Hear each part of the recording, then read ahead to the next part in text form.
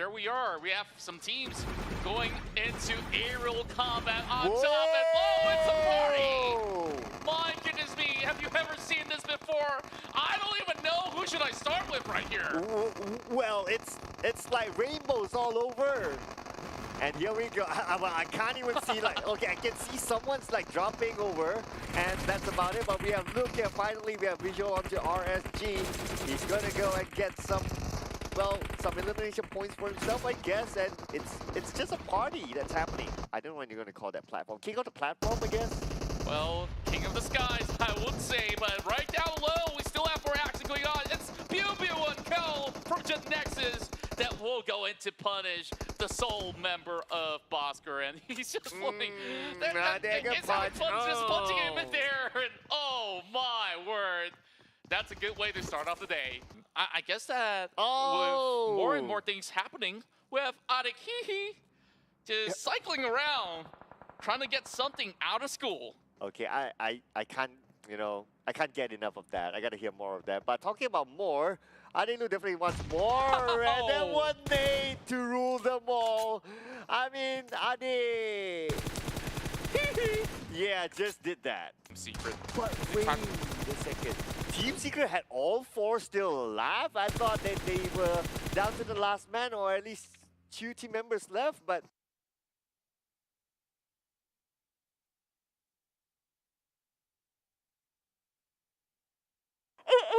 It's the 4th anniversary of PUBG Mobile. Happy birthday to you. happy birthday, PUBG Mobile. Happy birthday to you.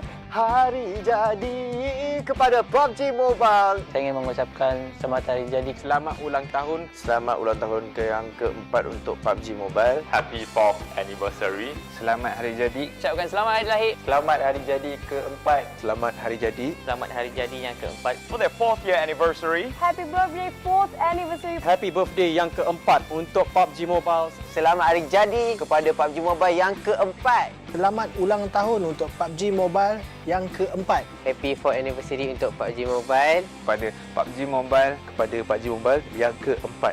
PUBG Mobile's 4th anniversary. Yay! Happy 4th year anniversary. Selamat ulang tahun yang keempat Kepada PUBG Mobile yang keempat untuk PUBG Mobile. Kepada PUBG Mobile. Thank you for the amazing 4 years. Terima kasih banyak-banyak kerana bersama dengan kami. 4 years of journey we've been together. Terima kasih kepada anda semua, komuniti dekat luar sana yang sentiasa support PUBG Mobile. Here's to many more years. Dan jangan lupa untuk saksikan kami. Jangan lupa sokong tim korang di PMPL MYSGPH Spring. MYSGPH Spring Pada 23 hari bulan ini. Pada 23 Mac sehingga 17 April. Season 4 ni kita orang akan buat yang terbaik Kelakar semua ada, jangan risau. Meletup apa semua ada.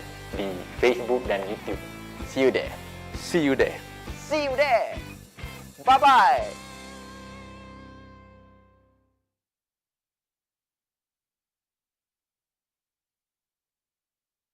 One, two, three, 4, 5, 6, 7. One, mos gemuk. 1, 2, 3, action. Macam tu. 3, 2, 1, action!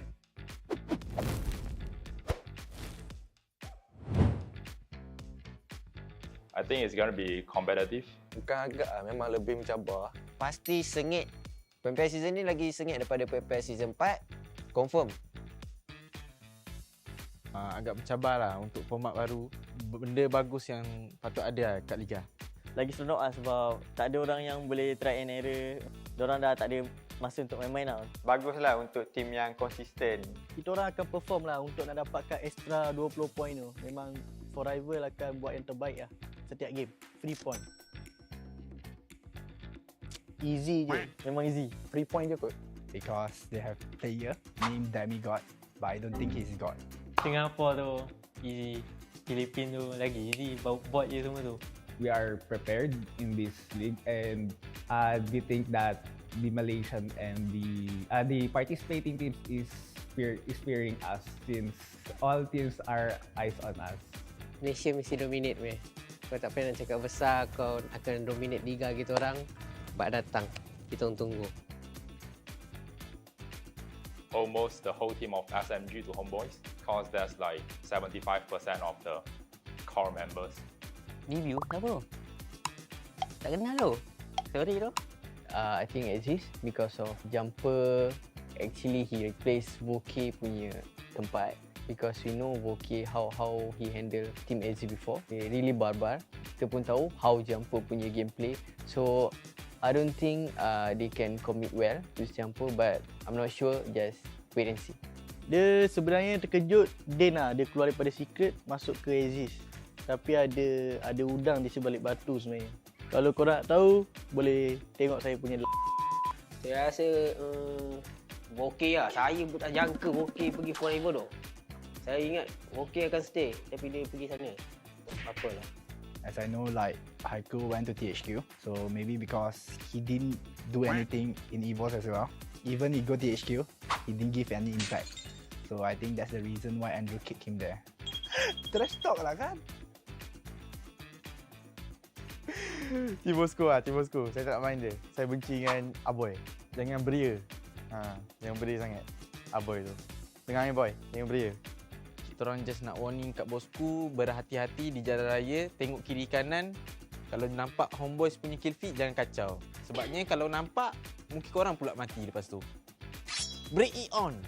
To those who underestimate us, for example KHI, we are looking to put on a great performance. So don't let your guard down. Hello, Jumper. I hope that you prepare your team, and I hope you will beat us soon in La Cabrera. And hopefully, you will leave that area. Bye-bye. Forever. Sebab ada Voki. Sebab Voki tak suka kita pun tak suka dia. Kepada MAB, sebenarnya aku suka je semua orang. Sebab aku suka dapat bunuh-bunuh orang-orang yang senang-senang ni. Untuk challenge ni saya nak bagi dekat Boyka. Jangan yakin sangat sebab tim dia tu cakap firepower je. Otak tak ada. Okey, pada EVOS Miao tu yang acah-acah rimau tu, kalau kita orang jumpa korang memang kita orang buat bersate kucing.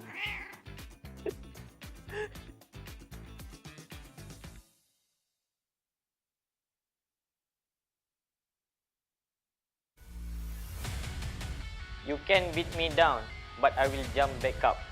Aziz ganas.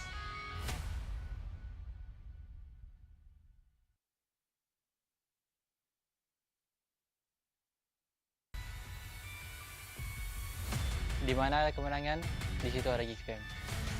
Once a Geek, always a fan.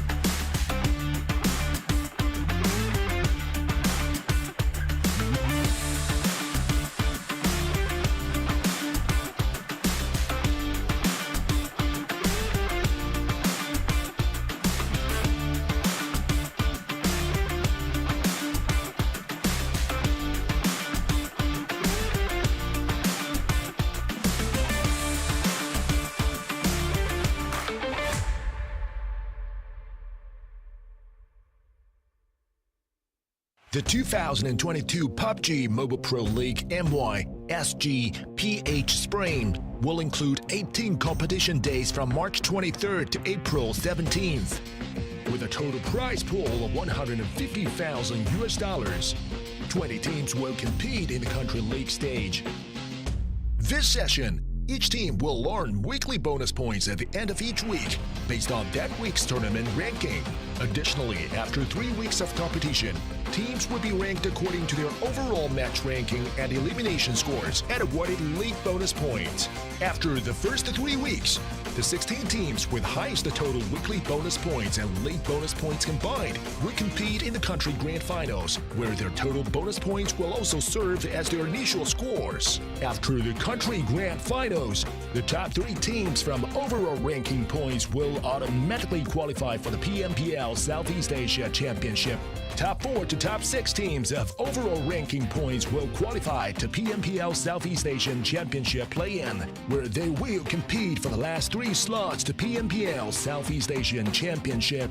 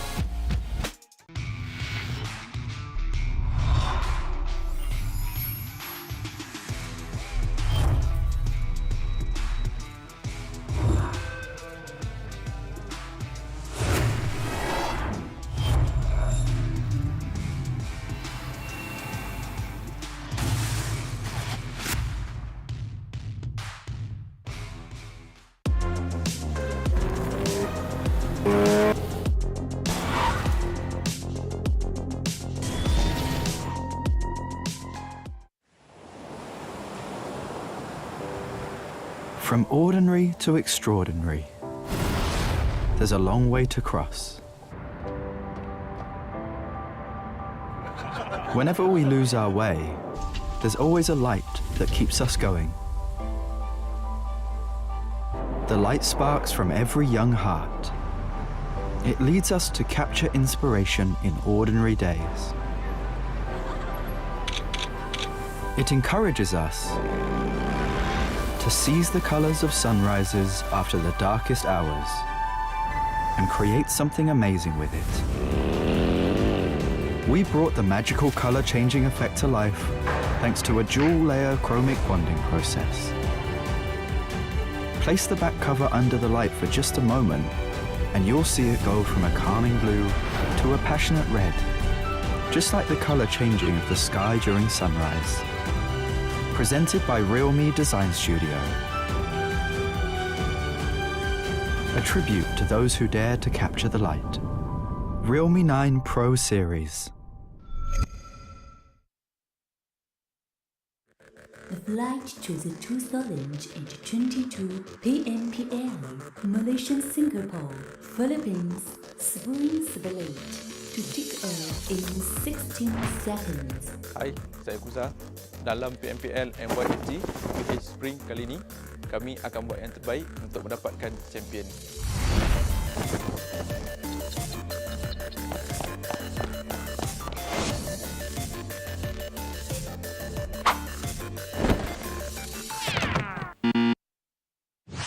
Stand up.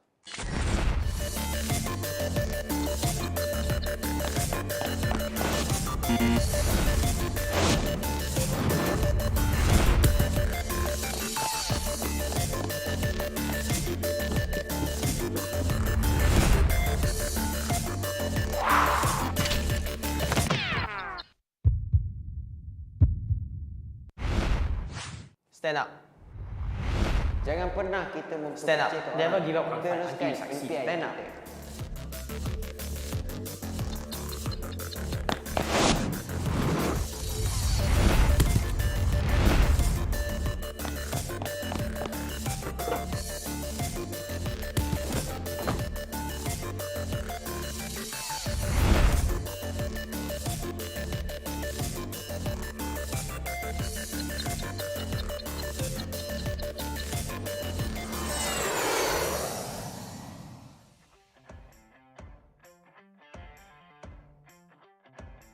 Ladies and gentlemen, welcome down to the momentous day of the entire week here. Week number 1 of the 2022 PMPL MYSGPH Spring. Why? Because this is the final competitive day within the week, which means by the end of the day, we're going to find out who places where and what within the overall standings to find out what sort of points or how much points they've earned so far in week number 1. And I'm talking about not just the points they've earned from each game, I'm talking about the overall points, the point that really counts, and that all goes down towards the next 5 games that will be played here tonight. Obviously 4, because groups will be taking their turn away from each map throughout the entire week, and today is also one of them. So the format stays the same, but man, I am excited because we are going to find ourselves a number 1 finish and potentially even find out who ends up down in the bottom.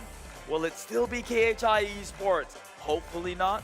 I don't know. That's out of my decision. It's all down to what the players bring within the battlefield. Hey, just a little quick introduction. My name is Keith. I'll be your host this evening. As you can hear, the excitement in my voice, I should preserve that a little bit for the upcoming chicken dinners to come, right? Huge shout out to the man on top, or the people on top who make this entire event happen. Talking about, of course, the PUBG Corporation, Tencent Games, and Lightspeed and Quantum Studio for making this whole event happen here, for you to watch at home, and for us to even watch it right here and bring it to life, taking it right and experience beyond just your mobile games. So thank you for that. Go wish them a happy birthday as well while you're at it. You know, it is their 4th anniversary, and with all with all these action that's coming in, I don't think thanking them is, you know, such a hard thing to do. Now take a look at the schedule and format that we have here. As I mentioned again, this is the first time since forever that we had PH within the PMPL League. So PH is joining us for the first time round. So this format is a new format following that merger here with the Country League taking place with 5 matches per day for 5 days in a week, and it will go on for 3 weeks, in which the overall placement points is what is the points you earn every week, and eventually towards the top 16 will move on towards the country grand finals, which still will go on with the 5 matches per day. Now top 3 move on straight to the 2022 PMPLC Championship. Meanwhile, 4, 5, and 6 will get the chance again to fight things out and maybe earn a slot in the C Championship through the play-ins. Now, take a look at the in-game point system though. First place taking home 15 points for a winner-winner chicken dinner. And second place with a 12 points, not too shabby to himself. Third place brings in 10 points. Fourth place at 8, fifth at 6, sixth with 4, 7 at 2, and 8 to 12 takes home 1 point each. 13 to 16, unfortunately, will not get a single point. However, they can compensate by having a high number of frags. And talking about the bonus points that I mentioned, like I said, today is the day. By the end of the day, we're going to find out who ends up in the overall, in which they will be rewarded with the points you see on your screen. So, the team that finishes at the first place at the end of the day will get themselves 20 points, second at 19, and it tapers all the way down to the 20th place with at 1 point down at the bottom. And these are the participating teams at stake, with Group A, Geek Fam going in, R2K, Farang Lejund, and Clutch Guerilla. Meanwhile, Group B brings you Team Secret, Sem9, GENEXUS, and Homebois. Group C, Axis Red1, EVOS VIP, Dingoz Esports, Team Bosskur, and Group D, SMG, Team SMG, RSG, MAB Esports, and ALMGHTY. And of course, not forgetting Group E, Yoodo Alliance for Rivals, Team Hak, TABAH, and KHI Esports. Now, these are the awards that can be won by these individual players here, which brings in some additional awards prestige for one, but also the money. Take a look at the tokens down below. That's an additional $700 US. So if you're from Malaysia, that's at least times 4.15. I don't know. What about Singapore? What about PH?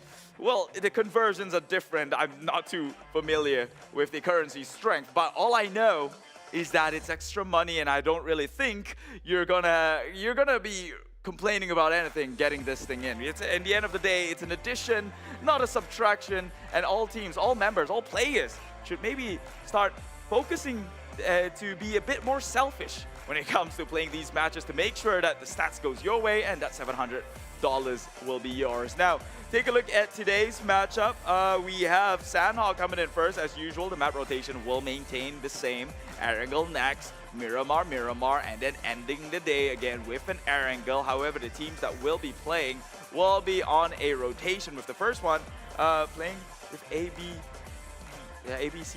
So Group E will be sitting out on the first one. And this is the weekly ranking so far. Dingoz up ahead by 10 points, second only to Bosskur at 165. R2K coming close with 1 point different at 164.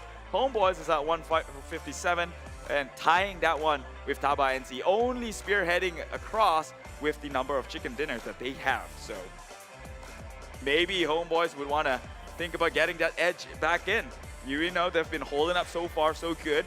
But unfortunately, the same cannot be said for the second draft here, as Team Secret still struggling to get up onto the first draft despite the chicken dinner finish yesterday. And Team Hak struggles alongside with Sem9, RSG, Farang Legends, and Team SMG. All these big names who people wouldn't have thought would be down in the page 2. It just, they're legends in the MY region, and for them to be down that bad it's a bit of a shocker for the fans. But luckily for them, it is also a 3-week grind, and let's not count them out just yet as well, because today we do have 5 games for them to play and catch things back up. Take a look at the brand new PUBG Mobile though. It's called the brand new patch note 1.9, which introduces you with Vibrant Anniversary, colorful spawn islands, aerial battlefield, colorful bicycle. Color seems to be the theme of this year's competitive league. Just look at the key visuals and all the everything from the overlay and this one as well, Balloon Head, Balloon Mode, which is a very, very fun mode, I promise you. I've seen it only once in the show match, and I just can't get enough of it. Go try it out, go onto your application and get this new update in and actually play the game. Shoot some heads as it pops and eventually win the game as such. It's unconventional, but sometimes you want to break free from that constant tempo, right? So play a game like Balloon Mode. You don't want to get too stressed out with ranking every day. Surely if you're a professional player, I get it. That's kind of your job. But if you're playing it as a casual, then go give Balloon Mode a try. Meanwhile, this is who I think is going to get the first winner chicken dinner of the day here. It is kicking things off in Sandhawk, and we all know there's two ways to play Sandhawk. Either you play it slow with the healing game and playing in smart rotation within the circle, which, let's be honest, sometimes with the luck of the circle, it's almost impossible. So, Axis, redONE, coming in with strong firepower, I feel might just be the edge they need here. And if I'm just going out on a whim, when it comes to the last day of every competitive week, usually most of the teams just go barbar or barbaric or just go guns blazing for those who does not use that term within the gaming scene here. So without further ado, my name is Keith, and I'll pass you over to the cast to take you through Sandhawk in game number 1 in this final day of week number 1. Take it away. Well, we're finally here on the final day of week 1. It's a Sunday run. Here with me is Jenny, and my name is Contra. We'll be bringing you a lot of PUBG Mobile action here in the PUBG Mobile Pro League MYSGPH 2022 spring season. And of course, with all that being said, we got to thank our official smartphone partners, Realme, as they will present to you the best in class products with the GT2 Pro, and it's greater than you see.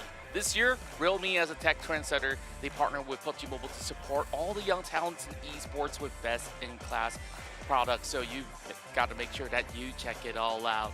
So sis Jenny, I know you got a lot of good news as well. But before that, let's equip your phone with a line, which is Yoodo. They give you high-speed data, 5 GB extra. But if you're a PUBG Mobile player or you want to play PUBG, there's 20 GB for you to have of PUBG Mobile data. So good news. Indeed, indeed. And of course, good news. Now it's the final day, and it's really crucial for all the 20 teams that are on board to get the best placement points. Because why?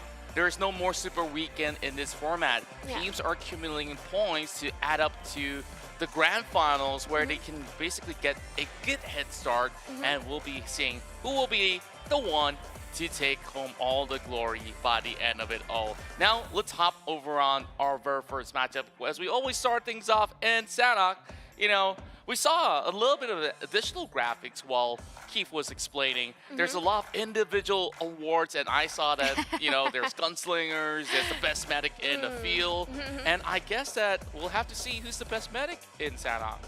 Of course. To top up what Keith is saying about Axis redONE firepower, actually, he totally forgot about Kacang Susu, who is the best healer in Sandhawk so far, ever since Season 3 and Season 4 and Season 5.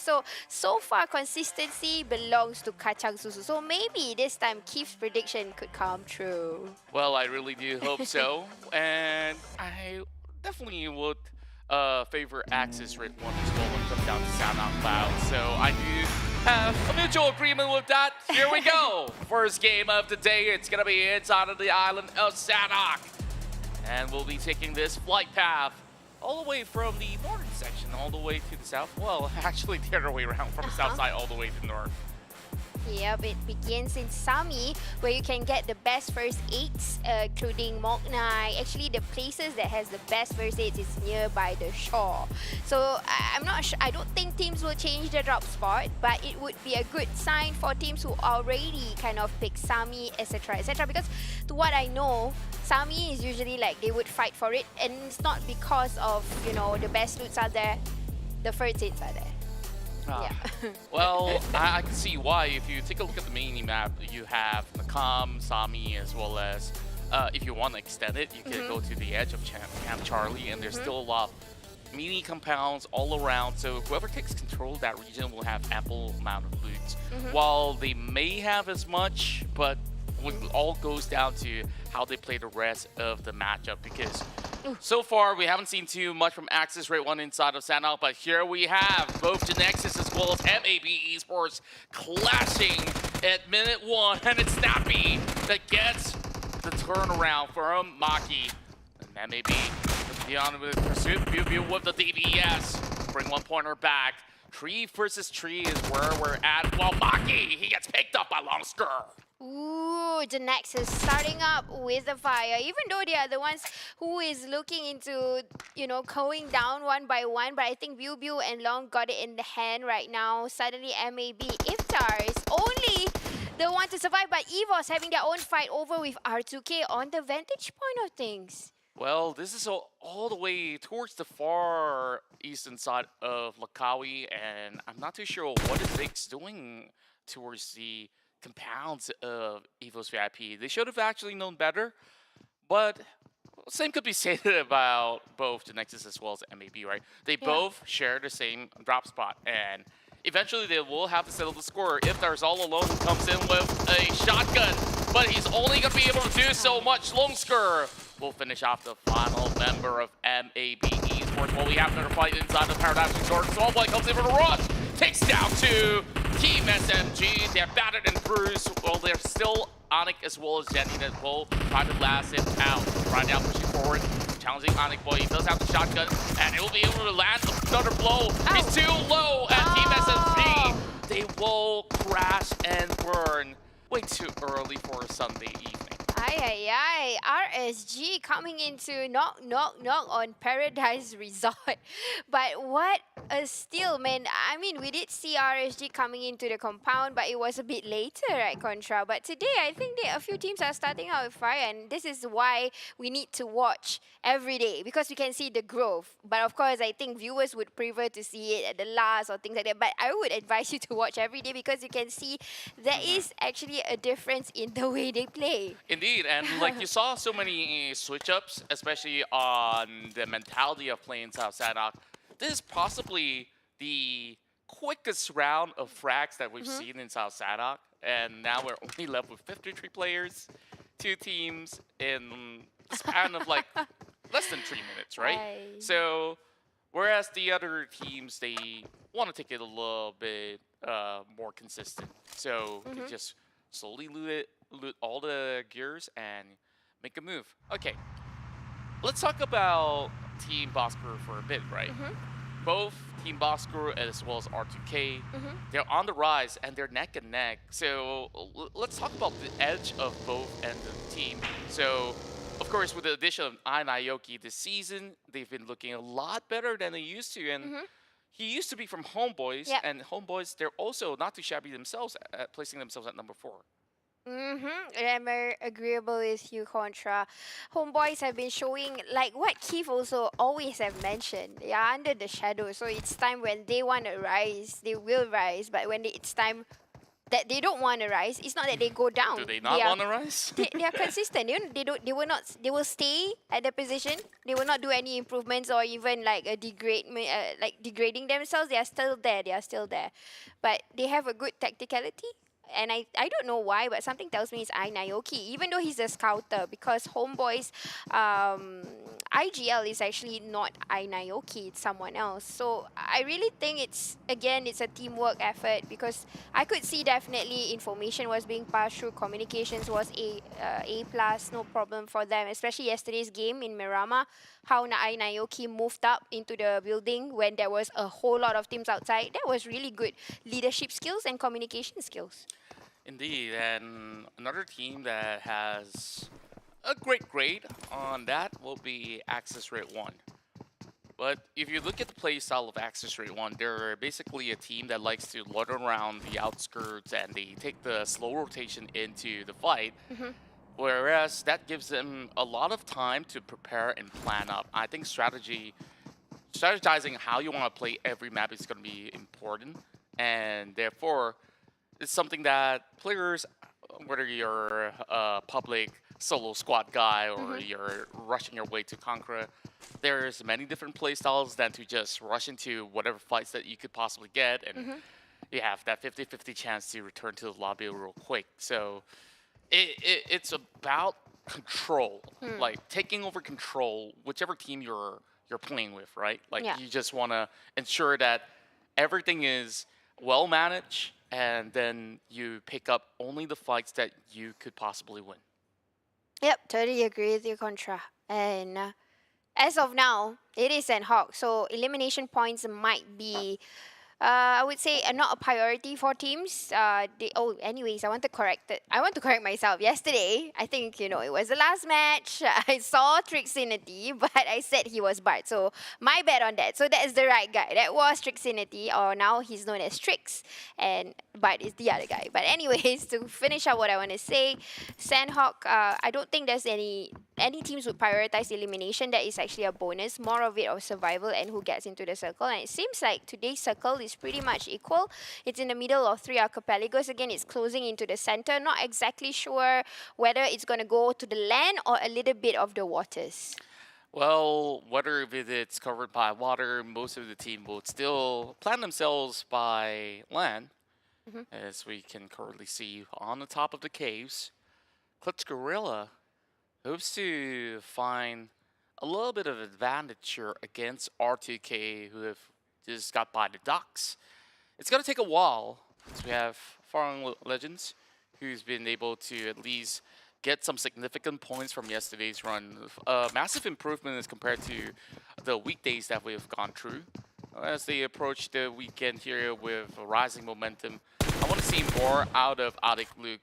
Comparing to the previous season's debut, he definitely had a little bit of a dip of performance, but he's still having those lethal gunslinging skills with him. So I hope that by the end of the season, we'll be able to get him back in shape.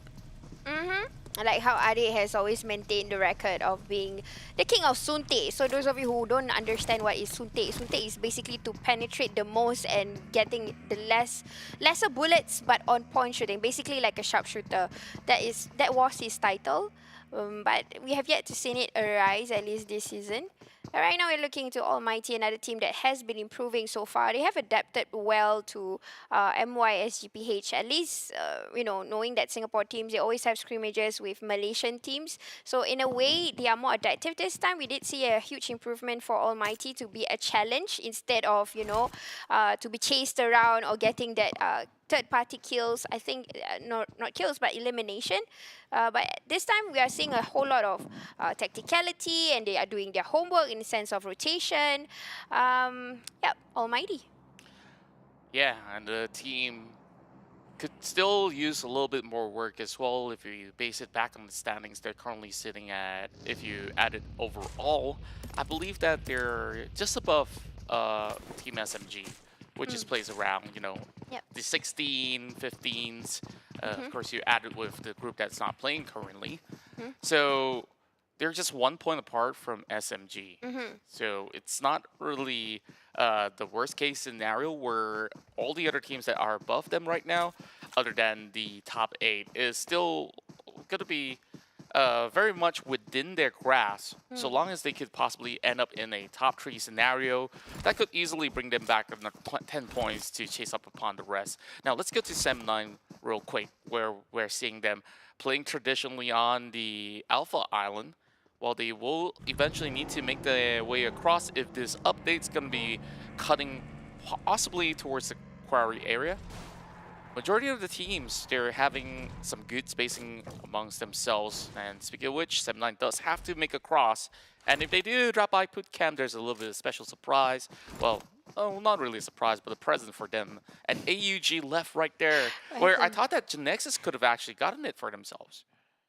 Yeah, but I'm just wondering what happened to Jerome. I'm sure nothing happened, but I think he felt that it's a great fall because he has to use his utilities right now, and at the same time spotting Sem9 over. So it's not. I don't want to be him if I were him right now. But Almighty also is another team that has to get across, and right in front of them they have Sem9. So it's possible. It's possible that they can use the bridge, but I don't know why Sem9 probably have smell. Oh, you know what? They have seen. A scooter coming down. Oh my god, Iris, you gotta be careful. You've been spotted. Deb getting the first shot for the first Almighty teammate. But bro, there's Jerome right behind. Be careful. That's a really sloppy move. I think he's already heard those gunshots and he's still running towards that direction, and he wasn't really wary of the surrounding. Yeah. And this is what I've been reiterating multiple times. Like, doesn't matter where you're playing from. It's more of making sure that you're going to be safe. So even when you're traveling through a vehicle, you just got to ensure that if you're getting shot, quickly get cover. And at that instance, while he drives into the wall, he dropped his bike and he didn't leap into the building. Well, maybe he's just, you know, a few meters away from it. But nevertheless, one member out from the side of Almighty, while we have a standstill between GENEXUS as well as Dingoz. Don't think that there's going to be much that will result out of that. Jerome will have his bike smoking up. Sem9 possibly have dished out a little bit of damage prior to this. Unless if this guy flips over his bike multiple times, then sure, that's how it got smoked up. Something that you need to be careful about, especially in real life when your bike have that sort of reaction. True. But he was brave enough. He actually went to Ares' box and took the same bike. So I'm not sure if Putra didn't see him because Putra was the last guy, similarly to Jerome. But anyways, they have to get themselves out because Sem9 was actually on the hunt looking for Almighty around the corners. If you realize, they were coming in closer and they are not moving at all for Almighty. But this is EVOS right now. Again, this is Sandhawk, guys. So don't say that, you know, if you're new to PUBG Mobile, especially when it comes to PUBG tournaments like this, it's normal to see teams not doing anything, at least for 1, 2, 3, 4, 5, or maybe 4th circle. They have to keep it passive. They have to find good places because, you know, Sandhawk is relatively the smallest map amongst the tournament maps that we usually play, which is Erangel and Marama. So to have like 16 teams, even though 52 players are still alive, this place is not a place for you to roam around freely. And we've definitely seen things that have happened across, especially in the case of Almighty. Easily, teams can punish you whenever they do have high ground, low ground, wherever you're coming from. That's the exact same setup that every team is currently using within this matchup itself. Now, RGA have already moved out of Paradise Resort. That's where Team Secret, they come in with some bonus spoils of war whenever they could find themselves a little bit of the extra, but they won't be able to get much first aid kits as it's already fully looted much earlier than that. While we take a look at the middle section, we have plenty of teams planning themselves into some pretty prime location. I like the way that RG is currently playing, where they're going to be having a perfect POV against Dingoz, and perhaps even Team Secret if later they join into the fight. Now they do have the circle with them as well. Sem9's going to be spotting out members of Almighty hiding behind the warehouse. There's no escaping this wrath of Sem9. They're going to be pushing forward while Virgil tries to hold towards the back of the wall. Here comes the push, but Death, he gets brought down. Whiffs a couple of shots from his Vector, and Stone tries to go in with the recovery. He needs to get another nade through if he really wants to secure those points. That's really good cover from Sem9, by the way. They were baiting Deb to come across in front first, and then they had somebody flanking out already. Farang did a good cover also, surprising Virgil, even though he managed to get one knockout. Now it's all up to Jerome, even though both of them have the same idea of flanking out. But I think Sem9's meta is working for now, because right now Jerome, he's the only man alive. He don't really have to cover fire, and it's, you know, they have spotted the guy. Yeah, and there's not too much that Almighty can do. They need to either cross the bridge, and even if they do that, there's going to be Putra that's going to be loitering around. Death will go in for the push, but Putra will finish the job before he even reaches. So, good going for Sem9. They secure all the 4 points that's necessary, but we have another fight here. Geek Path and Homebois. Ooh, we went to the Fantasy Island, but yes, we can see a close counter combat here. CQCs coming into play, Molotovs being thrown, so as other throwables. QB not really connecting the dots. Cyan Pro is still moving left and right. Homebois is probably just doing the same thing. I'm not so sure why they are not pushing, because this is relatively an easy place to flank out and open up. But I think Geek Fam has tricks up the sleeves. But right now, Iron Pro is falling back, going to seek for some shelter. And Geek Fam is still not pushing it out yet.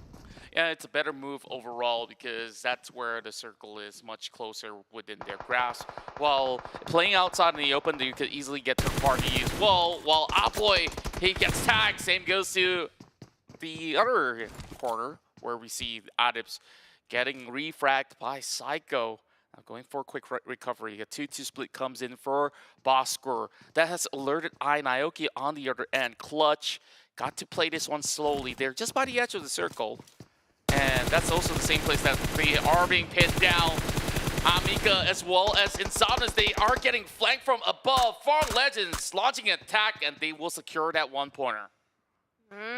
I see a third party play here. Farang Legend on the other side. Dingoz is the one that is opening the fire to make EVOS come out to play. But right now, we are having to see Farang Legend, and I'm sure they have also been.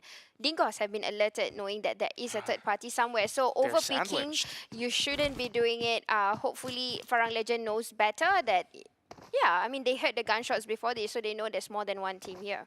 Yeah, and it definitely feels bad to be in EVOS' position as they are currently sandwiched in between not only two teams, make it 4. Look at that. You have R2K as well as GENEXUS. So they will sit tight and hopefully get the circle for the next update.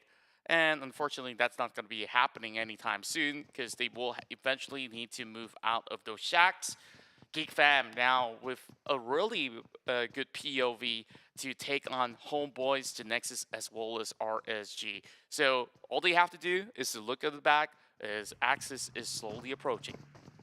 But I would be happy if I'm Sam9 right now because they don't really have any much teams to clear up. They can roam around bootcamp and then they can come in freely while other teams, you see, Homebois right now, their attention is towards Geek. They're not even watching their back. So Sam9 can come in nicely to kill the to steal the kills or elimination points from the back.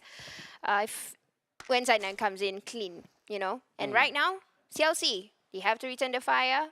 They tried to take one down, but it's not successful. But honestly, I think the most advantage right now is still Team Bosskur because Clutch Guerilla, in order for you to go up, you have to pass by Team Bosskur unless they are going to crash in together nicely. I think it would be a possibility.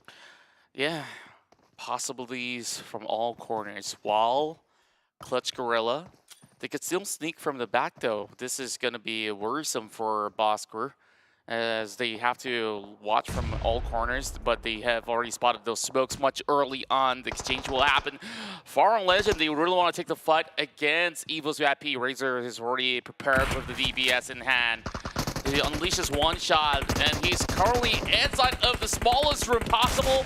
There's not too much that they could possibly go in with, but he's only having a little bit of room by the corner of the wall. Samsy's on the other end, and EVOS VIP, they're only left with one member and make it none. My goodness, Farang showing up strong, and EVOS VIP has only gotten 1 point.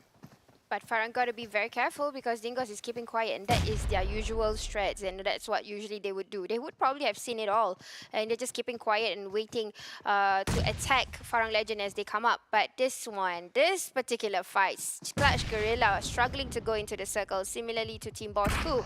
They got to finish, but the first already gotten down, which is Jimmy, but the return fire coming back from Adips and IGL with full of fragging power. He's go down next. Funky is to be the man to go and cover the fire for their teammates right now. He has to do something because this is the time where they're doing revival, but Funky not getting the orders to go. The going gets rough, but the tough gets going. While we will have the rest of the team here by the corner of the hill, still waiting to launch an attack.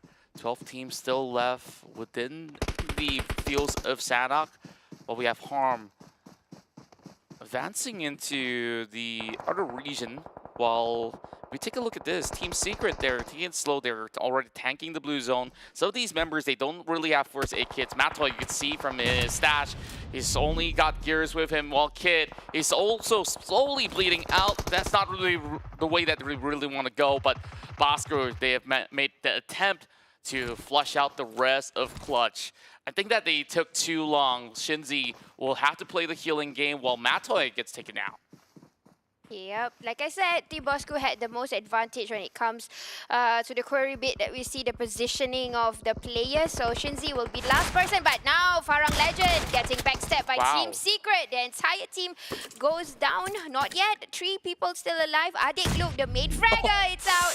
But there you go. Dingoz, third party. The ones that are supposed to anticipate Farang's arrival already have returned the fire because Team Secret just coming into the circle and saying hello to everybody. But Dingoz still intact format. Yeah, they've been covering this region for the longest of time. Now they're just going to quickly go for those loots and proceed forward. Axis Red 1 will go toe-to-toe with Geek Family. Up close and personal, Health is going to be able to take one more down. Lone Skur, after leaving boot camp, they didn't manage to get all too much. Farang Legends with 5 dominating points, while Luyu goes in for another refrag, takes down 2. GENEXUS, they are trying to heal up. Baby Q tries to steal it all away, but there's not too much time left. Dingoz got to make a move. Sam9 as well as RSG, they'll keep them at bay as well. Luyu secures those points as they will have 5 for their own. Homebois trying to make a little bit of run for his life. He swerves all the way back. Yoodo has only got 2 first aids. Isaac's gonna be tagged up. Geek Fab, they are slowly but surely securing the entirety of the lower end of the sector, while R2K, they're the next one to bow out. Just nicely, as we speak about that, but Dingoz is the kingmaker this time. I did say about how they are going to anticipate people, and this is how exactly they are doing it. They are waiting, they've seen each other already, Homebois, but they're holding on. Right now, Homebois is coming into Geek Fam, and Geek Fam is waiting for the arrival. Homebois have been doing the same stunt, the same people have been meeting one another. Snipes, waiting one by one, but again, Dingoz. Man, Dingoz is so sharp as ever, and they will get themselves the 5-pointers out there as well. Homebois, though, they're doing a lot of work. Geek Fam is only left with Dapper all alone, hiding inside the smoke. Homebois, they're tagging each other up, while Tam gets sniped from afar. It's going to be Sane that will get the frag onto Tricks instead. Now, right down below, it's only going to be Sane left for Geek Fam, and he goes in for the drop shot. He does clear up the rest of Homebois. What a turn of a round, and I thought that Geek Fam would have been the gunner right there and then, but Zen9, they might be able to finish what Homebois couldn't accomplish, as we still have 8 more teams left. Baby Kim finally gets spotted out by Stone from below, while Luyu takes the M249. Final member of GENEXUS bows out. 7 teams left as we continue on with the pursuit. This is going to be challenging for every player out there. Sane already by the corner of the blue, and they really have to just snug in for that top 3 position. Dingoz spots out Zane, and he's going to be a goner. There's no way that he could possibly survive out of that. Geek Fam will be out. Yeah, Geek Fam was assisted, or in a way, not assisted, but the ones that was disturbing Geek Fam was actually Sam9. So in a way, helping out Dingoz, helping out RSG. So Geek Fam, there's no chance for them to leave because they was sandwiched in the middle. Now RSG, the only person alive, which is Luke, Dap, and Stone. Today they are looking like feisty as ever. They are returning their fire, even though Sue is still alive. Like I said, they came into boot camp without any interference. That's the reason why they can come in easily without anybody in front. So here we go. We only have 6 teams. If you're wondering where is the rest, they are playing the healing game. So the ones that is near the circle is actually Dingoz the Kingmaker, Sam9 who got an easy entrance, only with RSG left. RSG is in a really tight spot. Look at the circle, it does not favor either side of the team. While all they have to do is to skirmish until they get themselves that advantage. RSG, they got taken out by the blue zone. None of the players get the point, but my goodness, 1 Molotov is all it takes for Ricky to secure both of the points. And they are the only team remaining that's going to be here. Kachang Susu is still playing the healing game, while we do have Leo doing exactly the same. And it's time for a little bit of a dance as we are celebrating the chicken dinner for Dingoz eventually. Yeah, and Farang Lejund will finally get number 2. The team that is actually beside Kacang Susu's team, always getting into the healing games, is actually Farang Lejund. Today they are showing that they are back. Kacang Susu will go down first. After that we get Olio, who had like I think about 10 first aids right now, and of course Dingoz, the kingmakers. I wonder if he could still make it into the zone though. Olio has 10 packs, so it will take a little bit of time before he gets there, as we can slowly see him approaching towards the corner. Remember that legendary round in PMGC where iShots managed to get the chicken dinner from the outskirts? Yeah, this could be possible as well, so long as Dingoz is out in the open and Olio he just got 8 walks more. in. Yeah, and No, I mean, yeah, Kacang he Susu. found the loot on the ground, so it's great news for Axis Red One. So Kacang definitely being the ultimate survivor. Man, he's aiming for that $700, I'm telling you this. Wonderful job, Kacang Susu. He was nearly eliminated earlier, and then he found that loot box who had like But 7 Olio's more. coming in though. Can he make it in time? Nah, I don't think so. It's quite far. It's pretty far actually now. about 100 meters. So Yeah. nah, we know who's the Axis Red One will be number 2. Looking at the first 8. Ta-da! There you go. All right, the match is concluded, and of course, we celebrate the victory of Dingoz Esports. They've got accumulatively 9 points apiece, and of course, this is their chicken dinner to take. Let's send it over to the highlights for the recap, and we'll hit it back to Geek.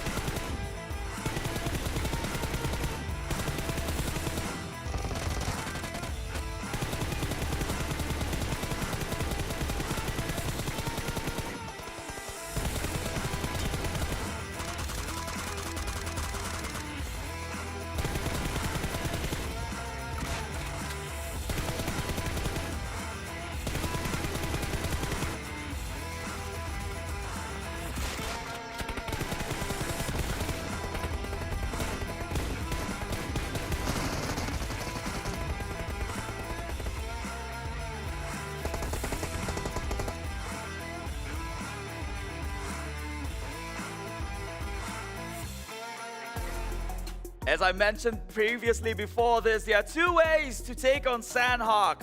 Either you be the aggressor, or you be passive enough like what was displayed by Axis Red One, Hey Noob, who tried to last his way throughout the entire circle. Either ways, there are no right or wrong answer, let's be honest. Sandhawk is a complicated match, but man, Dingoz, they played that one absolutely well. Okay, it goes down to how they control the area of the map here. But before I break things any further, take a look what's on your screen. Corn in a co-op suit still up for grabs. Just look at the code you have right now, screenshot it, or immediately head over to www.pubgmobile.com/redeem to redeem it. Because again, like I mentioned, these are unique links, which means you can't just have a screenshot and save it for later, because someone else might have already claimed the prize before you do. And you know what they say, there's no such thing as second place. You're just the first to lose. So be the first and claim yourself that corn in the cob suit right now. It's one for the Harvest Festival. And yeah, there's a bunch more good things that PUBG Mobile has been pushing throughout this entire week. So one of those good things happens to be the brand new PUBG Mobile version 1.9, which is the new patch note release here, which introduced you to a vibrant anniversary. Like the term vibrant, which is, if you're into what's the graphic design and whatnot, then you know that vibrant really means like colorful per se. And so they introduce you colorful spawn island, aerial battlefield, colorful bicycles, as well as the new cams. And classic mode has also been improved just by a bit. Actually, a whole lot. Take a look at that one on top of your screen right now. Mechanically, it has been improved with countdown reminders for the play zone, so you don't get lost within your battles here. Make your decisions more wisely. Viewpoint has been adjusted. That one might need some time getting used to. firearm attachment now in a single button, which does help being more efficient when it comes to the hand-to-hand combat. And Erengel's new bridge, which I do believe opens so many doors here when it comes to formulating tactical approach when it comes to these choke points. Something like a Sandhawk where bridges are so prevalent, hopefully those sort of design on the bridge does translate over to the other maps and into the competitive field. But of course, they're not going to do that just yet. It takes time getting accustomed to anything new, and that's why they call it testing the waters out in classic mode, where it doesn't matter if you lose in that fight at a bridge because it's just classic mode anyway. Probably you're in there just to troll. Let's be honest. Some people do that. I'm one of them. Guilty as charged. So, talking about the game before this, we have quite the number to cover here. I've seen two technically behaviors when it comes to the team and how they approach the map of Sandhawk. Obviously, some of these teams came in with the mindset to already play the healing game, and you can see that from minute 1 as the first circle appears itself, while the rest of this team already had a mindset in place to actually become first movers and take on fights as they wish. So it's a very interesting one once you actually have an overview over the map while the whole game is playing on, and it helps you understand how some of these teams look at the entire gameplay here in Sandhawk from the get-go, right? But before we go on further, do take your time to go over to socials and wish PUBG Mobile a very happy anniversary. And here it is today, the first winner chicken dinner going to the side of Dingoz with 9 eliminations for their name with 15 chicken dinner points here, bringing their total points up to a total of 24. Meanwhile, coming in second and close through the healing game, here we've got 5 eliminations and 10 ranked points with a total of 15 points. That would be Olayo, who actually got 3rd place but rose above the team that had the 2nd place, that is Axis, since they did not get themselves a single elimination, you can see here, but they did get a 12-point solid just by tanking through the entire blue zone. And of course, like what one of the casters mentioned, Hey Noob is one of those person who's always been doing this strat since day one. Meanwhile, Sem9 gets MVP, which is an odd one out. 4 eliminations, 616 damage, 54% team contribution by the guy named Stone. I believe he is a new player within the league as well, or within the MY competitive scene. 170 meters longest elimination distance. Why, I was a bit surprised that he showed up as MVP, because one of those teams who actually decided to play it slow and had a hard time actually finding their way into the circle was Sem9, and I'll show you in just about a bit. Dingoz now currently solidify their lead here at the #1 spot, increasing further that disparity now in a much more comfortable position. I believe it's about 30 points different now, so that is a game and a half more than the 2nd place, that is Team Bosskur. At 169, still very doable. 3 chicken dinners each here, only shying out by the total of consistency that was pulled off from these teams. R2K still within the area at 166. Homebois maintains at 160. Meanwhile, 2nd draft, no changes from 11 to 13, so Team Secret will not be seeing the upper, or should I say page #1, right? Sem9 as well, no shifts with the points that they've accumulated in that game #1. Farang does go up into 14th place, while RSG make way for them, going down to 15. And well, Team SMG, Almighty, and GENEXUS now together with KHI Esports and MAB occupies the bottom 5 position. Obviously, some of these teams didn't get the chance to play here because they have been sitting out on it. Team SMG and KHI, I believe, within the same Group E here, so they did not get the chance to shine, or at least try and pull in points their way. But this could be a good thing. They just now skipped a map in Sandhawk, the most random map in the entire competitive game, the hardest map to play around with, just because of the nature of the demography, the geography of the entire map here, and the circle and how things usually play. Maybe it's a good thing, and so Group E can start accumulating from Erengel and Miramar a more which increases their chance to actually pull their way up. Now take a look at how that winner-winner chicken dinner was made here. Dingoz, again, doing this sort of 1-1-1-1 split, as they always showed in the Sandhawk map, to go in for loots, and eventually rendezvous up onto Paradise Resort. It's similar to what they have done before this, and they have always been doing this so successfully, but it's how they choose to play this game that's very interesting, because if you notice, they always send 2 people out forward. Meanwhile, 2 more always stay within compounds to fight things out, to minimize risk at the same time, maximize the number of information they can get. And we can see this is the position they held for the longest of time, with 2 players on top of the high hill here. I believe they have shot some of the teams in the process. They're just being an entire nuisance. Team Secret was one of those teams who fell down to this sort of map control that they displayed. Look at that, Baby Kim and Ate, they just go on crazy up in the front lines, up in the high grounds. Meanwhile, the other 2 played safe within compounds to minimize risk in case things go south. But thankfully for them, they are Dingoz, and we know they can fight really, really well. And if you can see, in terms of the behavior, Homebois actually in Circle 1 immediately makes the rotation the moment the circle showed itself into the bypassing Geek Fam and occupying the area first. Geek Fam made it next in. Meanwhile, Sam9 and Almighty, they chose to play it a bit slow, which was a worry, and eventually they had only 1 bridge to funnel through, and they got into a heated situation, which then caused Sam9 to actually, maybe even swam across. I didn't even see how they got by, but judging by where they ended up, they probably swam their way across from the Camp Alpha. As the circle closed down, they had Baby Kim within circle already, so that would clear some of the way for the rest of the teams to advance forward.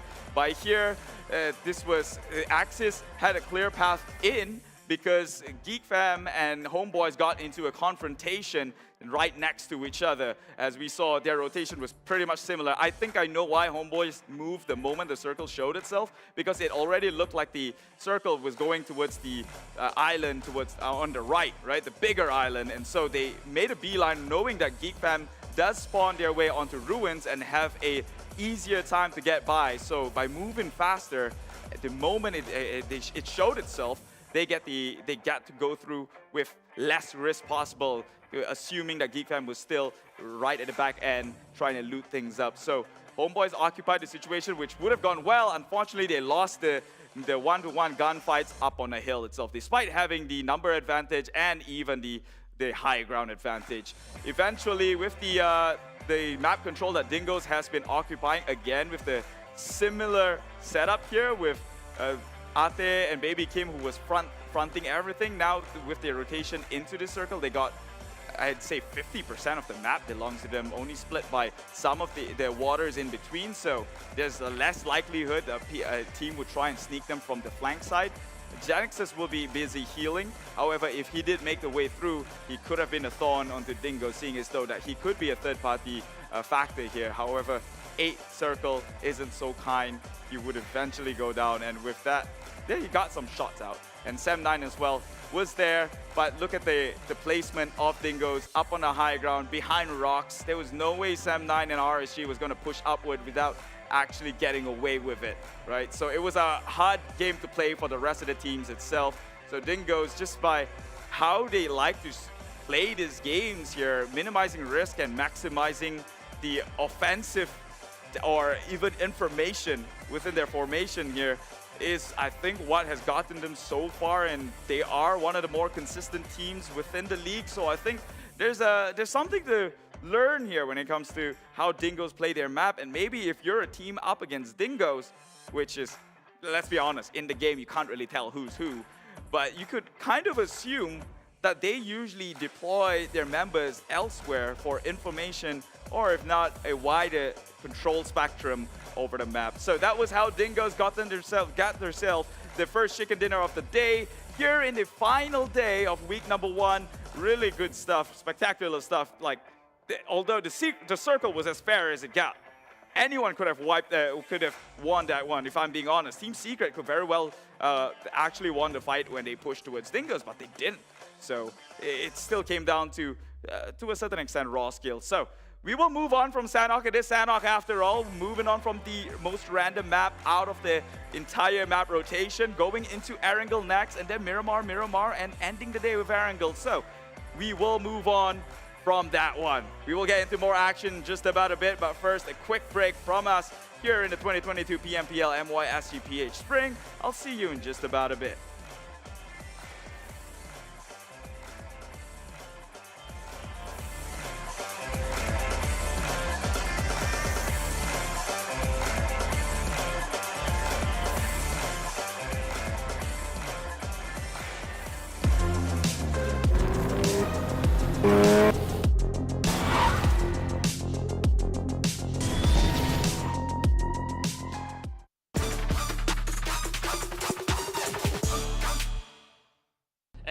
Here we are. We have some teams going into aerial combat on top, and oh, it's a party!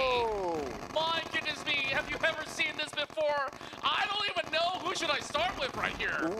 Well, it's like rainbows all over.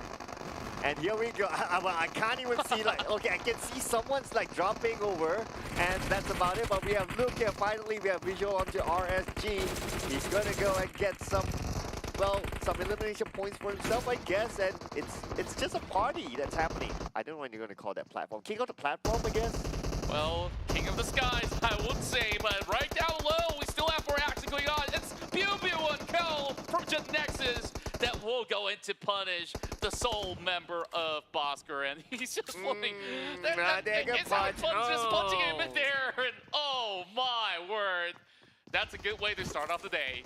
I guess that with more and more things happening, we have ALMGHTY just cycling around, trying to get something out of school. Okay, I can't, you know, I can't get enough of that. I gotta hear more of that. But talking about more, Adilu definitely wants more, and then one day to rule them all. I mean, Adi. Yeah, just did that. Secret. But wait a second. Team Secret had all four still alive? I thought that they were down to the last man, or at least 2 team members left, but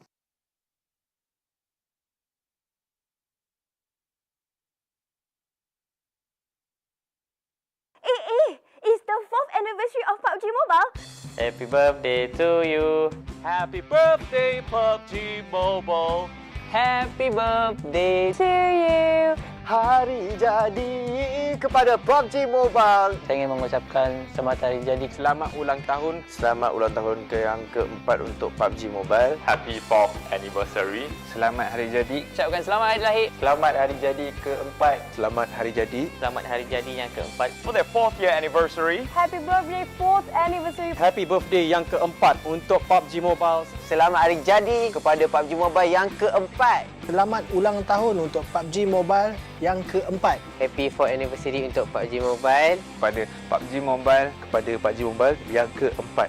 PUBG Mobile's 4th anniversary. Yay! Happy 4th year anniversary. Selamat ulang tahun yang keempat Kepada PUBG Mobile yang keempat untuk PUBG Mobile. Kepada PUBG Mobile. Thank you for the amazing 4 years. Terima kasih banyak-banyak kerana bersama dengan kami. 4 years of journey we've been together. Terima kasih kepada anda semua, komuniti dekat luar sana yang sentiasa support PUBG Mobile. Here's to many more years. Dan jangan lupa saksikan kami. Jangan lupa sokong tim korang di PMPL MYSGPH Spring. MYSGPH Spring Pada 23 hari bulan ini. pada 23 Mac sehingga 17 April. Season 5 ni kita orang akan buat yang terbaik. Kelakar semua ada, jangan risau. Meletup apa semua ada. Di Facebook dan YouTube. See you there. See you there. See you there. Bye-bye.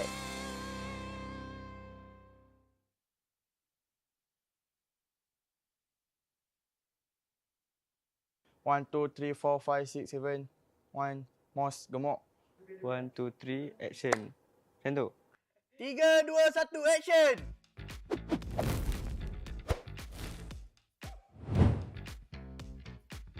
I think it's going to be competitive. Bukan agak lah, memang lebih mencabar. Pasti sengit. PMPL season ni lagi sengit daripada PMPL season 4. Confirm. Agak mencabar lah untuk format baru. Benda bagus yang patut ada kat Liga. Lagi seronok lah sebab tak ada orang yang boleh try and error. Diorang dah tak ada masa untuk main-main lah. Baguslah untuk tim yang konsisten. Kita orang akan perform lah untuk nak dapatkan extra 20 poin tu. Memang for rival akan buat yang terbaik lah setiap game. Free point.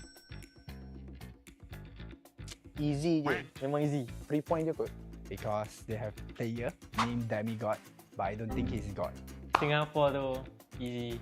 Philippines tu lagi easy. Buat je semua tu. We are prepared in this league, and we think that the Malaysian and the participating teams is fearing us since all teams are eyes on us. Malaysia mesti dominate meh. Kau tak payah nak cakap besar kau akan dominate liga kita orang. Bak datang. Kita tunggu. Almost the whole team of SMG to Homebois, because there's like 75% of the core members. Review? Kenapa? Tak kenal tu. Sorry tu. I think exist because of jumper. Actually he replaced Voke punya tempat. Because we know Voke how he handle Team AZ before. He really barbar. Kita pun tahu how jumper punya gameplay. So I don't think they can commit well to jumper, but I'm not sure. Just wait and see. Dia sebenarnya terkejut Din lah. Dia keluar daripada secret masuk ke Aziz. Tapi ada udang di sebalik batu sebenarnya. Kalau korang nak tahu, boleh tengok saya punya. Saya rasa Voke lah. Saya pun tak jangka Voke pergi forever tu. Saya ingat Voke akan stay, tapi dia pergi sana. Apalah. As I know, like Haiku went to THQ, so maybe because he didn't do anything in EVOS as well. Even he go THQ, he didn't give any impact. So I think that's the reason why Andrew kicked him there. Trash talk lah kan? Bosskur lah, Bosskur. Saya tak nak main dia. Saya benci dengan Aboy. Jangan beria. Jangan beria sangat. Aboy tu. Dengar ni boy, jangan beria. Kita orang just nak warning kat Bosskur, berhati-hati di jalan raya, tengok kiri kanan. Kalau nampak Homebois punya kill feed, jangan kacau. Sebabnya kalau nampak, mungkin korang pula mati lepas tu. Break it on! To those who underestimate us, for example KHI, we are looking to put on a great performance. So don't let your guard down. Hello Jumper! I hope that you prepare your team, and I hope you will beat us soon in La Cabrera. And hopefully, we will leave that area. Bye-bye. Forever. Sebab ada Voke. Sebab Voke tak suka kita, kita pun tak suka dia. Kepada MAB, sebenarnya aku suka je semua orang. Sebab aku suka dapat bunuh-bunuh orang-orang yang senang-senang ni.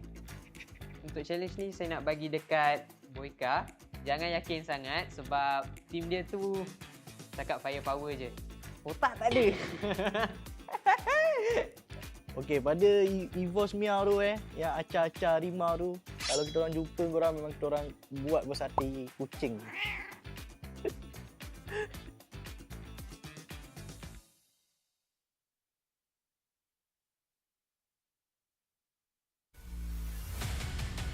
You can beat me down, but I will jump back up. Aziz ganas.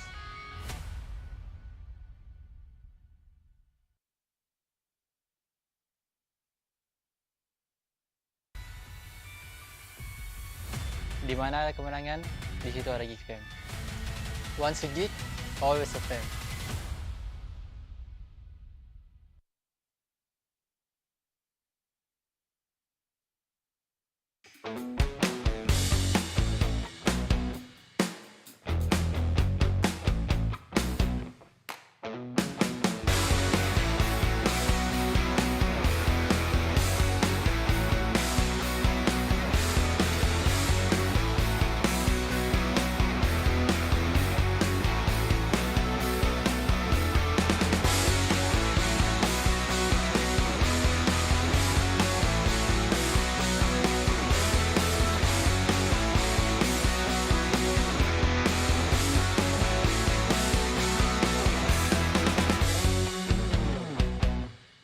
The 2022 PUBG Mobile Pro League MYSGPH Spring will include 18 competition days from March 23rd to April 17th, with a total prize pool of $150,000.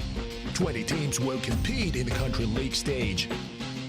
This session, each team will earn weekly bonus points at the end of each week based on that week's tournament ranking.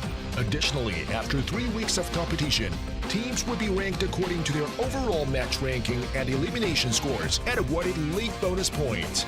After the first 3 weeks, the 16 teams with highest total weekly bonus points and league bonus points combined will compete in the country grand finals, where their total bonus points will also serve as their initial scores. After the country grand finals, the top 3 teams from overall ranking points will automatically qualify for the PMPL Southeast Asia Championship.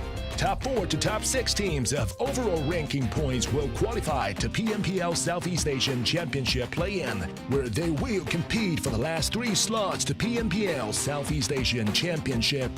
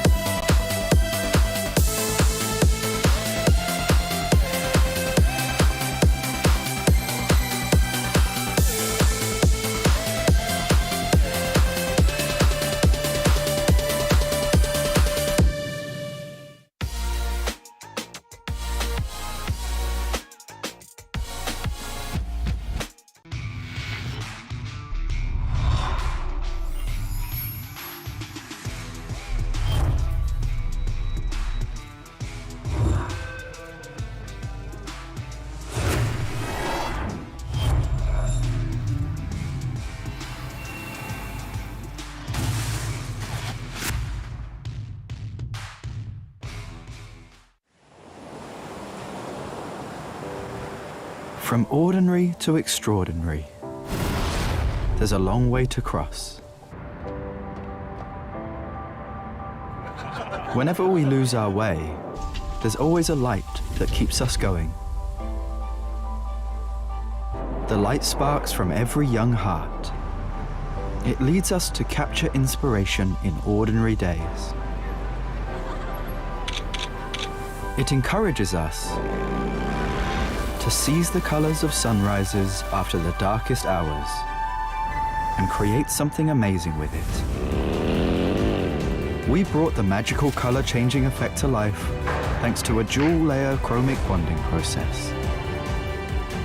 Place the back cover under the light for just a moment and you'll see it go from a calming blue to a passionate red, just like the color changing of the sky during sunrise. Presented by RealMe Design Studio. A tribute to those who dare to capture the light. Realme 9 Pro Series.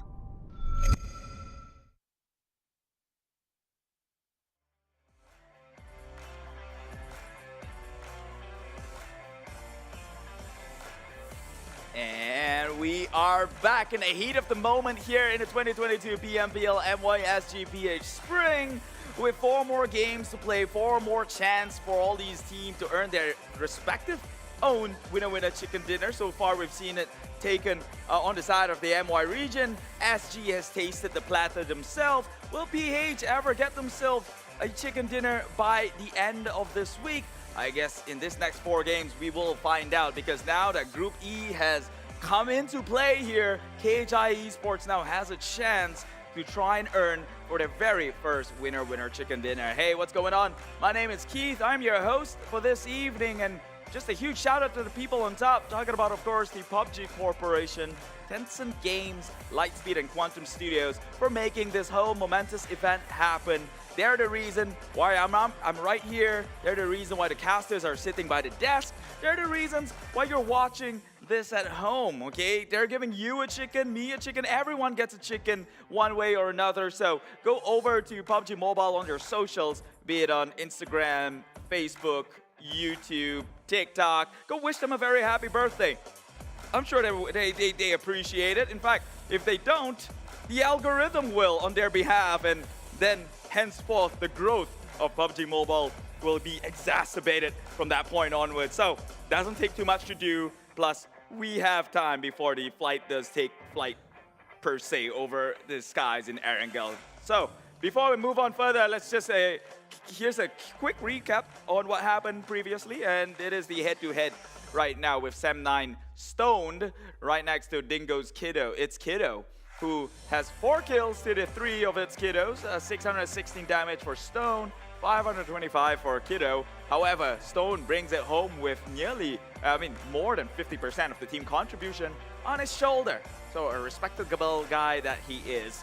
Right now, take a look at elimination and damage. Dingoz obviously towers the rest here. 9 kills with 1,549 damage being dished out, only seconded by 3 other teams. Geek Fam got themselves 7, as well as Sem9, and 1 more other team, which I kind of missed because my reaction time is not up to par with the rest of the pros here. Now, talking about this next match though, Erangel is coming in hot. We've had finally 1 circle that pulled up north yesterday.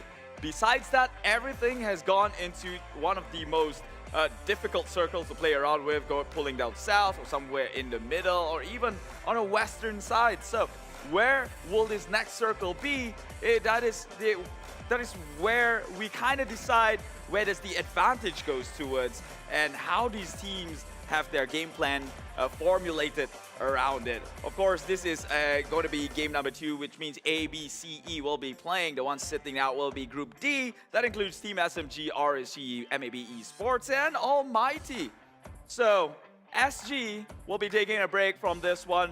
And here is who I think is going to win that winner-winner chicken dinner. Time and time again, we've seen R2K bag it when it comes to an even playing field. It's like when it comes to a no advantage approach, if you're on flatlands and they're on flatlands, going on with 4 members against 4, mechanically R2K always come out on top. So that's why I kind of have a hunch that this chicken dinner could possibly be theirs. We've seen how Dingoz is on a roll, and R2K gets their chance at the spotlight. And so now Dingoz just had their winner chicken dinner. R2K, the one team that Dingoz is afraid of, might just be telling that they could be the next one to bag it home here in the final day of week number 1. We have a lot of games to cover here. This is Erangel, the second game for the day. 3 more after this, but first, let's not count the eggs till it's hatched here. So we will, one step at a time, unravel the entire adventure, starting off with Erangel. So Cassis, please take it away. Hello everybody and welcome back to 2022 PMPL MYSGPH Spring Tournament, and I am Jenny. Accompanying me is Contra. That's right, and of course we'd love to have you guys on board. Sure, you guys could hit that like button, subscribe button wherever you're currently watching from, and click share to spread the love to everyone else. So far, things are going good for all the teams. Maybe those that are on the bottom of the standings, yeah, they could use a little bit more of a motivation. So make sure you guys show all of your support as well as love by cheering them on. Now, we're getting ourselves ready for the bigger maps to come. We got both Miramar as well as Erangel in a few moments time. But of course, we start things off with Erangel first, I do believe. Yes. Erangel, so where are we gonna go today? I'm not so sure. We have yet to see the circle closing into the bridge, the new bridge. I think it's gonna be hard, so hopefully, maybe, just hoping that it's not gonna show itself in grand finals. I think that is the last thing that teams would want to see, circle closing into the bridge. Indeed, and I guess that there is a lot of ways that the team have adapted to each other already by now. It's been 1 full week, and it's really important that on this Sunday night, they will get as much points as possible, because those bonus points will be carried forward to the grand finals. This is the brand new format that we're running here in the PMPL MYSGPH. And without further ado, we'll be looking at Mr. Unknown taking us through to sunny Erangel. Yay! Erangel, my favorite map. I love this map. If only can play 5 times a day. But no, I'll be selfish. But yes, I love this map so much. And it seems like it's starting from the north all the way to the south. It starts from Jogopol, ends in Subnoska military base. So a little bit of history about Erangel. Actually, this map is being highly influenced by a place in one of the places in this world, you know. So actually, if you guys Google it, you guys can see the name is similar. So to the creators, I think they did a good job. Yeah, and I would say the same about Miramar as well as Sanhok, as you can see that in Sanhok there's a lot of Southeast Asian influence name as well, where it's always tropical right there. And well, the Desert Dunes, well, if you've noticed, like, some of the words are in, you call it Latin, Spanish? I don't know which one is which, but yeah, somebody educated me on that. So, with that being said, we are seeing Dingoz dropping close by to Geek Fam as they are taking the hospital ground. So, if Geek Fam's not careful enough, they might just get a little bit tagged up.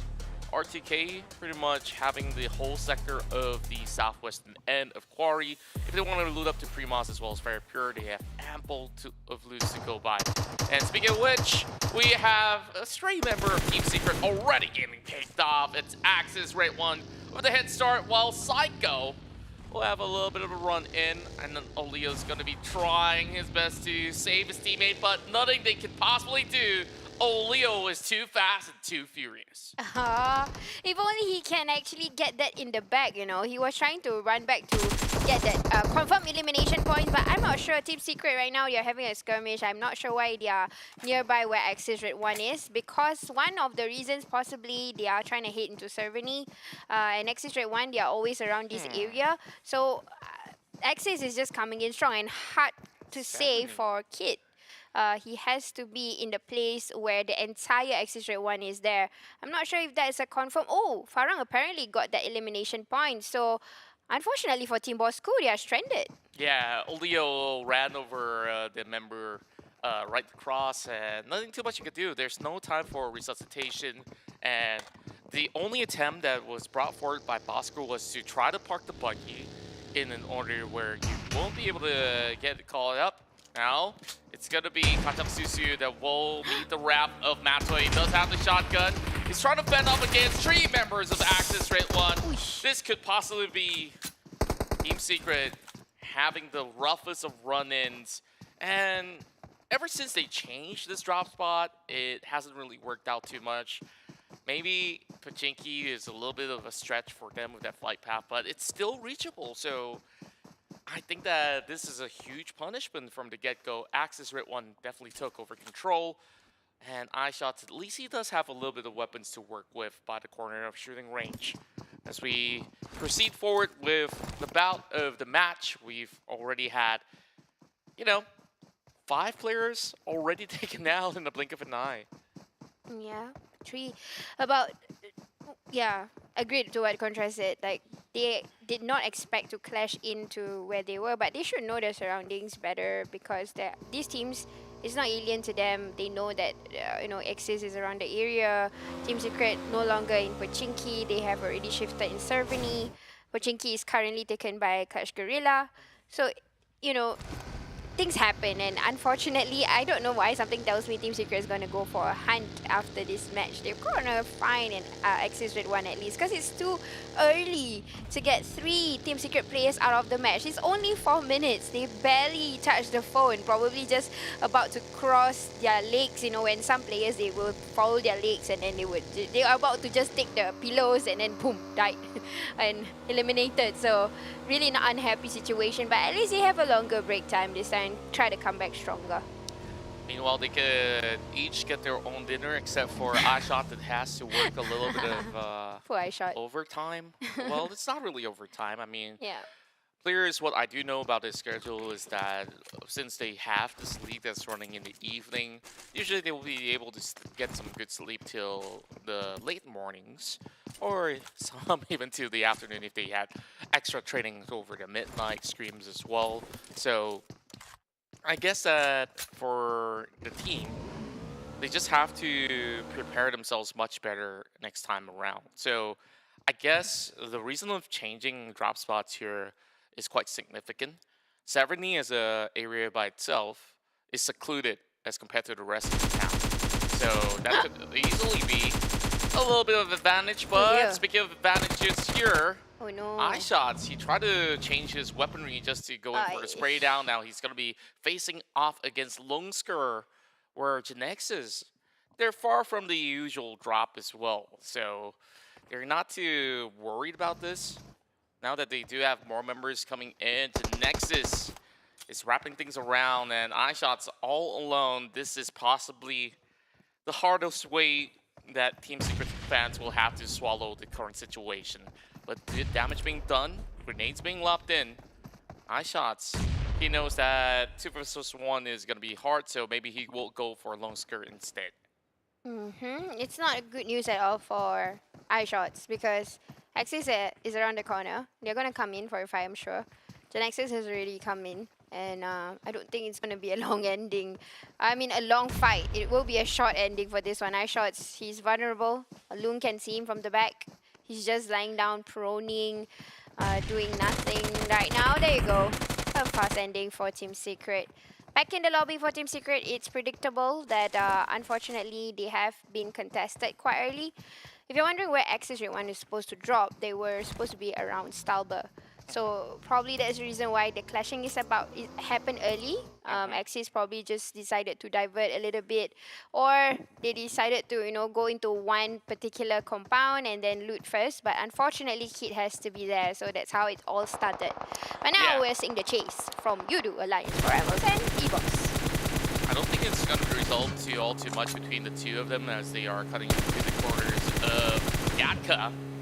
But I like the way that you brought up some fair points where we have the main rotation back into their hometown, and I guess we have to focus to this fight because they're taking it up close and personal. Molotov being expended as they drop one towards Buru. Able to be able to find Samzy, their main fagger already down and out. 3 members left for inside of EVOS VIP to fan off against Yoodo Alliance. They started off with a lot of grenades. That is to my surprise. While Abby is only 50%. Samna's going to wrap around. He does get a little bit more vision. He will get the drop. The captain of the team trying to bring it all back. They do get 2. EVOS VIP. They stood up strong, and now Yoodo Alliance is in trouble as well. Razor needs to keep a close watch. April knows he's going to be around. He did see a little bit of glimpse. Now they will hustle around this buggy. Luke damage being done. April getting tacked up as well. He does land those shots against Razor. Now it's down to Mika to turn it all around. He gets the angles, and Mika, he gets the drop. Now it's all down to Voki, the king of nades, landing one on top of Voki. Well, on top of Mika instead. Insomnus, what could he possibly do? Adib's coming in for the steal as well. Razor getting tagged. Insomnus is running around, and he's gonna assist Yoodo Alliance on their pursuit. Yeah, that was a beautiful game, I would say. I really like that CQC. They were fast. They were showing off their skill sets for EVOS, equally to Yoodo Alliance 4 rivals. It was fast reaction. You could see how Mika come in clean, reading the minds of the enemy. But Adib's also, this season, new team, just entered PMPL, is showing a whole lot of skills, and they are not afraid of any teams. That's the reason why they are like, okay, there's a fight, we're going to try and kill. We're going to try and steal the kills, but wow. That was an amazing fight. Indeed it was. They played spoilers, and that's the cleanest way that you can earn points here, especially on the open grounds of Gatka. So these 2 teams, they've gone on that engagement and clutch, definitely making proactive moves. Quick loots inside Pochinki, move out of that, head into the open field farms, and now they can just lock eyes, wait for Yoodo Alliance or even EVOS VIP to try to move out. So Insomnus now has to play this one out alone. They did secure 2 points for their efforts. Same goes to Yoodo Alliance as well. And well, the other 2 points have gone over to Adibs, who's definitely doing massive work throughout the entirety of the week and definitely deserves all the recognition that he can get. Team Hawk though, I haven't really seen too much of Team Hawk lately, and honestly, Zuli wasn't in this form where he's being very passive throughout. He's like one of the main marksmen of the team. And as a captain, I guess that over time he's got other priorities as well. Maybe the roles have switched up for a bit for Team Hawk. Of course, this is a little bit of an update to some of the compounds. If you might have not played PUBG Mobile for too long, now there is a little bit of a tiny bunker down below. I almost wanted to say attic, but attic's on top of the roof. I mean, on top of the floor. Oops, nah, yeah, but yes, to what Contra said, there's a bunker in some of the houses. Prison there is, Evac Servani also. But yeah, he's just seeing some rotations. In fact, just now earlier, we did see Farang Lejund coming in close to where EVOS was. Probably heard the gunshots, want to join in. But EVOS, unfortunately, they already left with only 1 player, even though they were trying to win. But over in the kill feed, we are seeing that. Another. This is the same one. Apparently, Yoodo Alliance 4 Rebels are going to do a push, and we're going to see whether Insomnus is able to clutch the 2 OG players. We've got Apple and Voke. Voke is coming out to play. So let's see if they can stand this off. Insomnus is going to do a smart, clean rotation here, but 2v1. Who is going to win the battle? They have seen one another. Wow. Insomnus playing mind games, but nope. It's just too painful from Apple shots and assisting from Voke. A little bit of ring around the rosy. Still a valiant effort coming in from the captain of the team. He almost gotten Voke, but you see the tag team duo between Voke as well as, I do believe, was that Apple? Yeah. Yeah, Apple.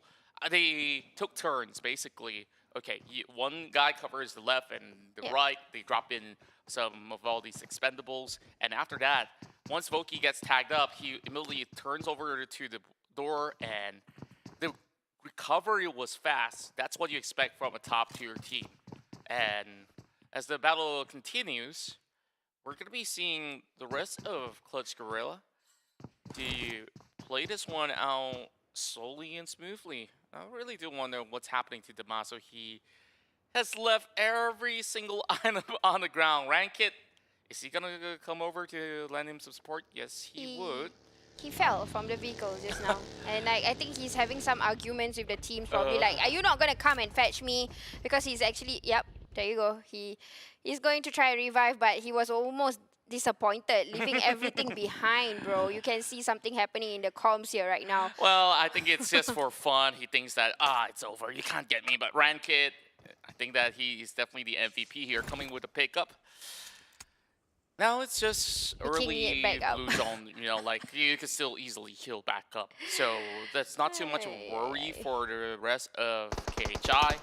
And honestly, there's just short distance coverage for them to enter the zone, but there's going to be a huge population up to the center of this hospital ground as well. Now, Bard's going to take over the same exact area where Yoodo Lions had that fight early on. Clutch, Guerilla, if we're going to be able to take a look at this, well, this is just likely off of that compound, while Homebois, they're going to be sending Iron Pro for the far right-hand flank. And he's going to be moving up to the hill. Funky's going to be able to get out while the grenade is being charged up, lobbed towards the side of Bard. Not going to be connecting, I do believe. The angle's not too clear for them. While they are having this tug of war, there's something happening up top of the hill. King of Mountain right now is Farang Legend as they manage to get their bullets through the head of Saint. They are the ones who are on top of Mount GENEXUS. But here we go, Axis Red 1, like I said, around the area, now already met up with GENEXUS. Again, these two teams were together. Adik, look, trying to do that sharpshooter range. Gonna get a little bit more to Damroot, but wow, that is very ambitious. He just threw a grenade. But anyways, Haynope here is taking up the fight with GENEXUS. Mika is already down. Jumper has already opened up. But it seems like it's going to be an advantage for GENEXUS, even though they are kind of cramped up together. But they still can fight together. Already eliminated Mika, so left with Haynope and Jumper. And Jumper will try to give the orders on what to do, but Haynope is taking the damage. He's tanking it out, tossing off the grenades, but someone is coming. Oh, what good game instincts that was. But Haynope slowly bleeding out. The grenade will connect perfectly. Bosskur with the troubles, hitting the mark. And it's all down to Jumper. They might suffer the same fate as Team Secret coming in from the northern end. Haynope has been secured by Bosskur. One of the best players that we've seen from GENEXUS so far, performing very consistently round per round. This guy at least brings 2 points back to the team. He's not going to be worried about Jumper. They just leave them be. And more trouble lies ahead for Geek Fam on the foothill of Mount GENEXUS. Adik Luke coming over the Mini 14 has been dishing pain. They've blown up the buggy, so Geek Fam, they're left stranded. Though they have started out inside of Georgia Pole, this didn't seem like the perfect playground for themselves, but they still have the circle with them. That's good news. While 7-9, they're playing it really safely by the lower grounds on that police station. The other teams, though, on the southern end, they're going to make quick moves. So Farang, they got to get their bullets ready for this. Well, they managed to steal one person from Geek Fam, at least. Well, they were trying to come up to Mount of GENEXUS, so I think Farang Legend is trying to take that away from them. But Dingoz decided not to go into the compound of 7-9. They are going to go away. But unfortunately, there is going to be other teams that's going to hit onto this scene right now. Geek Fam, again, being stranded like what Contra is saying. Join in with Yoodo Alliance for rival Snipes. It's going to get ended. Yeah, Snipes. There's not going to be any assistance given to him by the rest of Geek Fam. Suppressed by the ones on top of the hill. Voki's going to get tagged out as well. The only member remaining for Yoodo Alliance is April. While Geek Fam, they're just sitting tight. R2K, they also want a piece of the pie. They could climb up and just take Snipes out. Lex Bot is going to be able to find 2 members of Homebois. Make that 3. Lex coming with a double with good coverage by the rest of NC. Oh, this fight here is just happening all over the place. Iron Pro gets dropped out. That grenade eventually will connect to Iron Pro, and even if it doesn't, Homebois, they're pretty much stranded out in the open. Yep, similarly to Geek Fam. Unfortunately, but Helton is coming in. Again, Damroot already knocked 3 times this time. Yoodo Alliance 4 rivals, leaving only with 1 player. Voke was eliminated by Helton earlier by the help of the Mountains. And now the people of the Mountains is going to come down and they are going to try and finish the deal with at least Geek Fam, with leaving QB and Damroot. He's still on his knees. Good shot coming in from Radkid as he takes down Alex. Well, Lexbot, he's got no business being outside in the open, but the repacks will come in. Frankie holding the angles really well. Radkid tries to invade with his buggy and will meet up with the member of NC. Now, it's 2 members left for TABAH NC. 1 member taken out earlier, Demigod. We'll just sit this one off. At least having the entire bunker of the warehouse could give them a lot more room to breathe, but Frankie, he will continue to flush them out with grenades if he could. So that area is off limits, and what they could possibly hit harder is to break all the vehicles so that KHI Esports can move off from there on. Guys, but now, hello, Civil War, we are back. Brothers in hand, but enemies in the game. We are looking at Farang, Lejund, and CLC, who used to be from the same clan. Now they are different, and now they are right neck and neck with one another. One more time, Shinzi just giving all the information, and they are waiting the time to push. I want to see this fight again to see whether the brothers is going to take each other down. You know, R2K is around the corner. Blue Zone's coming in, but it's not too late for Clutch Guerilla to take the fight, because QB will not do anything. He'll just be a sitting duck over there. Farang Lejund has to divert attention to the people of the mountains. Whoa, NC now coming with a really close quarter combat. Fax tries to bring him down, and he will find another point. That's going to be a 2 versus 2 skirmish. Homebois coming in with his own vector, chasing around that section, and Frankie comes in with another frag of his own. Frankie could take out the rest of KHI Esports, just hiding behind that wall. He's being spotted out already. Not too much he can do. The mouse is pretty low, but he tries to jiggle it. While we have Frankie as well as Flax working magic happen. And that's the 13th place finish for KHI. Dingoz down currently on the move. We'll have the rest of Bosskur landing those shots upon those vehicles, but Homebois, with only 1 player to run the show, this is not going to be working out well for Bart. They still have another 2 that have survived. Farang will land those grenades in this civil warfare once more. Shinsei, there's not too much cover for them. Clutches out. It's Farang Legends that takes over. Brother. The big brother is coming out to play now. This time they're responding well for this. But there you go. That's a classic example of we used to be together, but we're no longer.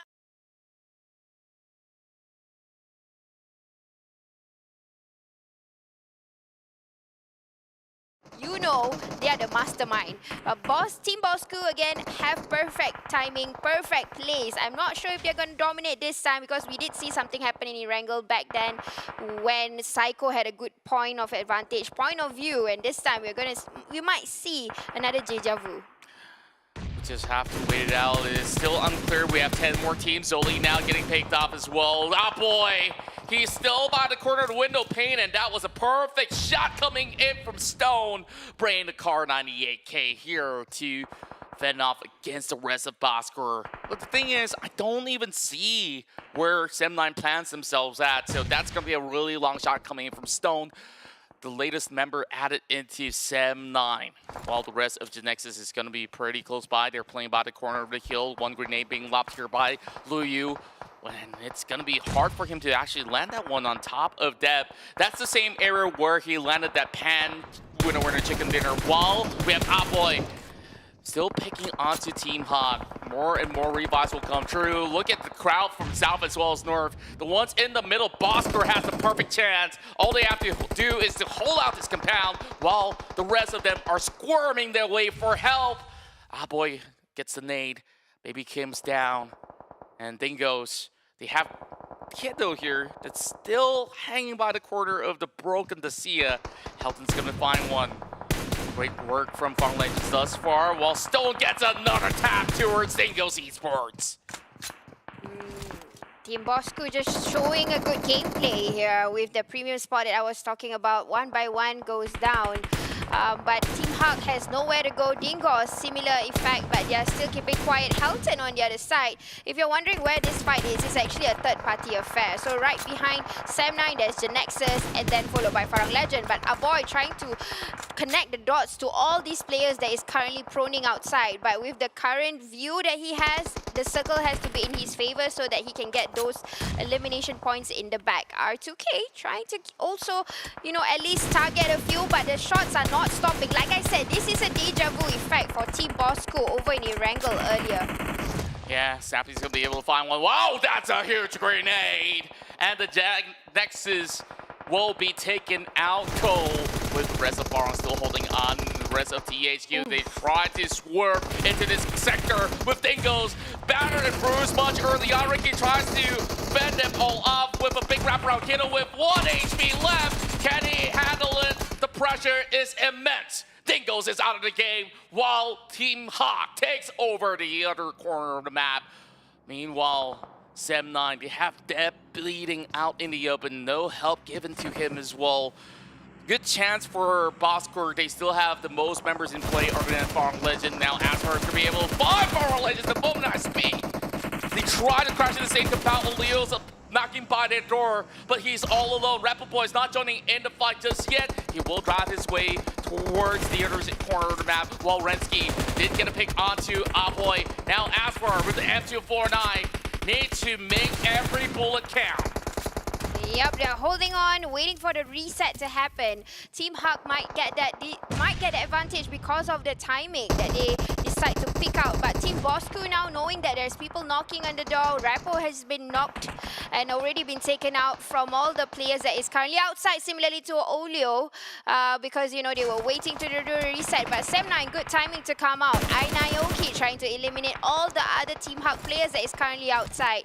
But still, elimination points right now. Last update that I've seen, one of the team actually have like 12 elimination, or is it 11?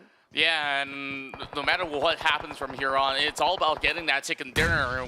When Bosskur is in the prime position once again, but there's going to be a little bit more of the update of the zone. Sam9's playing outside of the open field. This could either go really well or really wrong. And speaking of which, it's going to go wrong. Yeah, they have to hit into the same compound or just invade the position where Team Hawk's currently positioned. Bard holding all the way in the back, he's going to sneak his way out, and there's a special package dropped over the heads of Team Hawk for them to restock. I wonder what weapon did they get out of that crate.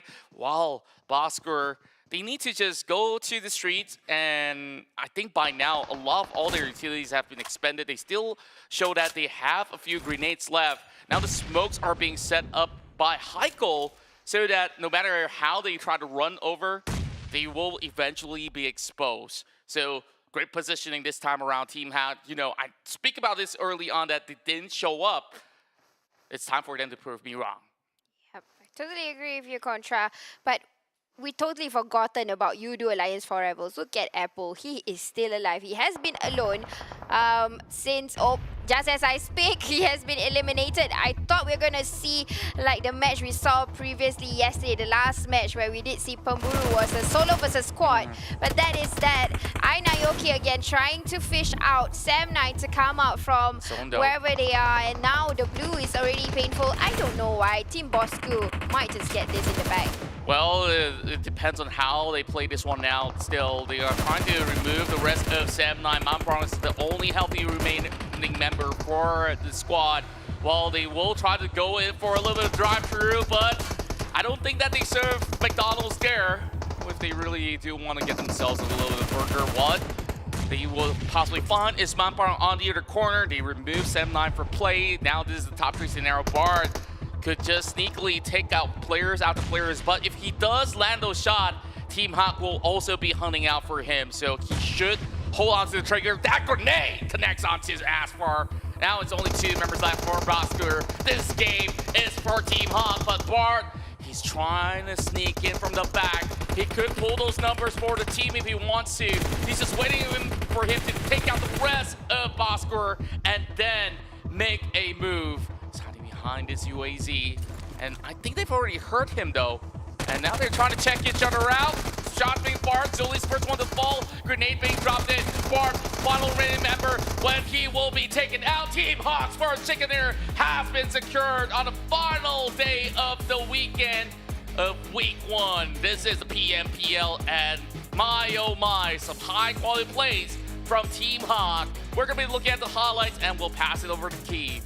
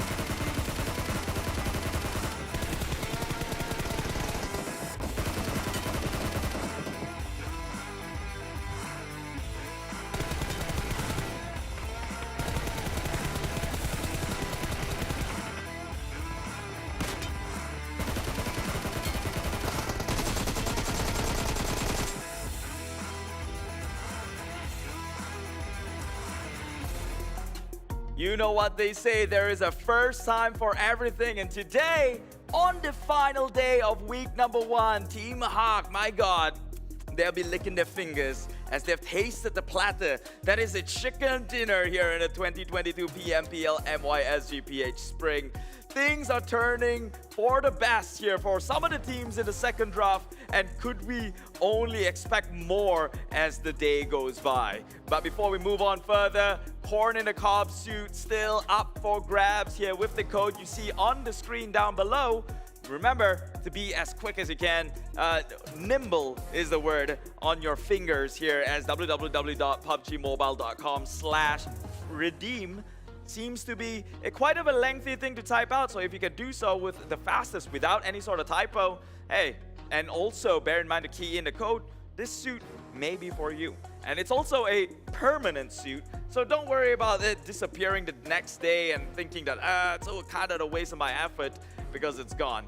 But also, look out for the brand new PUBG Mobile version 1.9, which now brings you a very, very vibrant, maybe even saturated anniversary here with colorful spawn islands, aerial battlefield, colorful bicycle, new cams, and something more colorful, I guess, when you put on the corn suit, adds in onto the whole aesthetics of things. Meanwhile, classic mode has been improved slightly with the new bridge and so on and so forth. Upgraded the Cheer Park, Aftermath map, and the Metro Royale has been updated. Now, this is the big announcement from PUBG Mobile, okay? It's a collaboration with the game Warframe. Ever heard of it? No? Go onto YouTube and find out, okay? It's a pretty sick game as it is. Now, with PUBG Mobile coming into the mix, you can actually earn yourself some exclusive in-game outfits. So you saw those aliens? Yeah, imagine that walking around while you're playing PUBG, running in the midst of Erangel, or even San Hawk.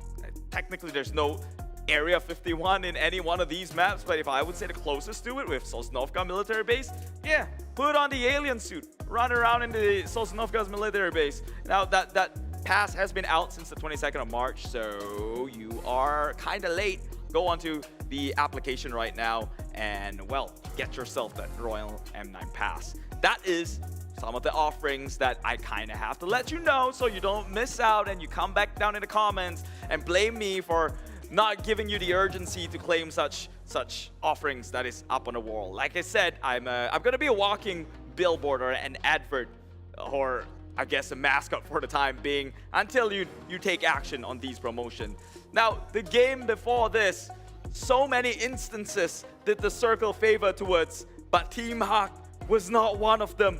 How did it happen? How did the gamble they take paid off at the very end? Well, I guess we're going to see about that one in just about a bit later on for the screen recap. Of course, some things that we got to go through here is the stats at hand and the player that perform. Why? Because if you haven't ever heard, there are now individual player performance in bonuses or awards, like the Terminator, longest heal, and so on and so forth, yada yada yada, which, by the way, earns this player an additional 700 USD.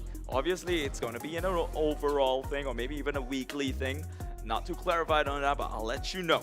I'll let you know when it does happen, right? So all these players, they're in the last day, I told you specifically, something about this league, about the PMPL MYSGP, now PH Spring, something about the last day of each week, teams started to go on the aggro. We seen it in Sandhawk where immediately people are shooting from the get-go, and now even in Erangel that we are not lacking of any action at all.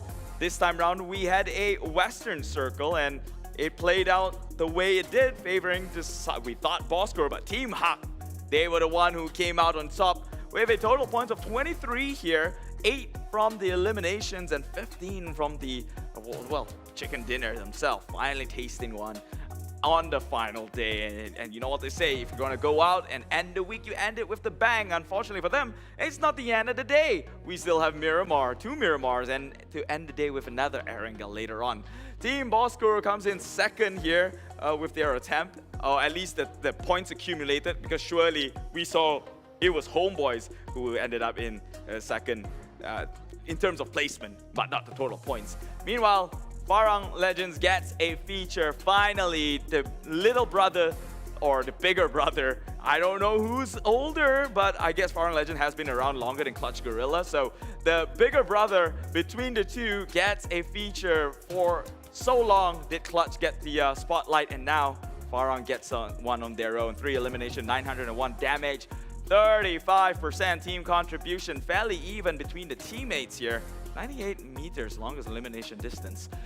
Now, number one will still hold their place because, let's be honest, Dingoz, again, seemingly very consistent throughout this entire day itself. Now, 201 points as we speak here, breaking the first team to break through the 200 mark. Bosskur comes in really close despite their last efforts. It was not enough because the gap was too wide between Dingoz and Team Bosskur. Now getting even closer as we speak. Probably around 13 points apart now. Homebois moves up the rank, now in number 3 at 173 points, and R2K makes way for Homebois. Meanwhile, Clutch Guerrillas now pull down towards the second draft, second pager here at 130, alongside with Team Secret, who then move down a rank, but it's Farang Legends who's now moving up one step. So these two, which between Farang Legends and Clutch Guerrilla, which one of them would end the day on the first draft? That would be one that's quite interesting to look at. Or maybe even the both of them ending up in the first draft.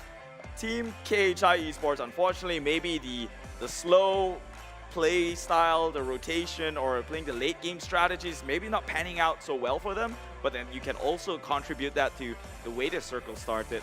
However, I saw them playing a little bit slower than usual, but enough willy-nilly. Let's just take a look at how Team Hawk, the team against all odds, occupied a chicken dinner. So from the get-go, Circle was not in their favor. They like to drop over and over Rapnoia, in which they will fatten up by looting, immediately gets vehicle, makes a rotation close towards Pochinki, just by the coastline down in south, where, yeah, you know, it's just the most strategic thing to do, having your back faced against the ocean, and you know for sure no one's going to be behind you, seeing as though that you are far from the circle from the get-go. And so they make the rotation slowly towards Gatka, in which a lot of teams actually play within this area, because when it closed down to Georgia Paul, the first thing in my mind was, this is Geek Fam's territory. This is their map, and they, to a certain extent, they tried to play like what Dingoz did in a Sandhawk. They split up 2 by 2, 2 in Georgia Paul, in which they drop, 2 more on top of the hill. Unfortunately, unlike a Sandhawk, Erangel's much bigger.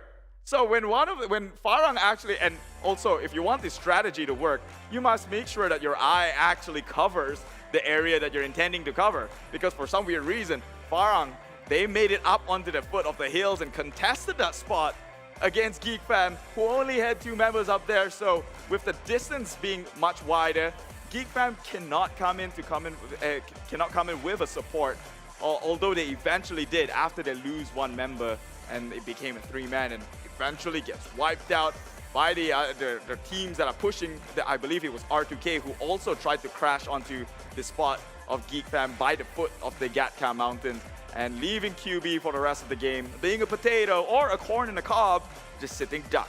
Meanwhile, NC looking like they had the advantage in the world here, being coming in a bit later, but this is what we know them to do off.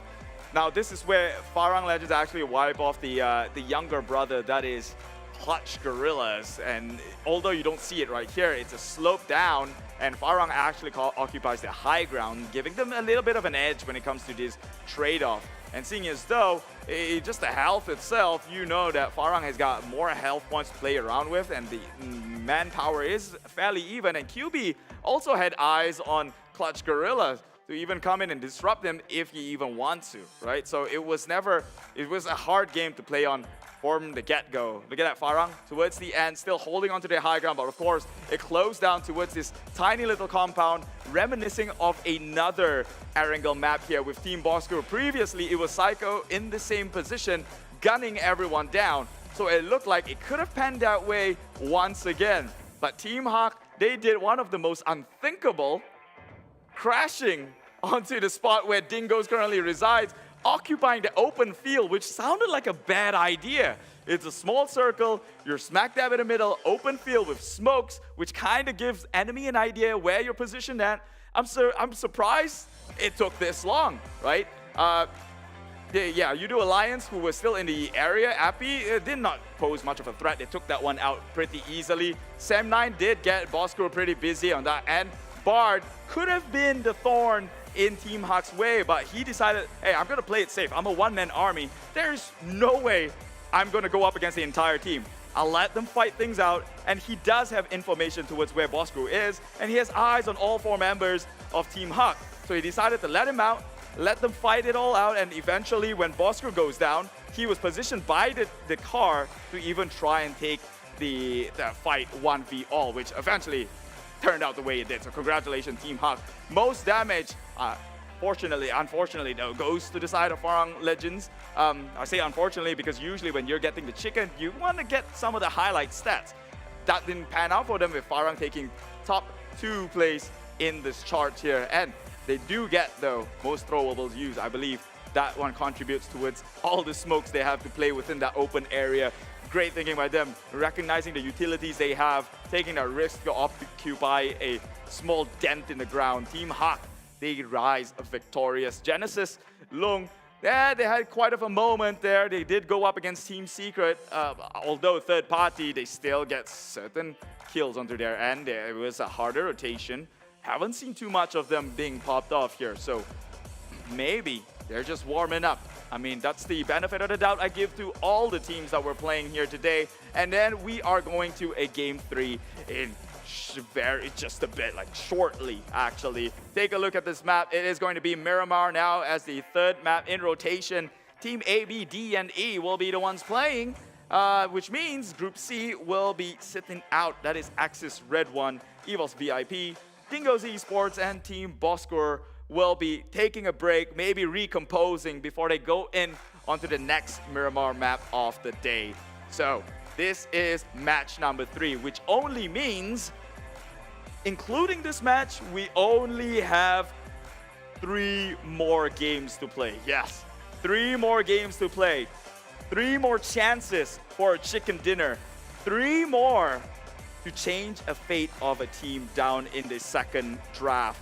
And my take on the next chicken dinner is going to be Team Bosskur. You know why? Because they went in close. To be honest, I was a bit worried. I'm like, oh wait, I kind of forgot about Team Bosskur. And usually, it's always happened the way it is. When I forgot the things that they can do, is when they shine the most. Call it a caster's curse or a host curse at this point. But when I forget about Team Bosskur, I now keep within the team just somehow manage to wake me up and pull my attention towards them, like I force the spotlight towards their platform. And so Team Bosskur, I'm not gonna make the same mistake. I'm gonna get my prediction correct, and I'm gonna recognize and notice the senpai, that is Team Bosskur. So, first map in Miramar, third game of the day. Casters, please take it away. Thank you very much, Chief Keef. And of course, you are back here for more PUBG Mobile action with me. Here is Sis Jenny, as well as I myself, Contra. We're definitely the tag team duo for the weekend. And all of you guys tuning back at home, you should check out all the great stuff that's happening throughout the season. And first and foremost, you should check out Realme's official our official smartphone partner. They came up with the brand new GT2 Pro, which is greater than you see. And of course, they've partnered with PUBG Mobile to support the young talents in esports with the best in class products. And you have even more to check out with Yoodo. Yeah, Yoodo, our official digital telco partner. With Yoodo, you can get free 5 GB with high-speed data. And if you are doing this for PUBG Mobile, here's the thing. We are going to give you 20 GB extra just for PUBG Mobile data. That's right, and you don't need to worry about losing data packets or anything at all when you're hanging out by the mama. You don't need to even borrow Wi-Fi from anybody else or a hotspot. So make sure you sign up for Yoodo today. Whenever you see that QR code, yeah, go ahead, take out your camera and just scan that QR. Simple as that. Now, let's prepare ourselves for our very first Miramar run. And I love Miramar in general because we see them bringing out their best, not only in terms of close range combat, but also when it comes down to long distance taps as well. We've seen some players early on inside of Erangel to bring out Car 98Ks, most in the gun, and all those DMRs to play. This is where we will see even more in the sunny deserts of Miramar. So back in yesterday's run, we've seen multiple teams take the chicken dinner, and I still haven't put a finger onto who's really the king of Miramar. Really, there's no consistency at all in how to say the leader or the king of Miramar, not yet, because all of these teams are actually perfectly okay. But there is a stat yesterday that was brought out by our magnificent forces. They did put like a rating on the Miramar Kings, and the points wasn't that far. It was like 11.6, and then we had like 10 and things like that. So I think at least top 5 teams. One of them is Geek Fam, another one is R2K. These are the same kind of teams that has been performing in Miramar. But something that I want to see a difference today is actually Axis redONE making a big difference in Miramar, because yesterday they only got 1.6. Yeah, 1.6 is definitely not enough, and I guess that it's all down to all the circumstances that they get brought into. So when it comes down to playing in Miramar, you have to quickly get those vehicles. I think that all those vehicles are a commodity where it's not for trade, of course, but it's for them to basically propel themselves forward into a better location. So with that said, I believe that the players are getting ready, and I can't wait to see what goes down in this matchup. Make sure you go ahead to click that like button, share, as well as comment who you think will win in this Miramar run, as we are going to be heading into the match shortly.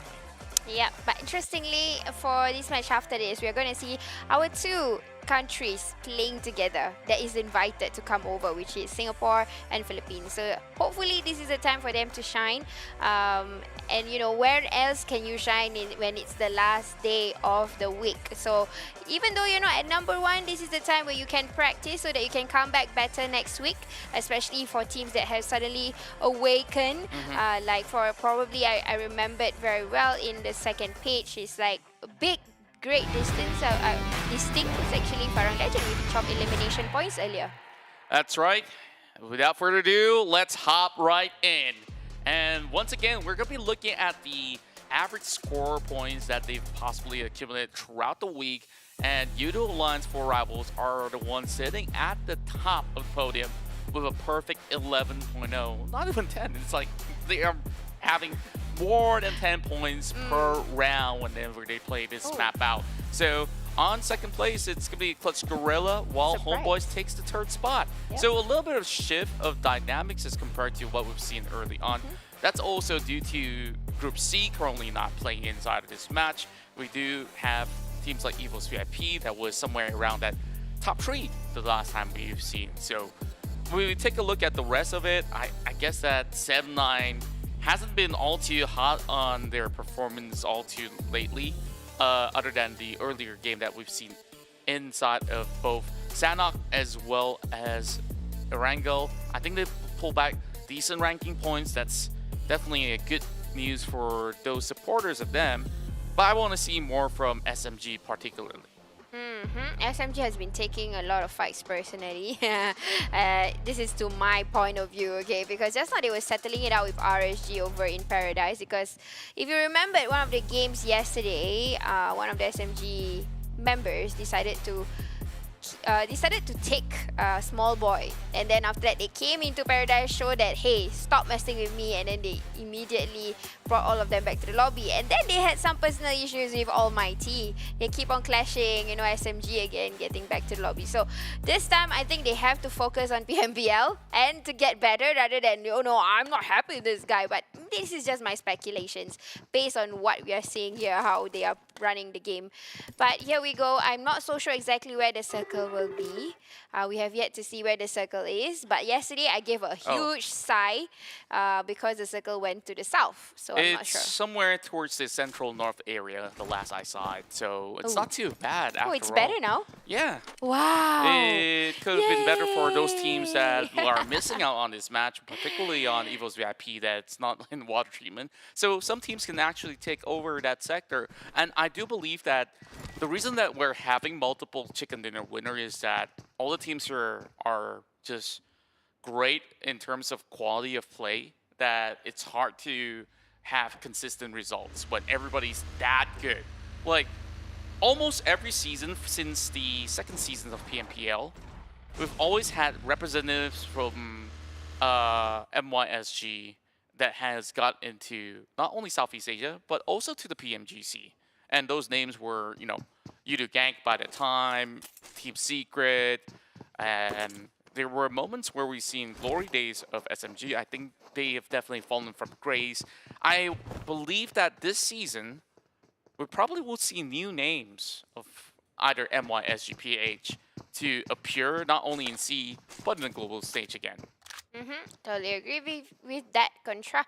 But definitely, we would like to get more supports from Singapore and Philippines. You look into the screen right now, we are seeing them at number 15 and 16. So it's not really nice to see that they are under one of the lowest part of the chart. So probably with your support, or even if you know these players, give them your personal messages. This is the time where you need to support these teams so that at just least don't they spam them on their personal number when they're gaming. That's gonna give them too many notifications, but pop by their page, and some of them do live streams as well. Send them some stories if you want to, or whatever form of support that you could possibly get. You can get them merch. And speaking of merch, today somehow we did get some special packages from Axis redONE. Their jersey's looking pretty sick, and I guess that's where all the votes are coming in from the casters. I understand, and of course they're still a high-quality team. Now, it's going to be H2R that will be playing this time around for KHI Esports.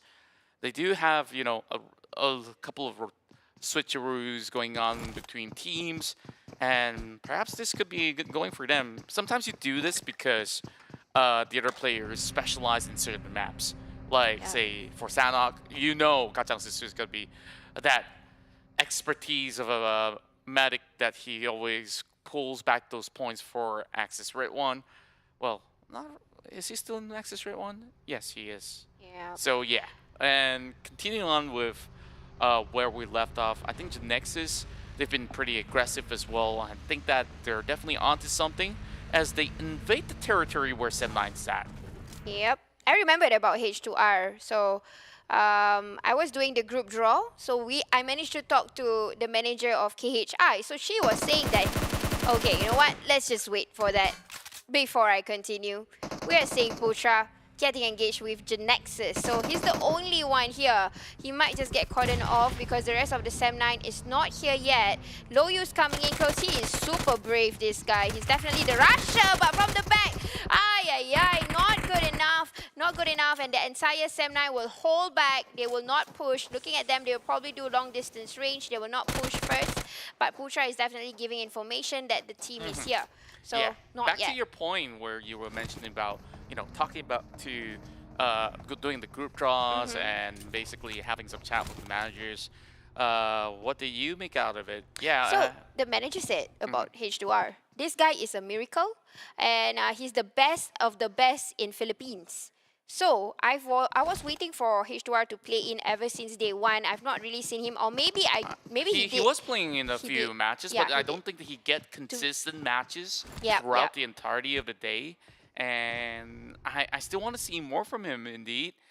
Well, I guess we will have to continue with that conversation later on, because Sem9, they still have few members being sent in. They try to congregate against the rest of GENEXUS. Now it's not really advantages for them. I don't see Farang here across the sector of the outskirts of El Pozo. So just grenade exchanges. I think it's better for Sem9 to save those bullets and just travel their way to the circle instead of taking up a fight that they may not win. But that's usually how Sem9 would play, They would not push. They would go for long range, especially when it's the first circle. So probably they would just get information and then they would try to bite from the back. So probably this is the same kind of tacticality that they would need to use, at least for Miramar, because this is only the first circle, and unfortunately their fragger had to be eliminated quite early. So definitely it's going to be a long standoff. Anything with Sem9 and it's the first few circles, it's going to be a long standoff. But here we go. Indeed. Yeah, like Sem9, they're basically trying to get as much points as possible. They like to gatekeep. I guess that's the golden word for Sem9. Yeah. So long as, whether if you lost one member, you still want to bring some points back. You lock that specific team in those sector, and they can't really go in for those exit. But that is a very risky move, if you ask me, especially in the early game, where Miramar can go for a really long hurdle. We're still in phase 1, which is closing up soon as we're approaching the 8-minute mark. R2K, they slowly convoy their journey towards the northwestern end of the map, as they have no particular challenge from the rest of the team. I think they're going to be able to at least book it out to the top of those hills, Sem9. That's where they have planned it, and I guess Harm would eventually meet up with the rest of Sem9, while Frankie and the rest of NC, they're coming in from the southern end, and it's going to take a while before they get to where they need to be. Alex Bot, very interesting player.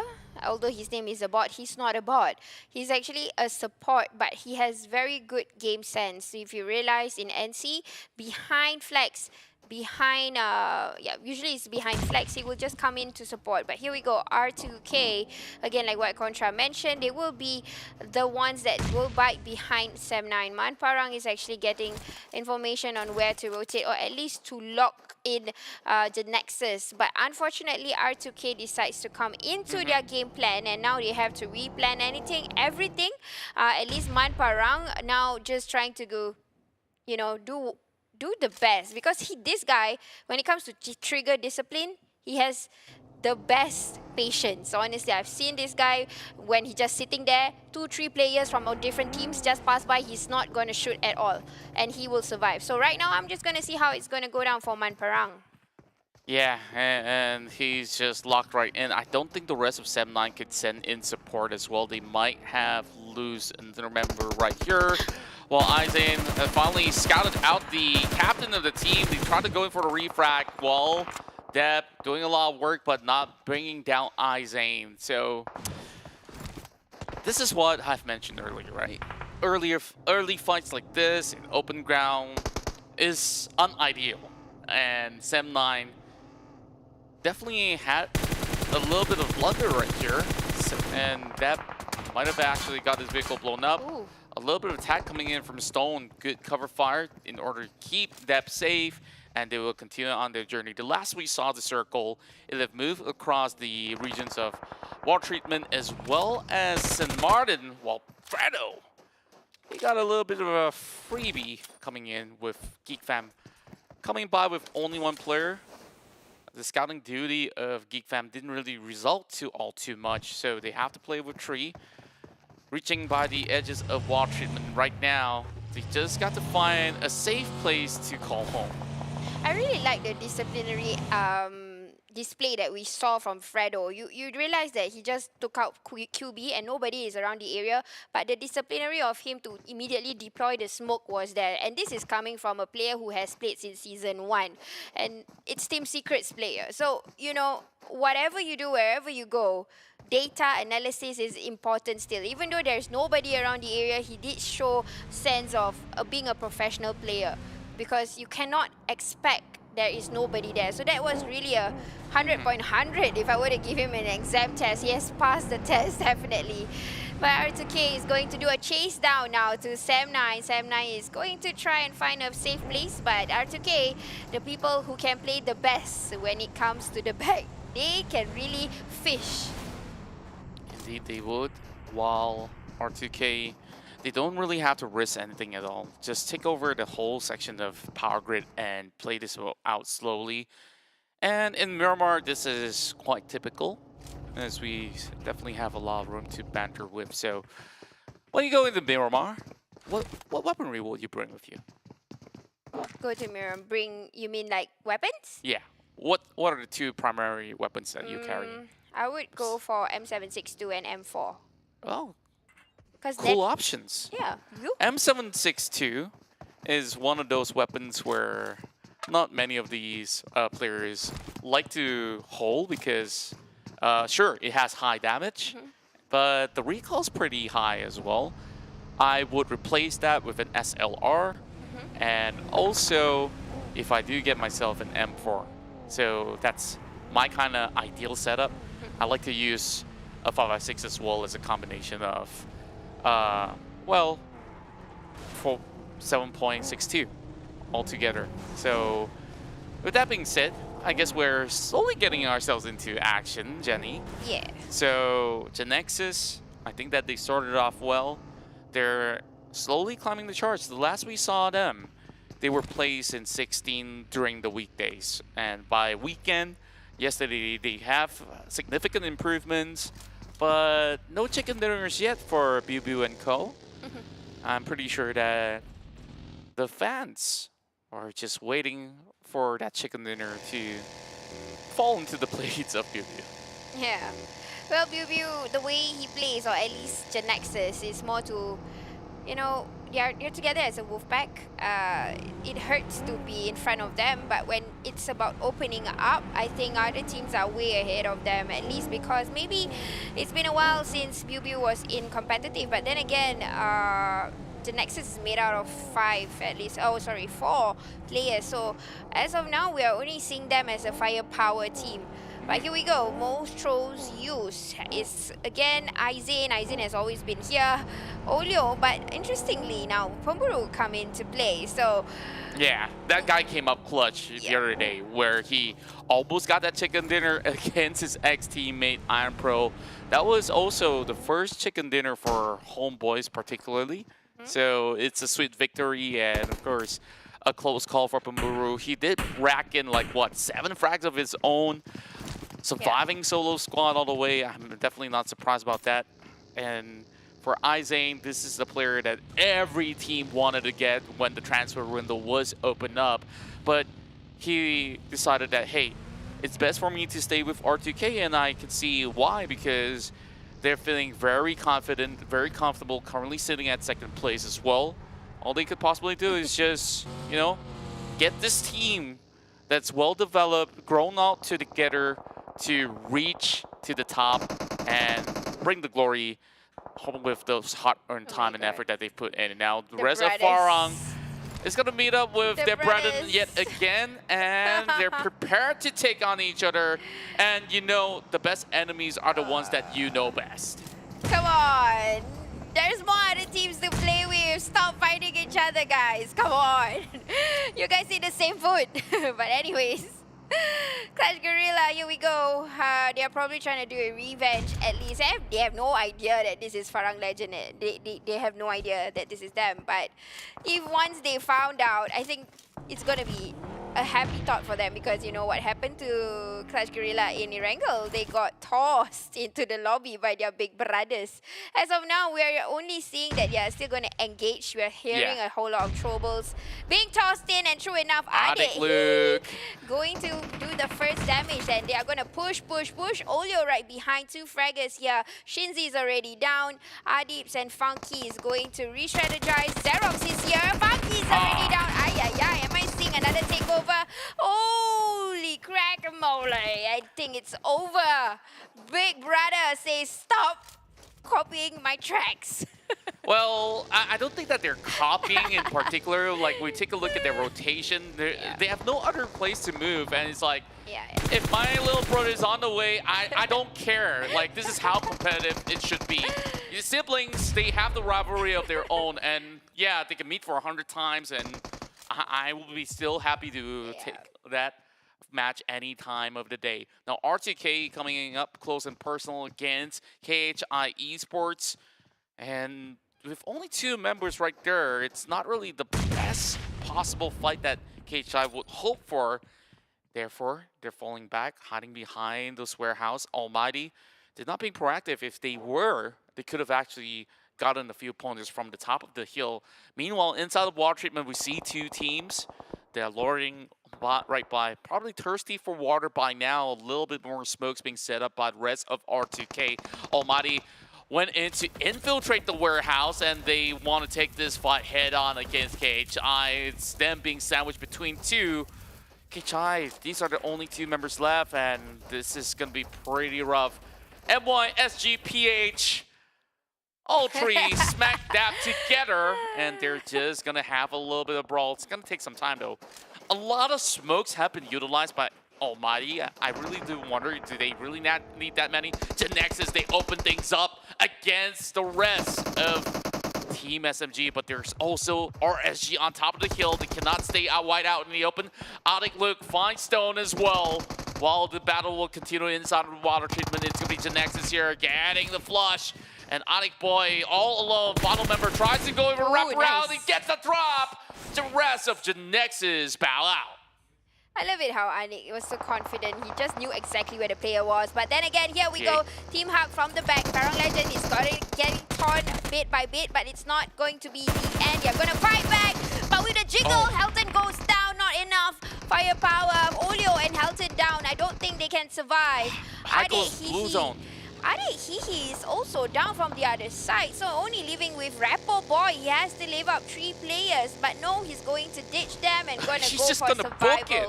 He's running right into the open field, and I'm surprised that he did survive. Look at that. On the minimap, you have so many colors on the screen. Well, he made it out alive. So that's still great on them. Sure, Team Ha, they have a few members that have been deployed to basically rack up the points against Farang Lejund. But they're the ones currently stuck right now. R2K could easily pick them up if they want to. Dep all alone, while that circle will now belong to Boy. Yes, Boy, but look at that premium spot from Team Secret. They have the vantage point, they have the pick. They can shoot down and wait for all these teams to come in. And this is what we are waiting for from Team Secret, because they did quite, they got too soon earlier on, something that we rarely see, at least from Team Secret. Now we're looking into Ranger. Ranger is in the game. Wow. I've been waiting for this moment for a very long time. So this guy came in from, console games into PC games and now into PUBG Mobile. He is a very, very competitive player, and every turn that he has gotten to, he has won something back. Now, we see the swarm of RSG moving forward, going against Jenny, who's all alone. He needs a support coming in from Onyx, but they couldn't really infiltrate for the moment. Ranger coming in for the back end to try to take them all on. Small Boy tries to fend them off. Ranger gets knocked out, but the problem here is Ranger will not get the help. Well, the final blow will come in from Fredo on top of the hill. Yeah, there you go, Team Secret. That's the way how to show you guys are the OG people. But grenade elimination, Aizen coming in. Wow, I really like that recoil by Harm. He's taking down Almighty, who is cornered right now with R2K. Again, these 2 teams also have, I won't say personal issues, but looking for one another. Jerome with that CQC, not enough 2 firepowers is too great for him to handle, and R2K just finish off and immediately moving. They have to. The blue zone is gonna hurt them a whole lot. It's already phase 5. Frankie from NC has gotten a glimpse ever so slightly. The rest of R2K, they can play it very safely from this corner of the crease, while Sem9 only has 1 player. Not too much of a threat against R2K. They can definitely pick him on. While Dev, he did manage to get a drop onto Damroot, and Echo currently running out of the open. Easy shots coming in, hard to define. Lex, while Dev burns out the vehicle, gets Damroot as well. Yoodo Alliance now will be faced off against Team Secret, who dropped the grenade. Dev running for his life. He's got to hold on. Top 9 situation. R2K is still very healthy. The rest are not so much. While Homebois, they got a nice region to play with, but it's Team Secret here that takes over control. Yep, but unfortunately, again, the team that plays very, very well from the back, R2K, just still off Repo's position that was pretty nice and sweet, but he was standing off with Team Secret. Now get Snipes, just trying to eliminate Iron Pro from the sides here. They are struggling to come in and just finish up. Come on, Snipes. 1 more coming in, not enough. He's in the blue. It's very painful, but at least before he goes off with 1. It's pretty rough for them. While we are having Homebois here with a quick recovery, the hurdle will continue while Bambur tries to land a grenade. He prodded a little bit too far. Eye shots now will get taken off by April as he comes in from another flank of an angle. Isaac with a crazy recall to control. Almost getting both Kid as well as Matoy. Damage being done regardless, while Fredo will get rushed by the rest of Yoodo Alliance here to hunt them all out. Not too much left for Team Secret after all. And this is a team that dominated in most of the mirror runs, while NC will manhandle the rest of R2K. That's how you teach them, boys. NC try to eliminate the third-party team who always gets the meta right. But Matoy is on the top with Kid, not going to give themselves that position that easily for NC because they have spread out. They are going to try to attack. But it's not going to be just the end for Team Secret because now R2K is keeping quiet. Now they're scared. They saw the nade dropping in. Oh my goodness, the recall is insane. Izane still doing some damage out there. Sem9 finally bowing out. Death is lasting long enough for them to secure a top 7. While Izane, my goodness, 6 times and he still got it. Rush has gotten no chance out in the open. Now 12 frags for R2K. Ready to kill at any given point. Harm now will move up to the hill, so whoever's up there, you gotta be worried. RTK is in a fury hot form, so those points will eventually be secured by the team. While Tam finds Voki as well, 2 members out and making the entirety of Yoodo Alliance. Izane again controlling that crazy recoil, which is currently in a few of the fraggers. If you notice, usually is the ones that hold on to the fragging skills. This is the new recoil. If you're wondering which one, maybe PUBG will show you. But anyways, here we go. Moki and maybe being quiet for a while, trying to eliminate. Oh, Izane is finally down. If you subtract him off, you might have a chance to stop telling R2K to stop eliminate other people. But Team Secret is keeping quiet first, not fighting back because they are stealing and healing the place well. It's a good place for them. They can get this chicken dinner. All they need to do is just wait for a bit. Yeah, but they don't really have those members though. MAB are the ones that take charge of the highest point of the current circle. And they still have the circle within them. Kid gets knocked down, leaving only Captain Matoy to fend off the rest of the teams here. Homebois, they still have 2 more. MAB, this is the game for them to secure their very first chicken dinner. We don't really count the show match. It's been like, what, 7 days almost? It feels like it. While grenades are being lobbed in. Tam, you should be able to get this one later on, even if Matoy will be hiding by the corner of the pipes. Just taking his sweet time. This one's looking pretty good, but he still survived. How? Okay. Matoy, look out for another one. Nope, not yet. So maybe this time it will hit, it will connect, and he will be eliminated. True enough. So here we go. Team Secret, no more. MAB, high and a very clear chance for them to win that chicken dinner. Iron Pro working hand in hand with Tam. MAB is making a whole lot of noise. You can hear the sprays after sprays because they know it's not going to be easy to bring them out. But wow, very painful shot coming from Tam and Iron Pro together. Ifta is trying to flank from the bottom, but Iron Pro will have to work together with Tam. They can't get separated. Two firepowers might be a possibility for them to get that chicken dinner. Right. But they're overwhelmed with members out there who's already controlling the entirety of the section, and they're playing the lower ground, so it's easy for the rest of MAB to push through. They do have Ifta sent all the way forward, but he will get dropped nonetheless. John coming with a flank of his own. Now he's drawing the attention while Arpro gets tagged from afar. Smart maneuvers, and it's MAB that's finally done it. Trials after trials, and this is where they celebrate their very first winner chicken dinner. As we head over to the highlights once again, Keith will break it down for us.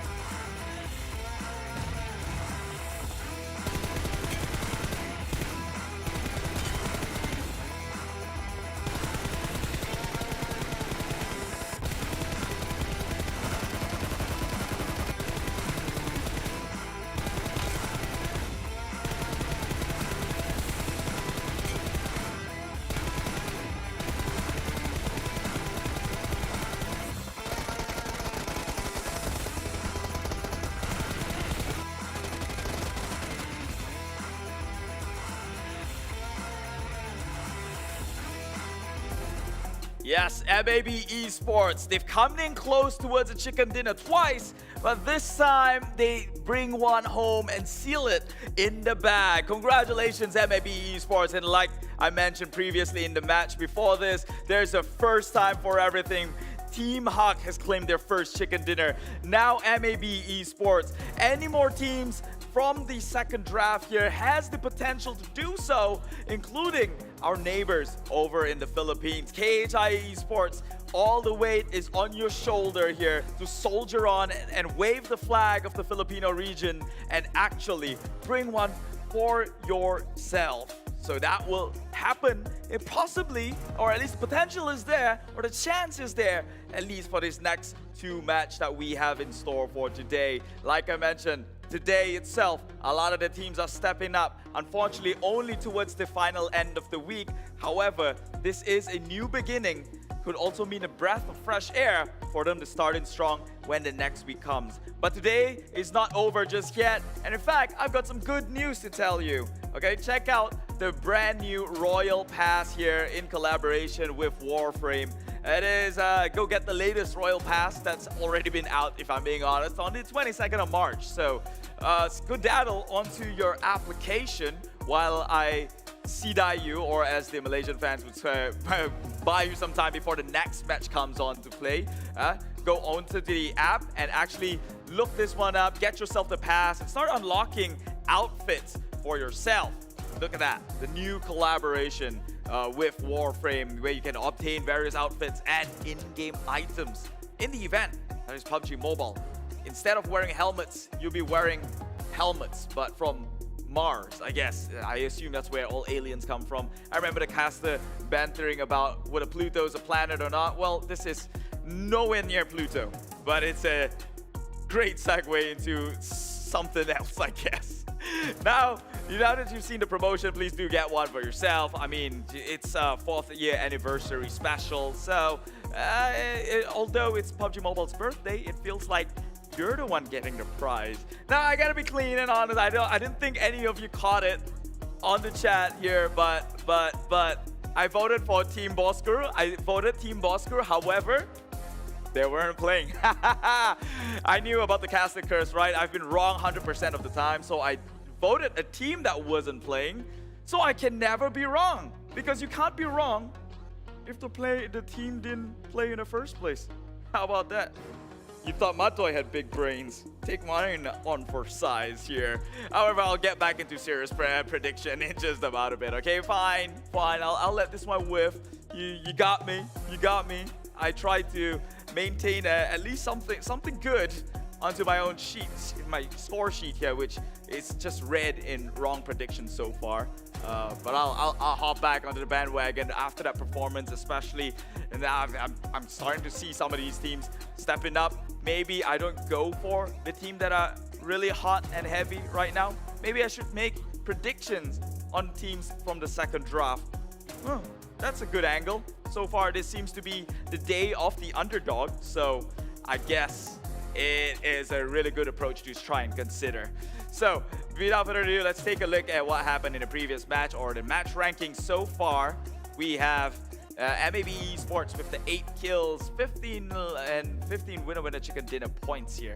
So they have brought in a total 23 points.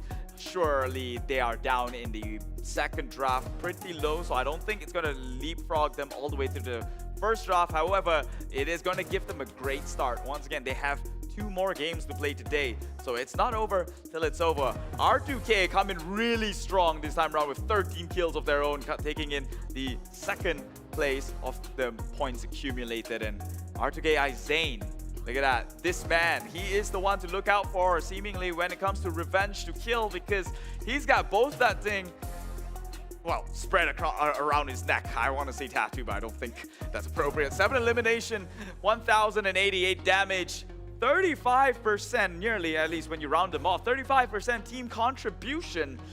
This is R2K playing hot and heavy, 13 kills, 7 elimination on 1 guy, and that is only 35% of the team contribution. This team, somehow they contribute a lot, and they work like a well-oiled machine. Clockwork, they say.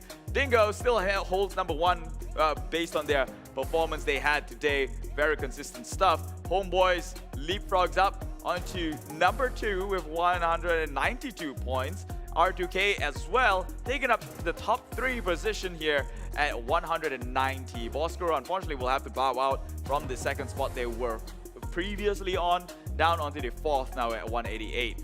Take a look at the second draft. Team Secret, they've had some efforts. They knew what they were doing. Unfortunately, luck of the circle maybe made it a little bit harder to play from. So, but they will be rewarded with some sort of points moving upwards. Now they are 1 step closer towards hopping onto that first draft at the very least. Meanwhile, the team with the chicken dinner now up on the 15th place. MAB Esports showing off with 112 points in their name. Almighty, Team SMG, and KHI Esports down in the bottom 3 position, which isn't the best thing to say, because it's all part and parcel of the competition, let's be honest, okay? No hard feelings. I'm not downplaying anyone here, but you have a slot from #1 all the way down to 20, and we have to acknowledge that these 3 teams currently reside down in the bottom. Is it over for them? Of course not.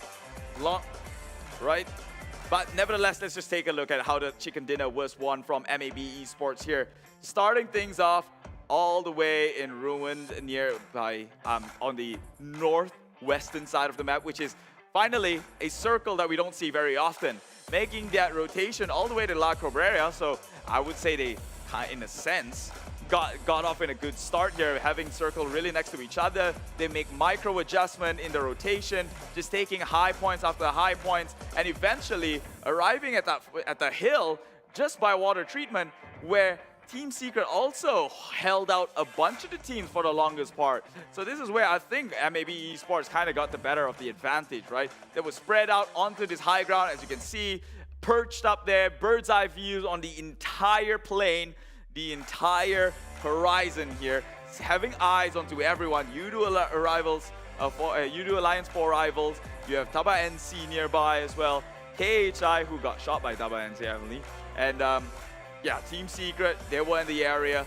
I believe they made the rotation straight right next to MAB, overlooking the entire water treatment, seeing that the circle itself kind of gives a compound towards water treatment. And Team Secret, they saw that. They knew that teams were going to start venturing into water treatment for cover or whatnot in its compound. However, seeing as though that it is by the edge of the circle, the likelihood of it closing towards it maybe of a long stretch. So this is the place where I kind of commend Team Secret for what they did, right?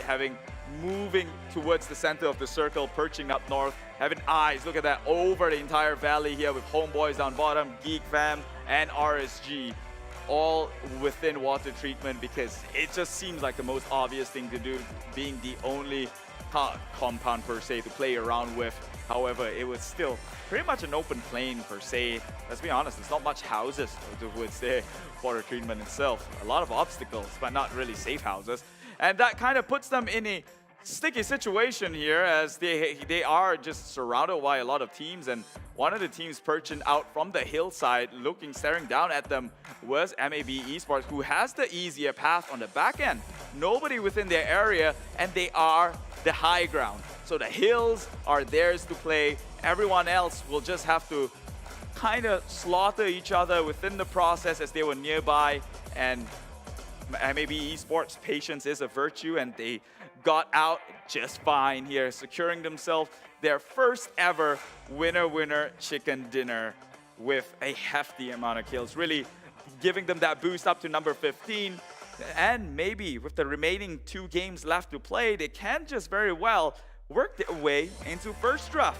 And that is I guess, not a bad thing to end on when the day ends, right? Because you get the overall, and you are remunerated based on your overall standings. And any decision upwards is a good decision, or any move upwards is a good move. And so MAB probably setting their trajectory right in the right path here. So before we get into more action, obviously we have Miramar and another Erangel coming in for the day here. And well, I am going to just take a quick break because let's be honest, that match pretty intense. Although the winners, you might argue, say got the better luck of the circle. It is a battle royale, and any advantage is all fair game. This is the 2022 PMPL MYSGPH Spring. My name's Keith. I'll see you right after that quick break. Bye-bye.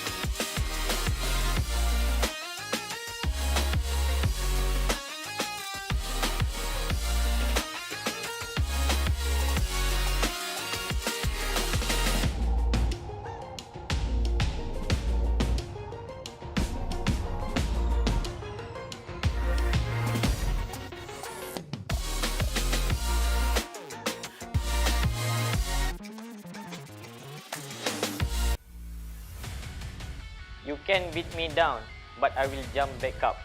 As is Ganas.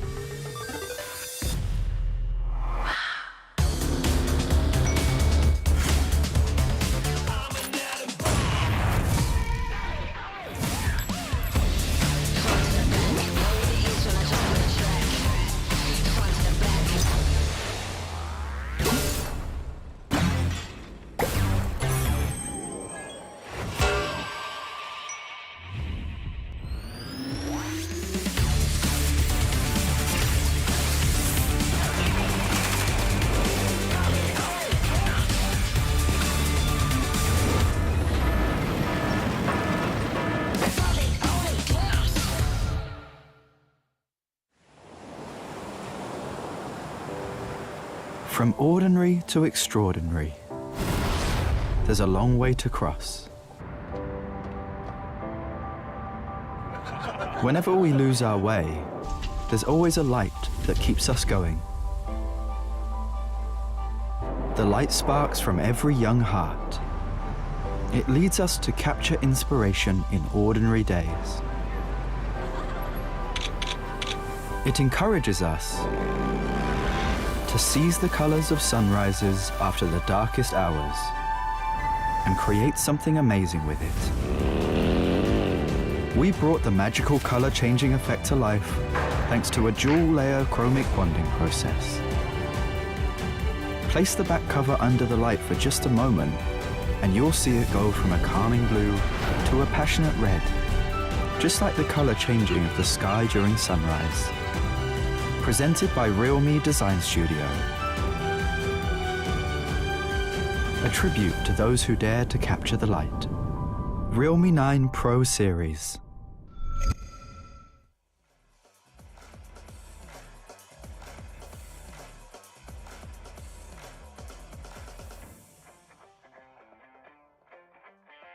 Things are getting heated up. The race is on the clock. Only 2 games left down to be played and maybe 1 for some of these teams. Hi, my name is Keith. This is the 2022 PMPL MYSGPH Spring and we are down to the last 2 games of the day for the competitive week number 1 here. And by the end of this day, we're going to find out which team will end up number 1 in the overall to bag home the full 20 points before moving on to next week's adventure, or I would say country league grind set, right? Hey, what's going on? So much things to look out for. Tell me, who do you think is going to be the next winner chicken dinner winner here? Especially now that a lot from the second draft are pulling all the tricks up their sleeves. MAB got a winner chicken dinner. Team Hawk got a winner chicken dinner. Who else down in the second draft can pull that one off? Will we ever see KHI Esports bring one home for the Philippines? And will we see a repeating chicken dinner for the day? It all boils down to these next 2 opportunities at hand. It all goes down to the players. There's nothing more we can do but show our cheers and show our support down in the comment section below. Go ahead, go spam it. I'm sure PUBG Mobile don't mind. I'm sure the moderators don't mind as long as you keep it pretty family friendly. Then it's all good. Spam it down in the comment section below. In fact, let's take a look at some of the stats of the previous round here with 54 eliminations in total in that one game. About a 6,421 health points has been recovered via meds and bandages. 56 total knockouts, 213 throwables used, 1 airdrops looted. This record, I believe, was 2 because someone's daring enough to try and put themselves in an exposed position. 8 headshots, 14 total revives, and my god, Team Secret Fredo gets it with the longest elimination at around 298 meters here. But of course, R2K Izane, I've said it once, I'll say it again. Whenever R2K plays, they seem to always create a spectacle, especially with the player Izane, time and time again, just coming out as the ultimate fragger here. This time around with 1,088 damage all by himself. Meanwhile, second to that is barely half with Homebois at 572. We're going into the fourth match of the day that is going to be the second Miramar match. Team ACDE will be playing. That means Group B will be bowing out for the time being. Team Secret, Sem9, GENEXUS, and Homebois. Unfortunately, Group B, the one group that everyone called the Group of Death, seems to be the ones that are hanging by the thread, and they are missing out on this one match, which means they only have one more game later on after this on Erangel to try and get back their points. So the favor, the odds are not on their side, but can they do it? I have no doubts about it. However, they got to get some of these current issues that they're relying on out of the way, right? I don't know what it is, but historically speaking, Team Secret, Sem9, we know that they have always been late game bloomers towards, back then when we had super weekends, it was when the weekend came in and it wasn't even like the first weekend, it would be like the second weekend or so on forth, where they suddenly just blew up sky high in the points, but they don't get to do that. This time around, I think TABAH NC might just get the winner chicken dinner, and this time I checked, they're playing, okay? So I'm not trolling you like I did before. I just want to see if you were paying attention. Apparently you weren't. So TABAH NC, the way they've been playing, they're kind of a slow team, but they played smart with the maps, and I almost always notice them towards the last few circles. So you saw the casters, they're waiting for me to shut up, and hey, trust me, man, I'd like to give you some of the actions as well. But not just yet, we've got a bunch of things that we have to cover here before we send them off to the flight path, right? Just take it as in a player's perspective. They just finished, they just came out from a game. We're giving them time to chill. It is Miramar anyway, it's gonna get hot, and although Circle went on to the Oasis section of the map, they need some time to cool down, and that's exactly what I'll be giving them. So, TABAH NC is my prediction again, just to justify. They somehow read the map, they know how to rotate in, and make sure they're within the last few circles. So without further ado, casters, please take us through the sunny deserts of Miramar. Yay! Peekaboo! Now this is the real thing. We are here with you for the fourth game of the day. I am Sis Jenny, and with me is Contra. Well, oh well, of course, we're already heading to our penultimate round for week 1. And I guess that for the moment, we've already seen a lot of teams really raking a whole lot of points, especially the top 3 where, you know, Bosskur, we've got Homebois, R2K, they're all doing really, really well. Yep. Same goes to Dingoz, and I really want to see within these 2 games, can there be any major changes over top of the table? We've talked too much about the bottom. I think that we've already covered the rest of that. So this time, we head into this match. We'll have Group C rejoining while Group B takes a little bit of rest. So we dive right into Miramar yet again. Let's go, Miramar, let's go. And it was nice to see the first Miramar that we played today, or they played. The circle wasn't on the south, so hopefully this is going to be better, and we did see a stable kind of consistency of the normal teams that usually will rank up to the top, looking at the same a similar circle that has been shown seasons after seasons. But this season we had more than one circle that was going on to the south, and that's where you see a lot of teams that won't usually make it to the top, but they are there. So this time we can see a little bit of consistency when it comes to seasonal. But then again, it's anybody's game because, you know, there's a lot of things happening. And plus KHI, we have yet to see H2R take a good fight. At least just now he was caught in the middle, but I think they hold back a little bit too long. I think H2R was just waiting, and then after that they got cordoned off by a lot of teams. So hopefully this time they can really show off that particular player we're talking about. Yeah, and I still think that he did some decent work at least in that past matchup. Of course, everyone else will still have to step up. EVOS VIP, despite having good positioning throughout the week, today they're in the lackluster form. They've dropped out too soon twice. They did take up a fight against Yoodo Alliance, which they were overwhelmed with. And I like the fact that the moment I mentioned about them, they're over on your screen. Now, this is one of my favorite few circles. Yes, it may be in the south, but southwest is where I would like it to be because it covers Monte Nuevo, La Riela, some parts of Power Grid, as well as the outskirts of Bocado. So, with that being said, there is also some region of the valley where you have those high hills. Oh my, Bosskur has a member driving with a bike. Thank goodness he got out of the way. No weapons of an AR or SMG in sight in the hands of Yoodo Alliance, so they will still have that Bosskur member being pretty safe. So back to that sort of circle that we've been talking about, right? So ideally, if you were in this game, how would you position yourself?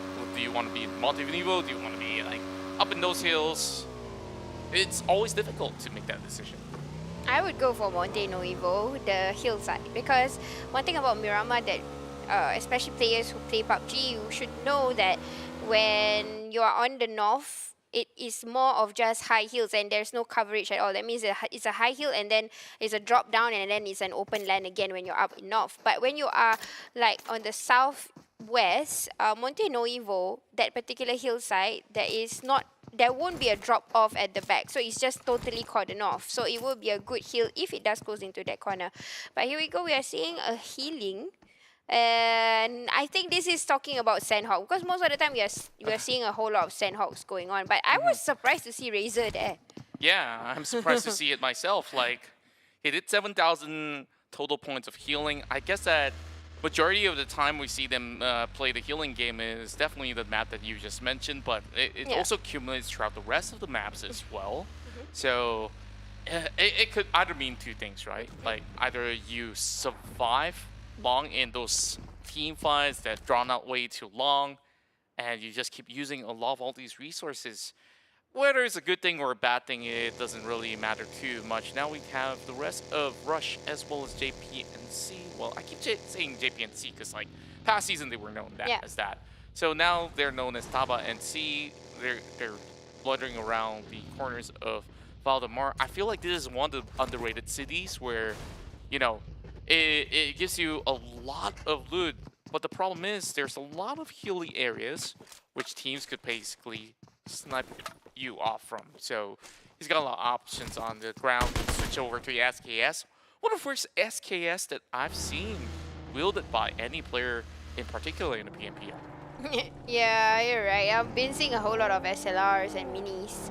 But SKS is probably something that a real specialist who knows how to handle it can use that gun because it can be challenging.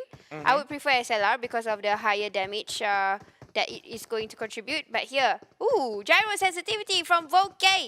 Who wants it? Come and screenshot because this is how he controls. 4,000% on the camera. This guy, he wants that perfect 360 feel of the map if he gets it. So you gotta ensure that you turn on gyro in order to make a good effect of all the things that you could possibly get. And for the record, Voki has only practiced with the gyro scope since the past season. And that's where he have improved tremendously. Like back then, everybody knows him as the guy that doesn't turn on gyro. So massive improvement, adaptation from the player himself. Yep, totally agree with that. You can always visit his stream to watch his gameplay. He always shows almost every night, similarly to Pamburu. So this guy is not he's okay with sharing, so you guys can ask him a lot of questions. But then again, it's not about Voki, but the reason why they're showing Voki because he's one of the highest eliminators in the sense of last season, and this season we have yet to see the action. Ay, Virgil. The split did, oh no wait, it's not a split. The jump did not nicely land, so someone has to U-turn and hit his car. Mirados, and in particular on gonna have the smoothest of cruise when you climb up those hills, so I can second that. So the safest way that you want to travel around is with either, well, if you prefer a little bit more speed, then you can pick up this mini truck. I don't really fancy the van though. Like the van, sure it is tanky, can soak up a lot of damage, but when you're running into multiple teams, it could easily blow up. Now we're seeing teams get caught on rotation. Team Hawk, they're about to leave Picado, but the Clutch Gaming members, Clutch Guerilla, mind me, is having a little bit of a choke point to stop Team Hawk on their tracks. Yep, but I think they are going to prioritize on getting loots. It's a bit early in the game to have confrontations from a distance. So if they want to have this fight, they've got to crash in. And it seems like Team Hawk is going to chase on them. But that still will yet to come. We will get to see that later. Small Boy, on the other hand, is going to seek out or scout to look into what other places they can go for. But little did he know, Dingoz is just in front. Ricky and also Kido is just up there, just looting away. Similarly to Clemity, who's just doing a cruise. And Snipes will not do anything yet. Yeah, it's better to not reveal your location. Just let them pass because that's just one member of MAB. If you wait for the last guy of MAB, sure, you could basically pick them off. But Geek fam, they don't really seem all too interested. But Small Boy, on the other hand, is a player that has a little bit more of a bloodlust. Knowing him, he's definitely one of the guys that could frag from a distance. Whether if you give him a red dot side or so. Now, a little bit more smokes have been expended by Ricky. As he tries to support his member if he wants to make it a way across. But there's also a little bit of attacks through those hills as well. While we will have, you know, a lot of ample time before we see high commitments from the rest of the squads.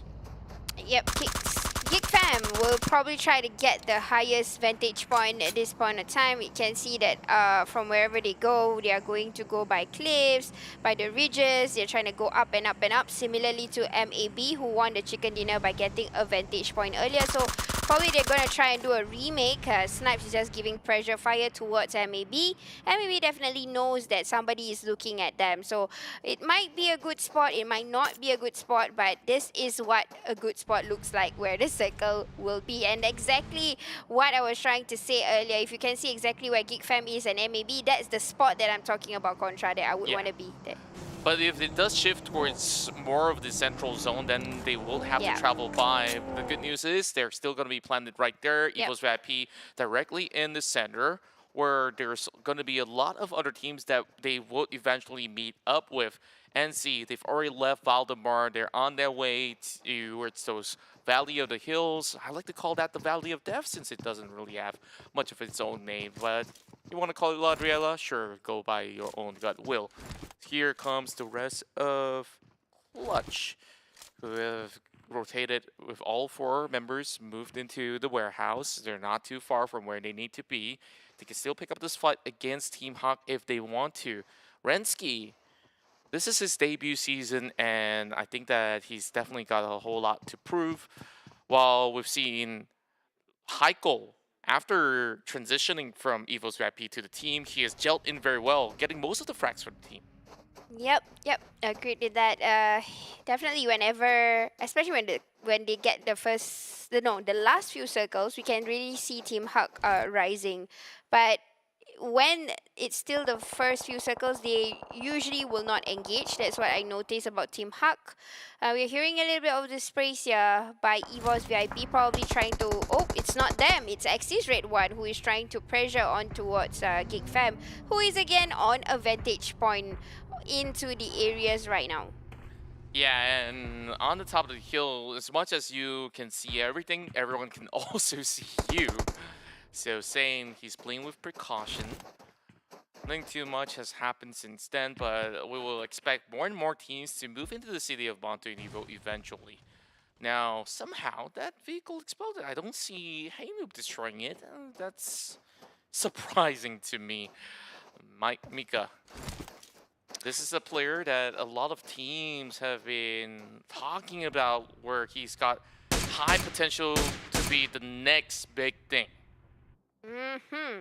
And Dumroot being spotted by Axis, and probably the vehicle explosion was caused by an EVOS player maybe, because you know they are very close with one another. These three teams is just within 100 or maybe 180 meters apart from one another. They are pretty much very close by. Team Bosskur making down south, and they are from the south. They are trying to ride across by the last few, you know, they are by the shore. This is how they usually get in, and they were probably hoping that if the circle closes into the south, because these are one of the teams that made it consistently whenever Miramar matches closes into the south. They are usually I in the don't top really 5. like it though. Take a look at that. Like Asper's only got like one first aid kit. Like if you're gonna take your time, you might as well just spend more time looking up. Yeah. And even so, they're low on resources. They don't really have information, and information is always key. So Dingoz. Almighty, they will have a pickup by Dingoz, like you said, Ate, with his UMP spray. Landing it perfectly. Tell me about this setup, right? Like last season, SMG came into popularity with 6 times scope equipped to it. Do you try it out for yourself? Yeah. You like it? Yep, I love it. But usually I will use it 6 times, but I'll pull it back to 3. So in a way, I'm comfortable in a sense. I think it's not just me. I'm just following pro tips from pro players, how they will get the recoil better in a sense or two. But if they were to push it all back to 6 times, you're just going to get the close range. That circle, though, a lot of teams are going to get into trouble. Yeah, I definitely do adjust it to 3 most of the time. But just looking back at that circle, a lot of teams, they will have to migrate out of Montenevo. So the hill that you mentioned particularly will have a little bit more of a troublesome time. Geek fam has to evacuate the area, and SMG has to do exactly the same. Therefore, they will try to rotate all together. Here is the start of the convoy that we will see from all the 16 teams. Teams that have already arrived to that section will be Dingoz, EVOS VIP, as well as Yoodo Alliance, so they will basically lock horns. Yoodo spots one out from NC. They try to get themselves into the warehouse, but gets shot and sniped by Yoodo with the barrel. And this is the favorite weapon that you've mentioned about, definitely dishing a whole lot of damage. Yep, this weapon is amazing, guys. You guys need to try it out, especially it can do magic with long range actually. Even though it's known for CQC. CQC is so painful if you get to... You don't even have to control the recoil. Just take the gun out. It's not like an Uzi where you have to go through a few rounds. Just a few taps and that person will go knock. But then again, you have to practice. In the new 1.9 version, Cheer Park. Yeah, Cheer Park has a lot of fun stuff that you guys could definitely explore. Other than that, we got the balloon mode as well. Keith's favorite. He loves balloons. Like, speaking of balloons, you know, like sometimes it reminds me of festivals and carnivals and stuff. To horror fans, I guess that, you know, Pennywise. But okay, here we go. Spray from Dingoz, trying to spray away SMG, and they are currently quite in the middle together with EVOS and NC just lurking. It's Stormness. What a place to stop, SMG. It's not a good place for you at all. You're gonna get sandwiched by 2 teams from long distance and 1 close range. Bruh, I don't want to be SMG right now. Yeah, and they're stuck in the middle of the ditch, and everyone's bruised up. Just take a look at that. There's not a point in time that they could possibly get themselves into the safety. That's what Appy from the top, though. He's just gonna fish it all out, though it's a dry descent. Here comes that Molotov to burn them all up. I don't think that there's much escaping, but thankfully there's a little bit of a crack there that they have been able to spot it, a little bit of a safety net. But SMG, they lose one to Appy's fire without much power needed. SMG! Oh no, it's not looking good on you. You're stuck. You are definitely stuck in the creek. But look at the crowd, though. Like the rest of the crowd are from north as well as the far west. How are they supposed to get by? I expect a lot of fight to happen on that Montenevo end. Yeah, but it seems like they have to squeeze themselves out. So Team Bosskur, who just arrived, you gotta get back out. Now EVOS VIP is going to fish on whatever they can fish on. Definitely SMG is the waiting ducks. Can't go anywhere. They are stuck in the creek. They can't rotate. Nothing. They can't do anything. But if EVOS VIP were not patient enough, they could possibly be punished as well if they were to rush outwards. Geek fam, they're also trying to get their way in. Now this race will come into effect. And Somnus has to go in for a quick reload. NSEA Bishop, only a slight bit of damage onto the vehicle while he's looking around. Ah, wait a minute, Pamburu! You can't do that! That's rude! Well, he can. That's Pamburu. He got it though. He got it. I give it to him. Yeah, he's alert at least to know where there is at least a kill steal that he can have. And maybe the people who just want the chicken dinner, can they do a back-to-back one? Maybe if they start to engage right now, maybe it's a good time. But CLC having their own fight together with this time, we are seeing R2K having some troubles of their own. So Harm is just left together with Echo, if I'm not mistaken. Oh, but there's a lot of scrimmages going on because people are just rotating in, kind of predicted the wrong circles. But this is the time where they have to squeeze in because there is only one pinnacle point where Pamburu teams is in right now. Yeah, Yoodo line's definitely in the perfect spot to have everybody else. Ranger gets his first frag. He makes it a double against Dingoz Esports. And oh my, Ranger making it work while MAB sprays onto TABAH and C. They have to recuperate and they drive in the straight direction. Easy picking for Iftar! Ooh, it's a nice Iftar coming from MAB. We're gonna see frags after frags here with the sweet spot that they have. Even though they're not in the circle yet, they're just gonna kill some steals, but they can do. Frankie's out, and then together with another NC player is already out also. I'm not sure. I don't think they're gonna get any revival, but MAB says, okay, that's enough. We're gonna get into the circle. They're gonna fight themselves with another team that is already parked inside. Happy with the steals again. Just 4 points without needing to do all too much. He's going to go in for those tags as well. Lands one shot onto Lex, but not enough to take him off those wheels. But he's already left that buggy. That's good of the news, but he will find it regardless. And C eventually gets out of the game, all thanks to Yoodo Lance's effort. Now he spots one more out. How many more points do you need, Appy? Make that 6! Just needing 2 taps! My goodness me, Yoodo Lance, the boss of Miramar. Check out his game instincts, bro. It's like he just swerve and like, okay, maybe there's somebody here. Okay, maybe there's somebody there. And true enough, it is a bingo shot. Totally on the head, and immediately 2 teams got eliminated just by that particular spot. And he's going at it. He's not stopping. It's still at it. He's still at it. But you know what? This might end the entire thing because the circle is not on them anymore. It doesn't matter. Whoever wants to move in a circle, by all means. Like, Yoodo Lions will pick everybody off when that happens, right? Like, Appy's been working magic. While GENEXUS Esports, they're on the far northern end. They will try to pick up everyone else. Let's go in for another replay because Ranger blew this one up perfect. That was a beautiful shot, man. Really, that's a way to come into the scene, Ranger. But here we go. Appy is still not finished. Now he already fished out someone. This is not easy, guys. This is at least 300 to 280 meters apart.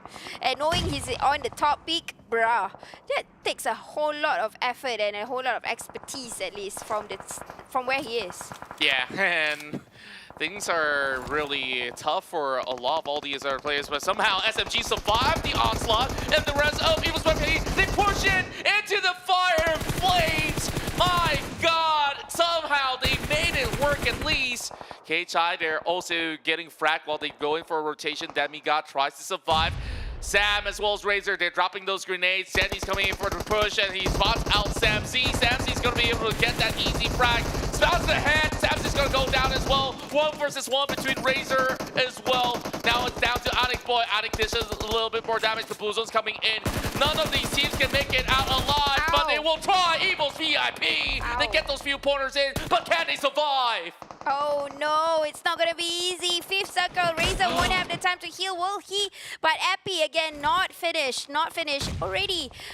Look into Yoodo Alliance 4 rivals. 2 of them have already pushed up into the circle. That's a very smart move, leaving 2 behind to frag. But now, the Legends are here. They are going to fight. They are going to steal away Yoodo Alliance.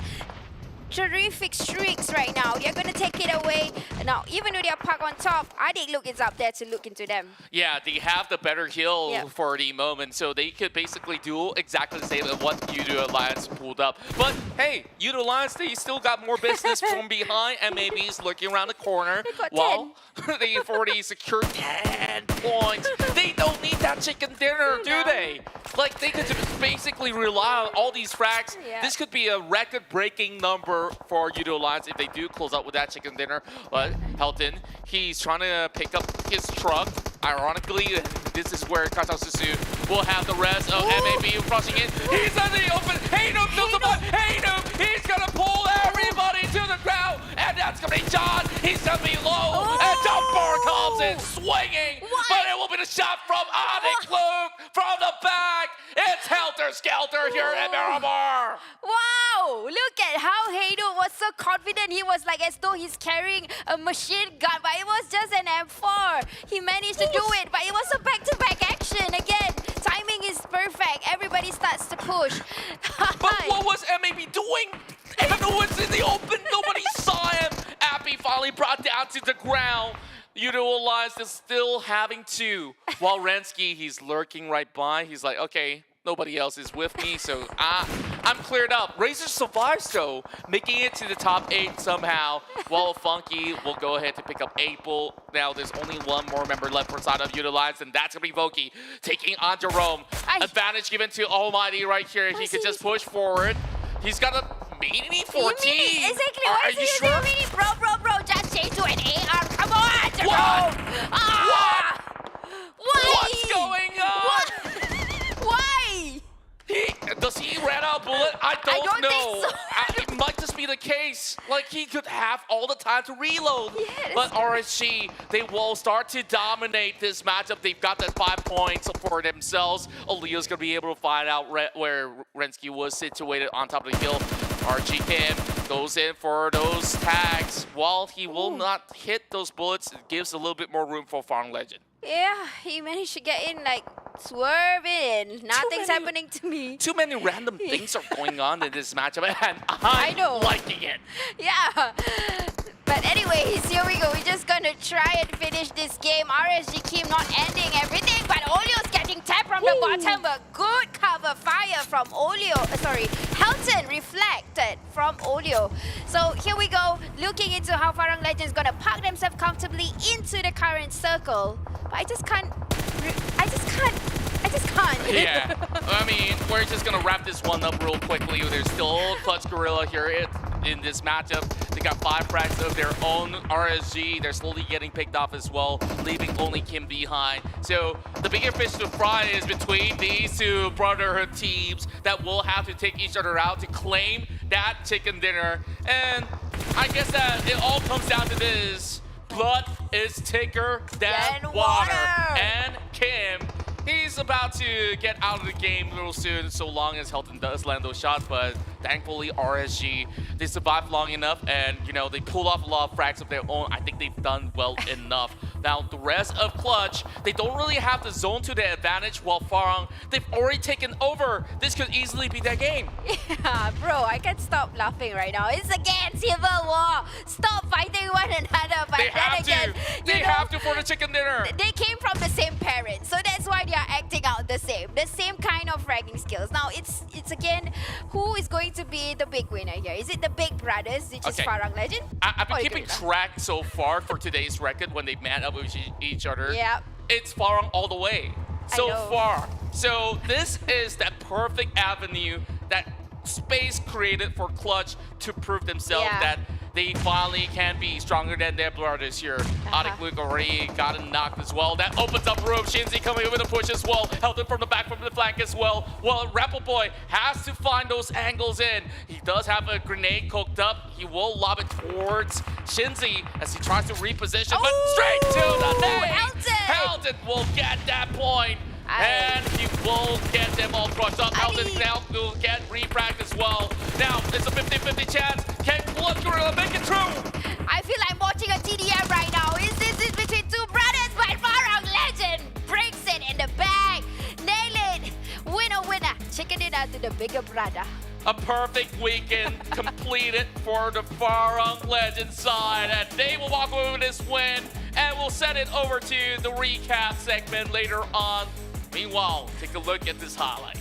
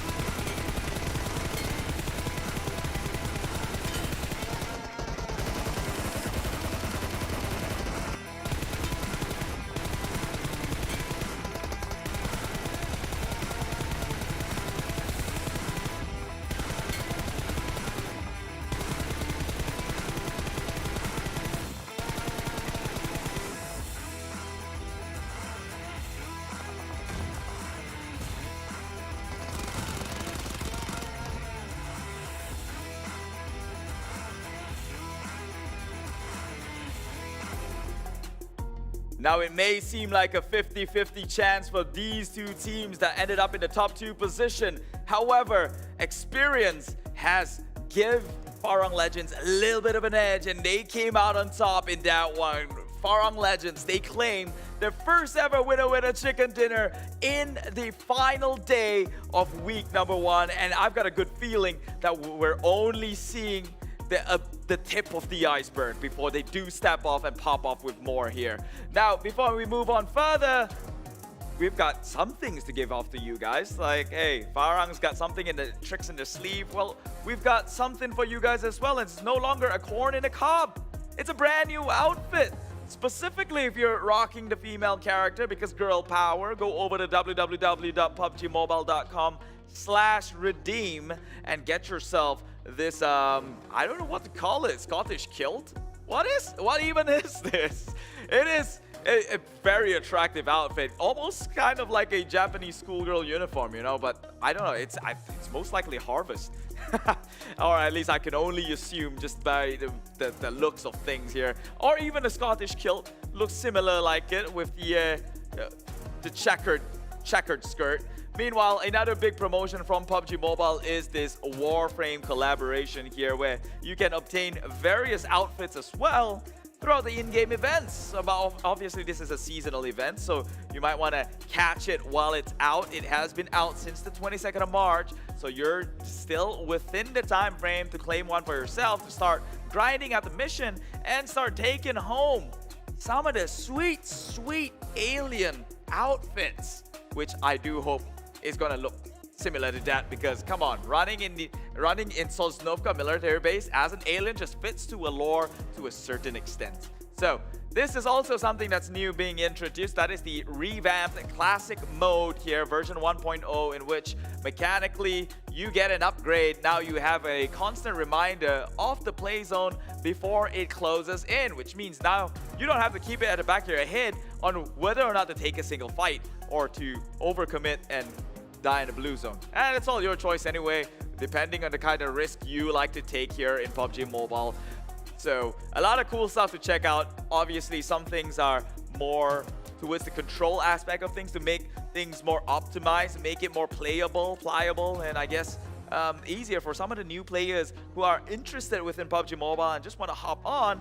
Well, I guess you got a head start now with some of the new improvements include the firearm attachment now in a single touch of the button. How PUBG Mobile has never been more convenient than it is today, especially with the new 1.9. A lot of things to cover within that match alone. Previously in the second map of Miramar, as the caster said, that was one heck of a solid game, and we cannot have any we cannot ask for more than what was already displayed, because that itself was as good as it gets, right? Yoodo line 4 rivals with the high on perch, just sniping people down. Then you have the two brothers in arms, Clutch Guerilla and Farang Legends, going head to head with both a 3v3. However, they did get the res onto ALMGHTY, so maybe did that shift the favor? Of course not, because I'll get through the recap in just about a bit, and it really didn't matter that ALMGHTY was there or not in the process here, because it was Helton who kind of technically won the game for the rest of Farang Legends here. Again, brothers in arms, still brothers outside of the game, but man, when it came down to it, it's a battle royale, and they are put up with a hard decision here. Besides that, let us take a look at the match ranking. First, here with Farang Legends claiming 12 points and a chicken dinner finish, 15 for the chicken dinner, giving them a total of 27 points. Hopefully this is enough. I think it is enough to actually propel them towards the first draft. As we saw previously in the match rankings before this, Clutch and Farang both had a chance.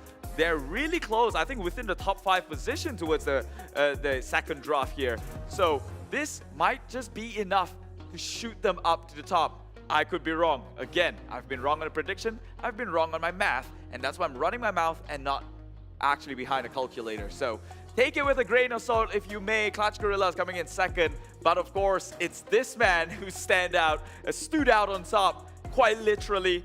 A Yoodo Alliance 4 rival, Appy, who was perched up on the highest point at Mount Picado there, or at least one of the mountains in Picado, sniping everyone in the process. 9 elimination. It almost seemed like it was going to go their way until the circle shifted. 1,084 damage, 3.9 MVP points, 314 longest elimination distance. I think they might just take that one again, seeing as though that he was perched on that hill for the entirety of his gameplay. 52% in the team contribution here. The others were giving info and was shooting back. However, he took most of the bulk. This is the overall rankings right now. Dingoz still number 1, 202. R2K coming in second, 194. Homebois at 192. But take a look down in number 9. Farang Legend surpasses the younger brother, who has been the more consistently performing team for the most part here in the PMPL MYSGPH Spring week number 1. Now that they have fallen behind a little bit, they gave a little bit of slack, and their bigger brother went and surpassed it, making their way in the top 10 position. First draft is the name, but Clutch Guerillas, they are not far behind, evening things out with Team Huck. Only actually to the teeth, same number of elimination, same number of ranking points. However, they have played more matches, so I guess that kind of puts them on top. I would argue if you could have the same points with less matches, that makes you number 1. But hey, I could be wrong. You know, I don't know what the calibration is or the parameters they're considering when it comes to these overall rankings here. Meanwhile, for the rest of the teams, the Southeast Asian champions, Team Secret, SEM9 against SMG. None of these teams you would have expected down in the second bracket for the longest of periods would be there till this very day. And we are only down to the last game of the day to play and eventually get into the end of the week where we will then tally up scores based on the overalls, and it's looking very much heavily on the side of Dingoz to get the full 20 points. Let's take a look at how that chicken dinner was made here. Farang Legends dropped down on the way of Los Leones here. It's a huge city, obviously a lot of loot to go by. Then they can share it with some other teams. Didn't have to have any unnecessary confrontation. It was minor movements or minor rotations made from this point onwards. Obviously, it's a bigger circle, seeing as though that it shifts towards the upper side. At one point, they boost and jet their way on the way to Power Grid, if I'm not mistaken. So this was the circle. They just dipped their toes in, playing by the edge here. Chumacera, it's a much safer place to be in comparatively to the open or the smaller compounds that is scattered around this circle over in Monte Nuevo. And as the circle closes into Power Grid, Farang, you can see that did not have an easy path. In fact, they had to go through a bunch of teams, but they had vehicles, so that's a plus point. And they just took they just made the rotation all the way into Power Grid, which is impressive. I'm pretty sure, I'm not so sure if they made a full round circle or they drove right past by through, because I wasn't, like, how do you get through? Oh, there we go. Yeah, they make the whole circle right onto the enter by the top right of the screen, because it wasn't shown by the map itself. Like everyone, all the action happened towards the northwestern side, that no one's been paying attention towards the southern side, and that is actually what benefited them.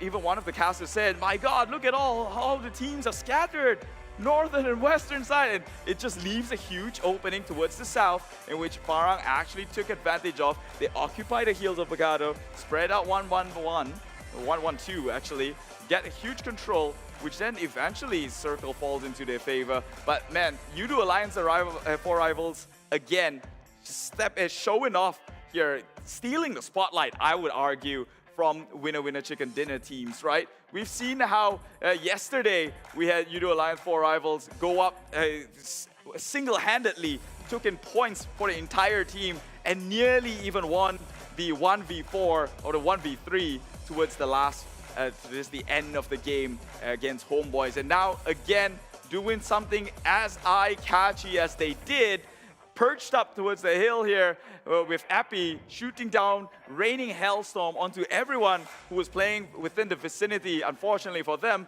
Luck of the Circle became the bane they had to go up against. And like, again, quote the casters, it's easy to go up, but you're gonna have a trouble getting down, and eventually it favors the side of Farang Legends, who already had so much control in this spread here. As you can see, Olayo and Adik will be fronting the whole thing. Cover fire from Rapper Boy and a flank coming in from Helton, in which that was the crucial moment. Helton, with a single nade toss, opened up that entry, and eventually bullets start coming in. Clutch Guerilla couldn't take on the pressure. They crumble, and their bigger brother, Farang Legends, claim their first ever winner chicken dinner. So much action, so much narrative. It is the fight between brothers, a civil war, I might say, and I'm expecting just as much or even more action going into the last game of the day of week number 1. This is the 2022 PMPL MYSGPH Spring. I'm Keith. We're gonna go into a short break before we come back with more action. Bye-bye.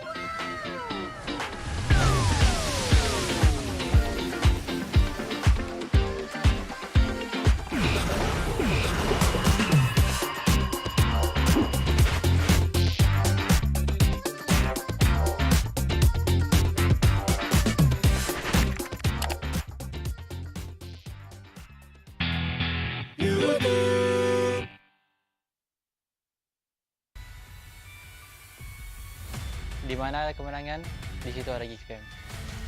Once a geek, always a fan.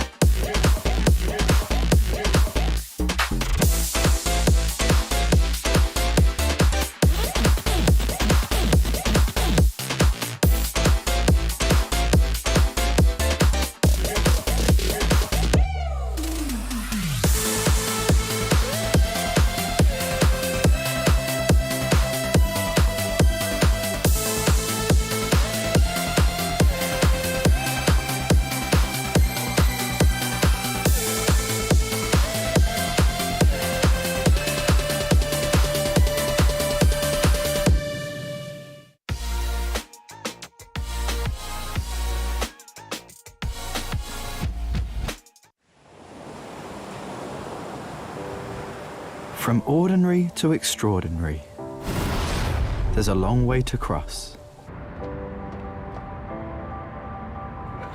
Whenever we lose our way, there's always a light that keeps us going. The light sparks from every young heart. It leads us to capture inspiration in ordinary days. It encourages us to seize the colors of sunrises after the darkest hours and create something amazing with it.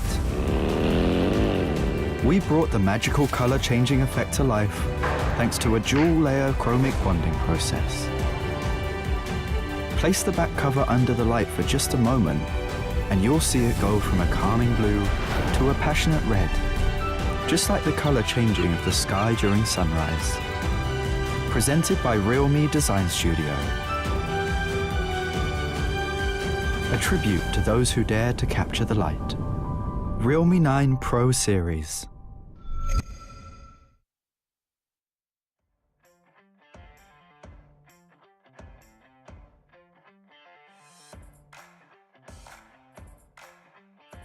This is it.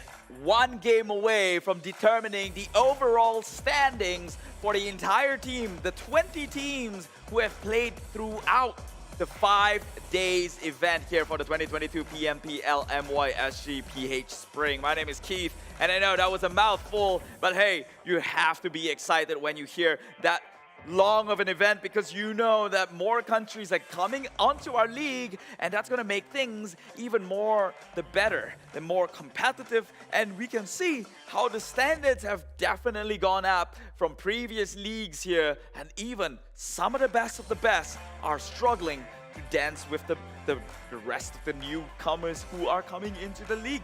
And that's always a good thing. However, they will have fans, and these fans will be expecting these giants to step back right up. I'm looking at you, Team Secret. I'm looking at you, Sem9. This could be that one match to instill back their hopes. And talking about the previous match though, the most damage goes to the side of Appy from Yoodo Alliance 4 Rivals at 1,084 from himself.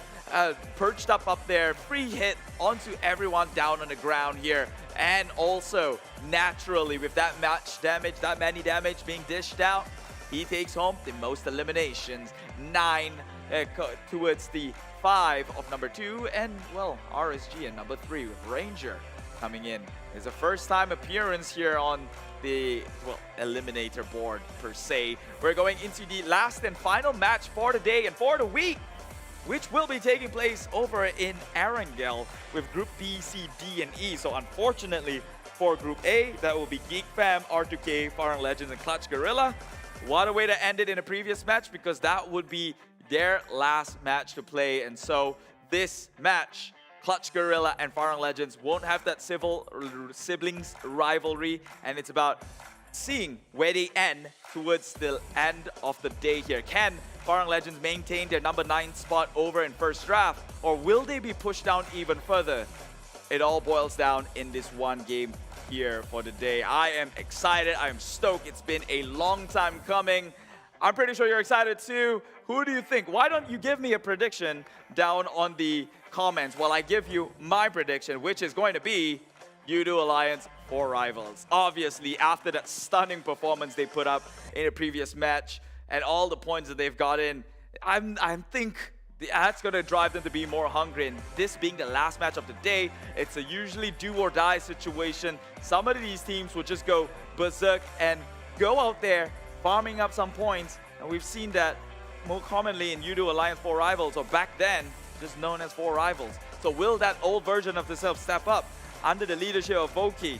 Well, it all depends. I hate to give you this generic blanket of a statement, but I really don't want to call it any certainty here, because it is a battle royale. Again, 1,000,001 things can go wrong, will go wrong. That is, I believe, the law of the universe. And so I will leave it up for the players in the lobby to play things out into their favor. Without further ado, casters, please take me away onto the Erangel.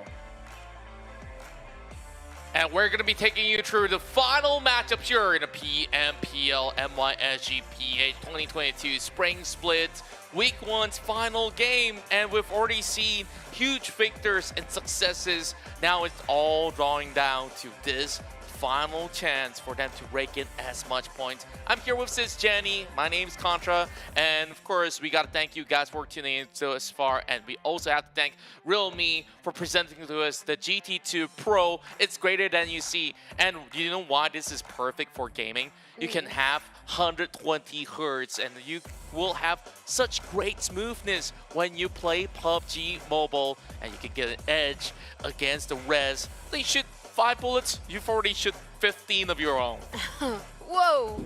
But what else to make it more perfect when you have the better gigabyte? So what is Yoodo having to offer our official digital telco partner? We've got 5 GB of high-speed data, and for you PUBG Mobile players, we got additional 20 GB of PUBG Mobile data extra.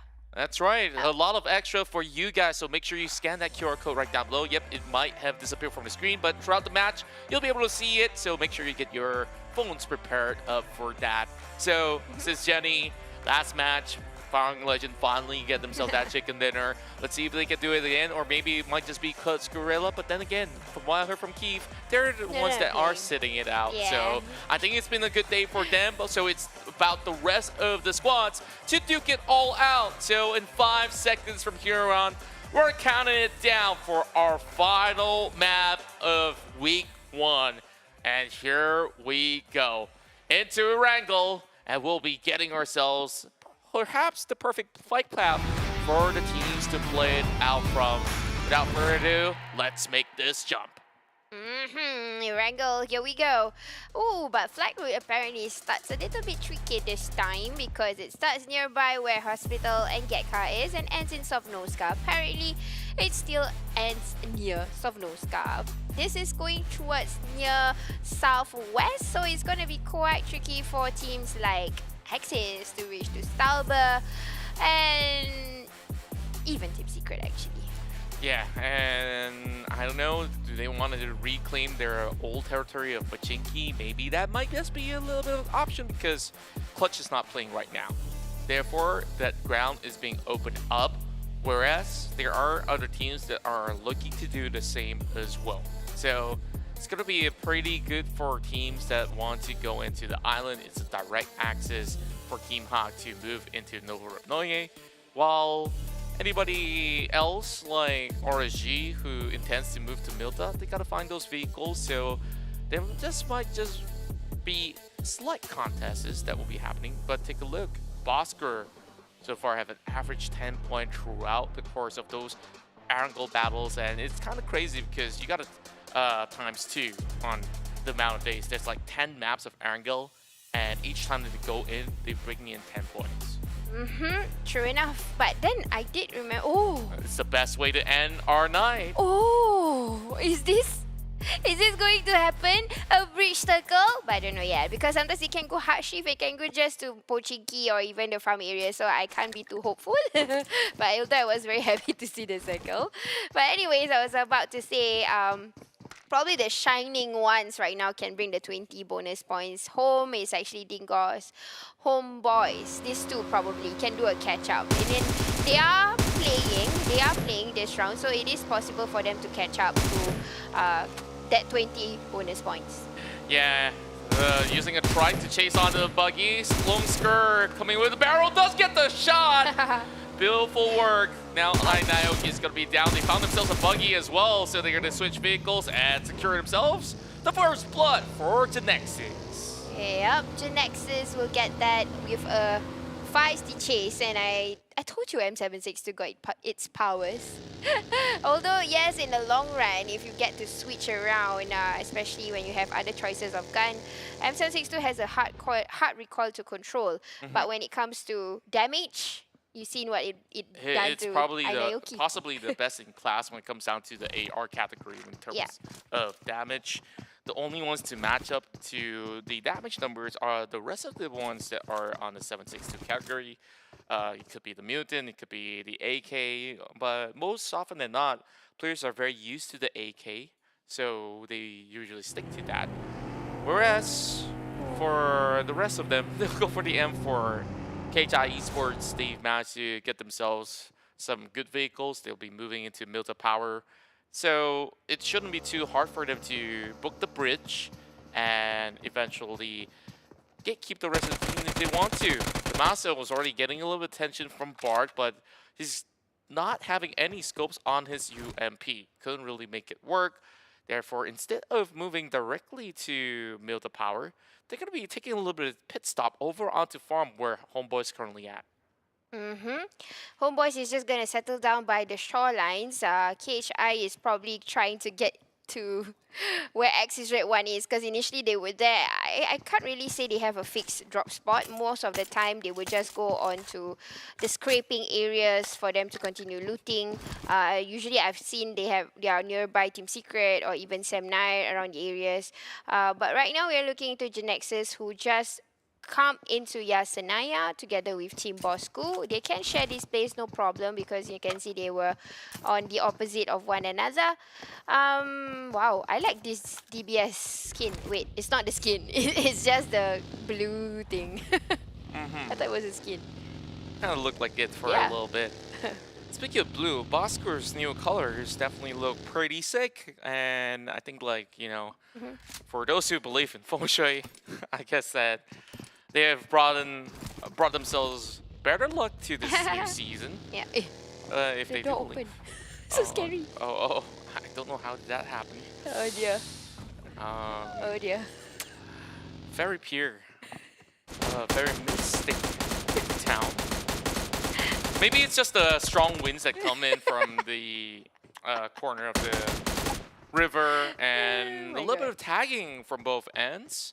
Over North Georgia Pole, interesting enough, Axis Red 1, they choose to look from here. Same goes to SMG. They are not natives around these compounds, but they just have to make do with what they've got, right? Because the circle is pretty far away, and they just want to see if they could get some extra points on their journey. Team Secret, like I've assumed them to do, they went back to Pochinki. An easier thing for them to execute, especially to rotate down towards the south side if they want to. Yep, knowing that Clutch Guerilla is not playing, so they can have Pochinki all they want right now. And hopefully it will be a better game for Team Secret this time at least. They have been quite consistent. We did see Miramar, they were doing well, but maybe elimination not yet. They're still almost okay with most of the other teams. Maybe this time with being in the middle in Pochinki and plus the circle is somewhere around there, probably they can show us what they can prove. You know, like we're waiting for Kid, like how he actually clutched Sam9 over in Sandhawk a few days ago. So maybe this is the moment. This could be it, but it's a little soon to see any sort of result from any teams at all.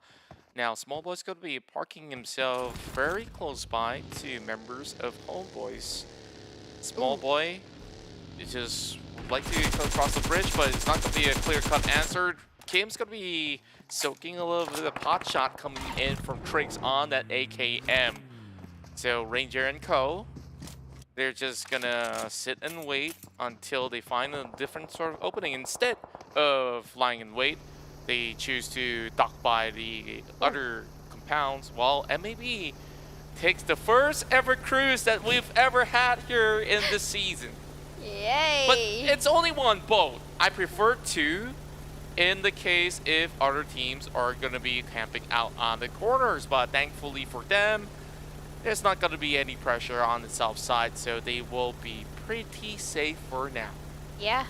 All they gotta do is just pump in the fuels and they can get to the other side of Sovnovska where there's not much of looting but more of to waiting for teams to come in. At least they can get elimination or maybe come in at the very last and end up in top 5 or even another chicken dinner.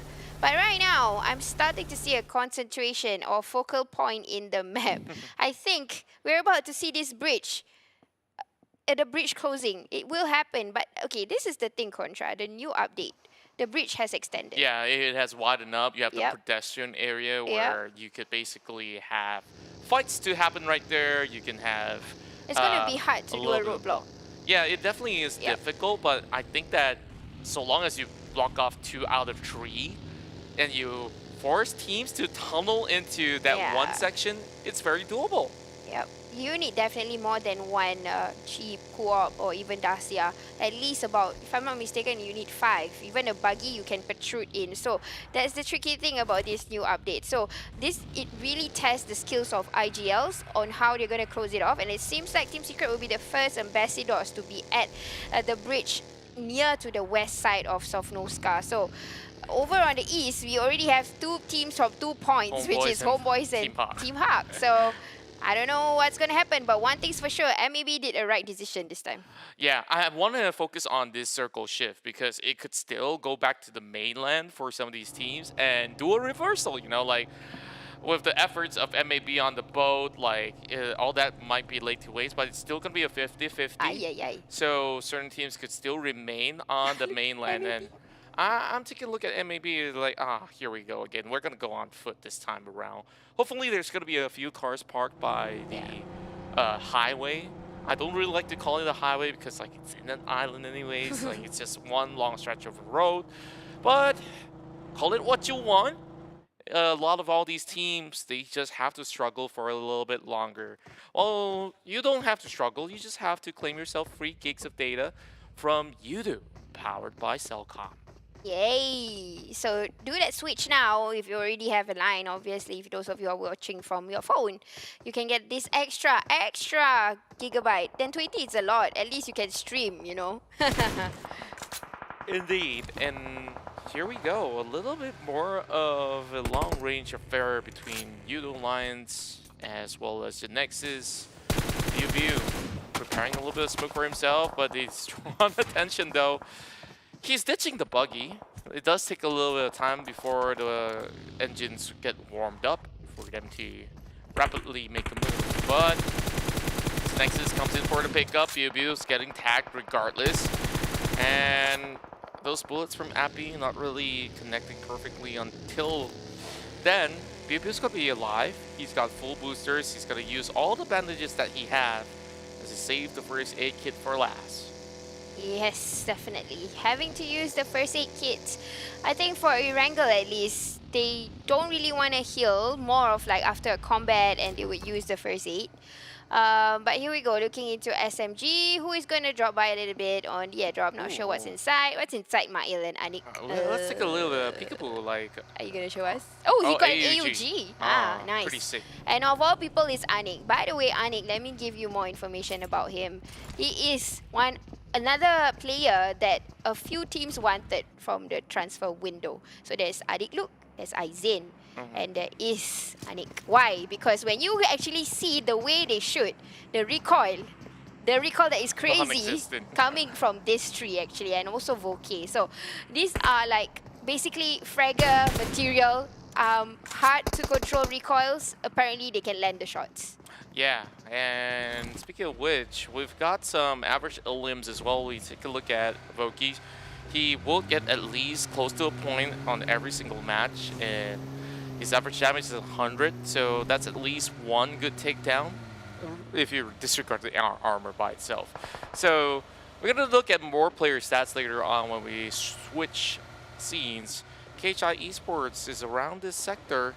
They're still not moving into the deeper parts of the circle, as they're hoping that the circle will be pulling back up towards the north. Well, KHI, they're receiving a little bit of damage right now. Appy, as well as the rest of Yoodo Alliance, are keeping them at bay.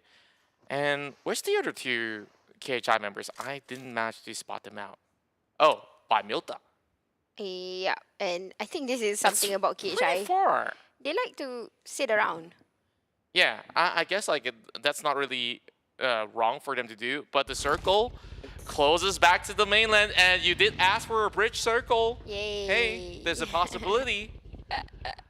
And look at Small Boy. He has comfortably parked on the other side, and airdrop is somewhere there. So probably we are going to see a bridge circle. Yeah, and it's rough.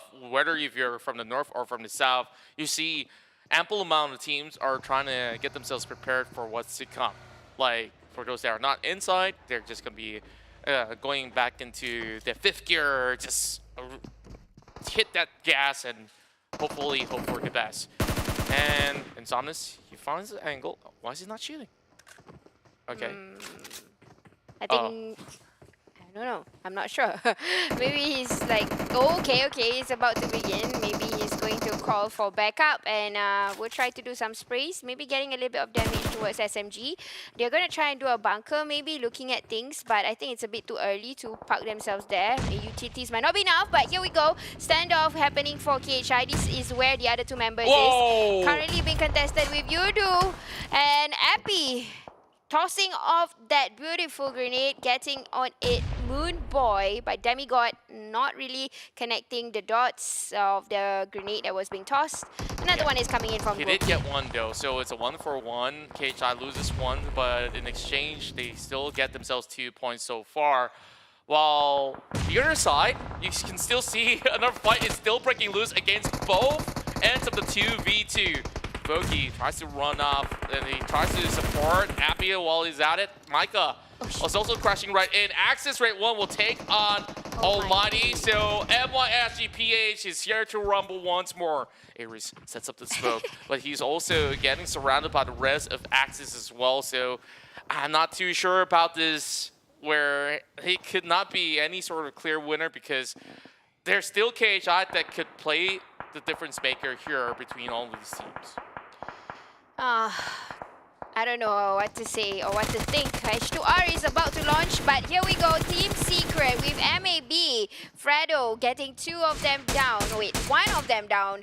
Mattoy did not manage to return the fire, but he managed to cover the fire from the other side. Wow! Oh, getting a shot straight through with the SLR. I mean, he's the DMR king though. Yes, John he is. getting from the back, but not enough to make Fredo fall to his ground. But there's still the grenade that's going to be lobbed right in. Fredo, he got to recover really quickly. Mattoy tries to suppress him, tries to stop him on that pursuit, while he also sees Calamity on the other side.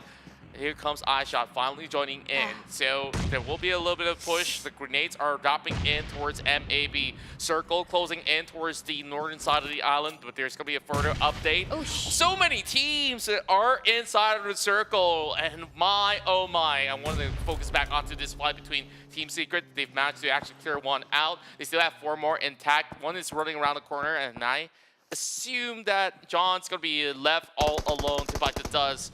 How long can he hold on to KHI? They got limited by Yoodo Alliance. Yep, and the fight is still going on between John. Come on, you guys don't see him. Maybe did not see him. He's already with the shadows, but from the other side, Matoy again covering fire. Already hitting the last player. But you know what, Team Secret, you gotta prioritize the circle right now. It's not on you. Yeah, and Team Secret always has Matoy as the all-seeing eye. He himself have brought those 3-pointers back towards Team Secret. Like, that positioning was all well scouted out. Now Jumper is still holding on.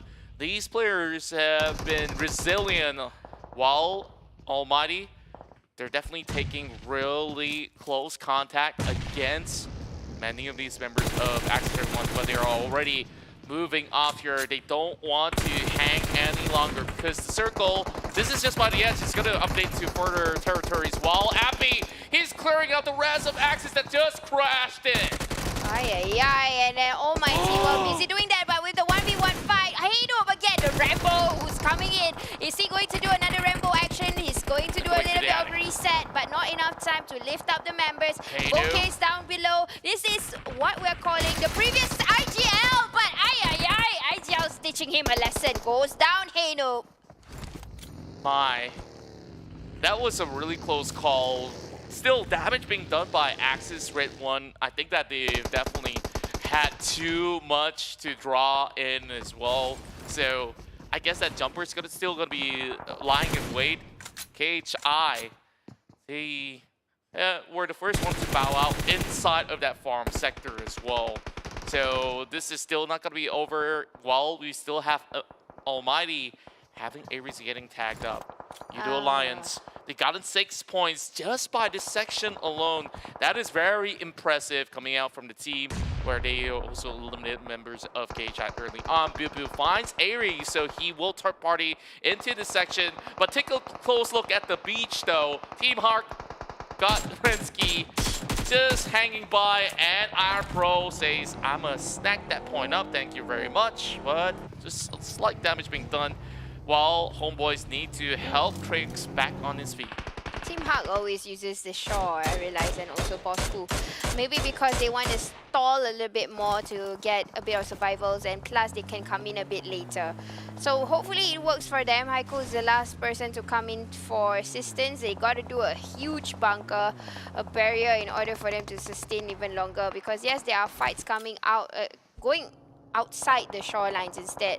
Sam9 is together with GENEXUS. We are seeing Homeboys who already got a clue there is people hiding around the shorelines. And then again, the circle is still quite Team Secret? even. Oh, okay. They were on the island, right? It's like, yeah, I'm sorry to cut you off right there. I was just really surprised. Yeah, They're starting to swim, but there are so many swimmers out there in the form of TABAH and C.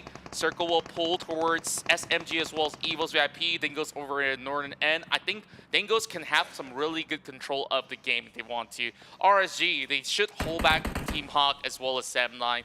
Well, GENEXUS tried to book themselves a slot inside of the next phase. Yep. And the question should be, how did Ifta get away? Right. He went from all the way south from the island of Sopnoska, and he's still alive after the fight with Team Secret. But Putra will try to give a backup with Bravo, but you know what? That's changed back to RSG, who just, Team Hawk getting out of the shorelines and now having to fight with RG. Now, this is a compound I would like to talk about. This compound is not easy to fight, and there you go. At least there's too much of a blind spot that the players have to take care of. But Small Boy goes down, but the rest of RG is still there. They are spread out nicely. Now it's only left with Luke in order to take the rest of Team Hawk down, but Sam9 says hi. And Small Boy, he did a lot of work right there. He went in for the repeat, which honestly isn't a mistake, but they were too sharp. Team Hawk goes in to take them down. There's only going to be Luke, who's on the opposite side of the compound. I don't think that last all too long. Axis Rate 1 bows out on 15. So many teams still surviving. This is the top quality plays that we do expect. Ranger goes out. Same goes the rest of RSG eventually. Now, Sem9 says hi. It's not the end, Team Hawk. Are they going to join in the fun, the beach party in the waters? Because I do see Homebois already parking a vehicle inside, probably trying to do healing games after that. But EVOS VIP, this fight is not over. Indeed, grenades coming in as well, drops a little bit too far. EVOS VIP still not really hitting the mark. They do have Jenny resuscitated. SMG still has 4 intact. ALMGHTY walks away with no points, unfortunately. While there's not too much room for EVOS VIP, they're getting snugged out. While Deb tries to lob one towards Team Hawk. He will get the bird's eye view, only for the slightest bit. More and more cars pass by. He does get the drop onto Heiko though. Well, great work coming out of the 7-9 Dams with the next one to fall, and there's just a little bit more of a beach party. This is like a rave by the beach. Man, where's TS though? Well, I guess that you can definitely welcome Alan Walker to spin some tracks. Here we go. The better gets going this time. SMG finally coming out of the pit, going to fight with Dingoz. EVOS have already got eliminated behind. But you see there's quite a cluster nearby the shore. I'm not sure why teams is in favor of the shore. Can you imagine if the circle decided to shift out of the waters? How many fishes are going to be? And indeed, it will shift out of the water, but I think that at least they've been able to keep themselves alive for the longer time. Jenny now brings out his AUG to play with the rest of the fishes out there. There's NSEA, Yoodo Alliance, and everybody else by that corner. MAB as well. You see it, 7-9. They can slowly creep in if they want to. When Ricky, he goes directly onto the crossover to DP28. Asper gets an easy fragging, but there's going to be Baby Kim that will also find the rest of GENEXUS. Okay, they're hiding in those water, and they're taking turns to heal up by the vehicle by the beach. Therefore, they can still survive if they want to, but once they get to the shore, they aren't going to be on foot. And 7-9, they're ready to basically take all of them down. 5 elimination points coming in for the side of Team Hawk. While 7-9, they're crashing in though. Is this the right move? They're going to bring in the pain. They crash and ram over one member. Drax goes down. Redsky still holds on. And 7-9, they rely only on Stone. 5 elimination points, but they are in a poor position. Yes, Stone, the best support at least for now. In 7-9, Redsky's not saying it's over, but it is over. The grenade that was cooking by Stone already eliminated that particular player from Team Hawk, but that's not the end, bro. There is still a lot of fishes that will come out at least, and I think right now they are talking, saying hi. But Dingoz, Kingmakers, look into the mini-map, guys. They are still on land, and they are the last people at the back. They can always do what they do best, which is to eliminate players within their range. That's right, and like I've said beforehand, like members of Dingoz, they position themselves very smartly, while many of all the other players, they thought, hey, by being by the beach will give them a little bit of safety net. Apparently not. While Dingoz, they are going up against GENEXUS. There's going to be a lot of players that will struggle by the beach, while we have the rest of SMG to hunt them all out. Voki still trying to take turns to heal with the rest of NC. And eventually, somebody has got to get some oxygen levels. Fertile goes down, and it's going to be 7-9. Oh, what's going on with the buggies? Fireworks. So baby, okay, I don't want to sing, but anyways, look into SMG, who's also taking control of the compound. Dingoz is not coming out to play just yet. They are still proning, being targeted by GENEXUS. Mail already has a clue there is more than one fish inside, and good gosh, that was a hit on the sport. And yeah, they're just probably just doing this for a barricade, at least for Stone, because right now the circle has shifted and moved on to where SMG and Dingoz is. This could also be a very good chance for GENEXUS. They still have 4 players compared to the rest of the teams out there. SMG somehow, throughout the longest period of time, being out in the open, they still survive, and they aren't being challenged by the rest of the team. And this has given them so much more benefit. while Dingoz are also struggling by the corner of the zone. They are going to be strafing until they get through those smokes. SMG, they're playing very defensively. Sam9, this is quite the miracle run from them. Luyu bringing out its Car 98K, trying to tap inside the smoke. Snappy's going to be able to get one more back. 7 points in for the side of Team GENEXUS. Could this be PUBG's first ever chicken dinner? We'll have to wait it out. Kiddo, as well as Baby Kim, so long as they have the smoke, they can survive, and they will be blinded for the moment, while SMG, they're just going to be happily sharing this one with the rest of Dingoz, but that sharing will come to an end eventually. Yes, it will come to an end, but SMG, again, good control of compound. They have been shifting together. If you can see the communication and all that is on point, but GENEXUS has been very, very noisy. They are the ones who has been alerting a lot of people that they are still here. How in the world is Putra still alive? I thought Stone was just alone, but anyways, they have Putra, they have Stone, it can be anybody's game this time. But SMG is going to try to gather whatever they have. They are the ones who are without a chicken dinner this time. Pew doing a very good disciplinary action, coming in and out to pick and shoot, but still GENEXUS not calling it out. It's the return of the king. GENEXUS currently with the lead. It's going to be Luyu that will be able to steal it away from SMG. Totally were the ones to deal the damage much early on. SMG slowly getting depleted, and SMG will eventually be eliminated if they keep carrying on. GENEXUS, they have 2 members down as well. Pew tries to eliminate it by the corner tree, but the flag comes in. Baby Kim!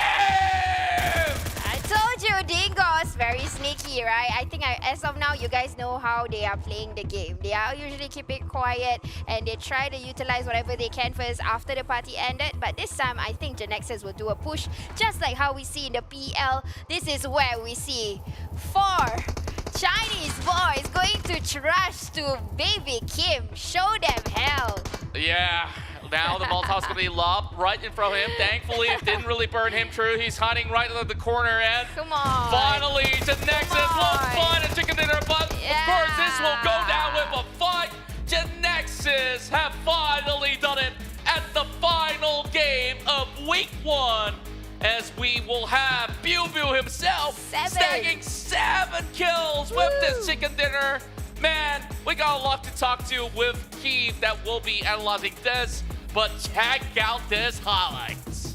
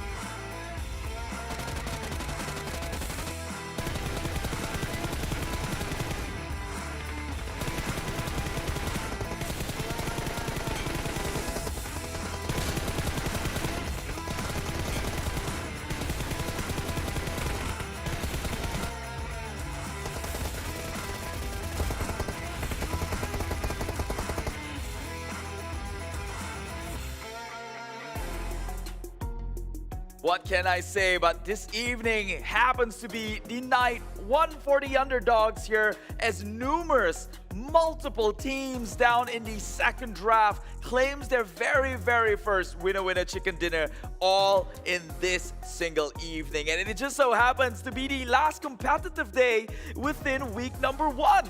And already the urgency is there. And my God, my only words to them is this: why did not this happen earlier? Why did not they felt the need to grind up the ranks earlier? Obviously, it's all said and done. should have, would have, could have. And let's be honest, when you're on a battlefield, it's a total different ball game than it is just watching and actually thinking you're a 200 IQ man when really you're playing with less information while you're in the game. But my God, today itself, momentous evening.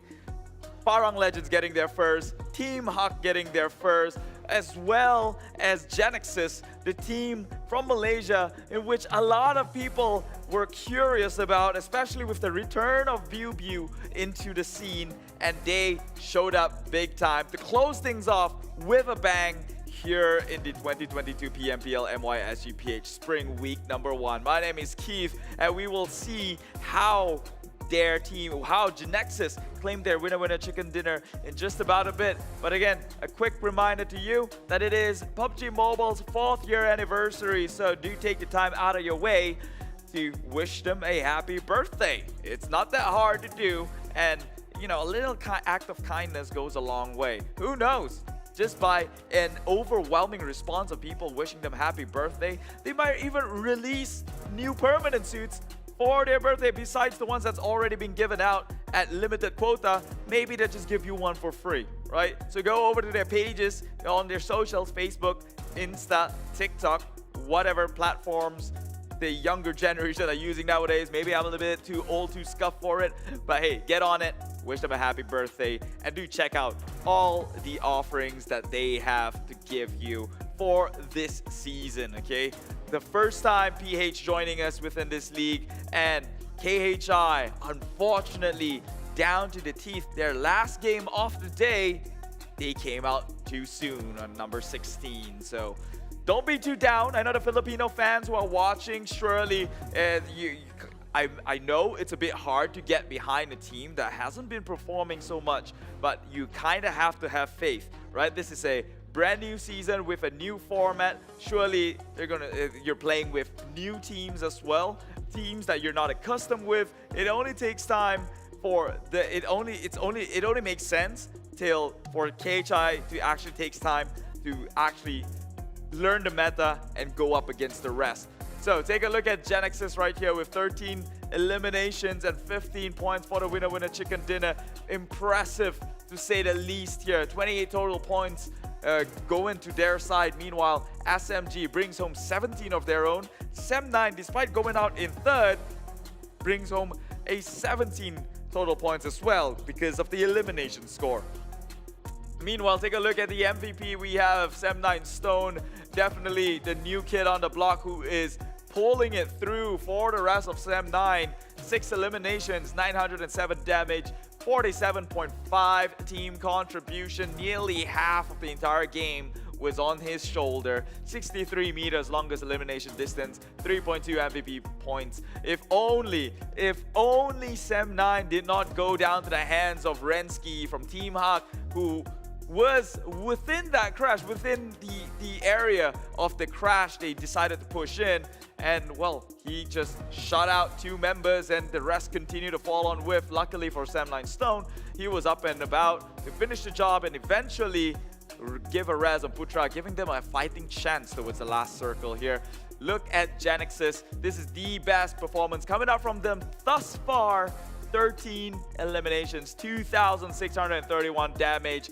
Sure, their aggression, they are aggressive, and their aggression paid off at the end of the day. And by that, I meant the end of the week here in week number 1. Sem9 Stone, 907, being the most damage dished out in a single match. GENEXUS BuBu comes in 2nd at 829, and it's glad to see familiar faces back on the screen again. Look at a Yoodo Yoodo Alliance 4 rivals, Appy as well with the 765 of his own.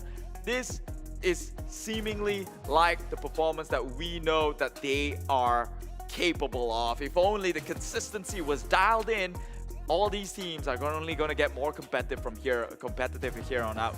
Here is the overall weekly rankings, and number 1, Dingoz takes home the full score of 20 points here with 218 Homebois with 196 total points. R2K coming in close at 194. Bosskur, unfortunately, although tasted number 2 position yesterday, they fell down to the 4th place, and it goes down lower and lower with GENEXUS now going up the ranks at 15th place. Clutch Guerillas at 12. Axis redONE actually fallen to the 2nd draft. Team Secret at 7-9.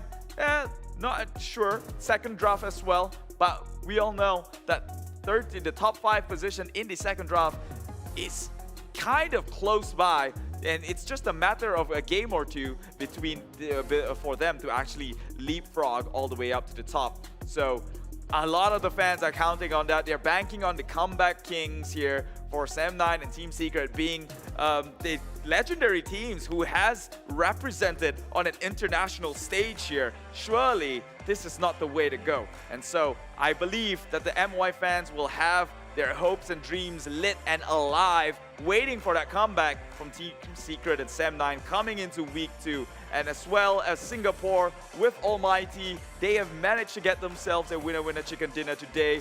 Now it all boils down to Team Philippines here as KHI Esports. Not the best of weeks, but this is PUBG Mobile where 1,000,001 things can go wrong. And so they have a chance again to claim their first chicken dinner, if not this week, maybe the next. And just a little bit of a update here with the point system. Apparently, Homebois will get a deduction in their bonus points here. I have a total of 9 points deduction from their bonus points because they missed out on the task match. So, yeah, for all the players back at home, if you're watching this, hey man, we want to help you out as much as we could, but you kind of have to show up and do your part. Sam9 as well, a bit rough on this one because they're already down in the 2nd draft here now with the absence on the test match. Again, getting a deduction of 3 points for Sam9, 9 for Homebois. So, well, it is as it is. If we're going to create a competitive professional league, that we have to be professional players, we have to be professional people, and therefore being timely is one of the great qualities that makes you a professional. So unfortunately, that's out of my hands, but it is what it is. Nevertheless though, the week is said and done for. The overall rankings has been set into place. There will be no more games today for them to play. However, comes next week, they have a chance to reset their history. Okay, reset their fate here. They have all points on the board will be scraped off comes next week, and they will be starting from 0 as they try to grind their way up and this time get a better overall ranking for some of these teams who ended up at the bottom. Will we see KHI Esports get the chicken dinner on the next week?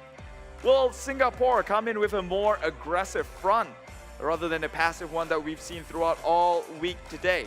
Or will it be a completely Malaysian region dominated league here in the 2022 PMPL MYSGPH Spring? I'm only painting scenarios and narratives. Of course, it all boils down to the hands of these players and how well they play their games and how well they capitalize on advantages that presents themselves right in front of you. It is, after all, PUBG Mobile. It is, after all, a battle royale.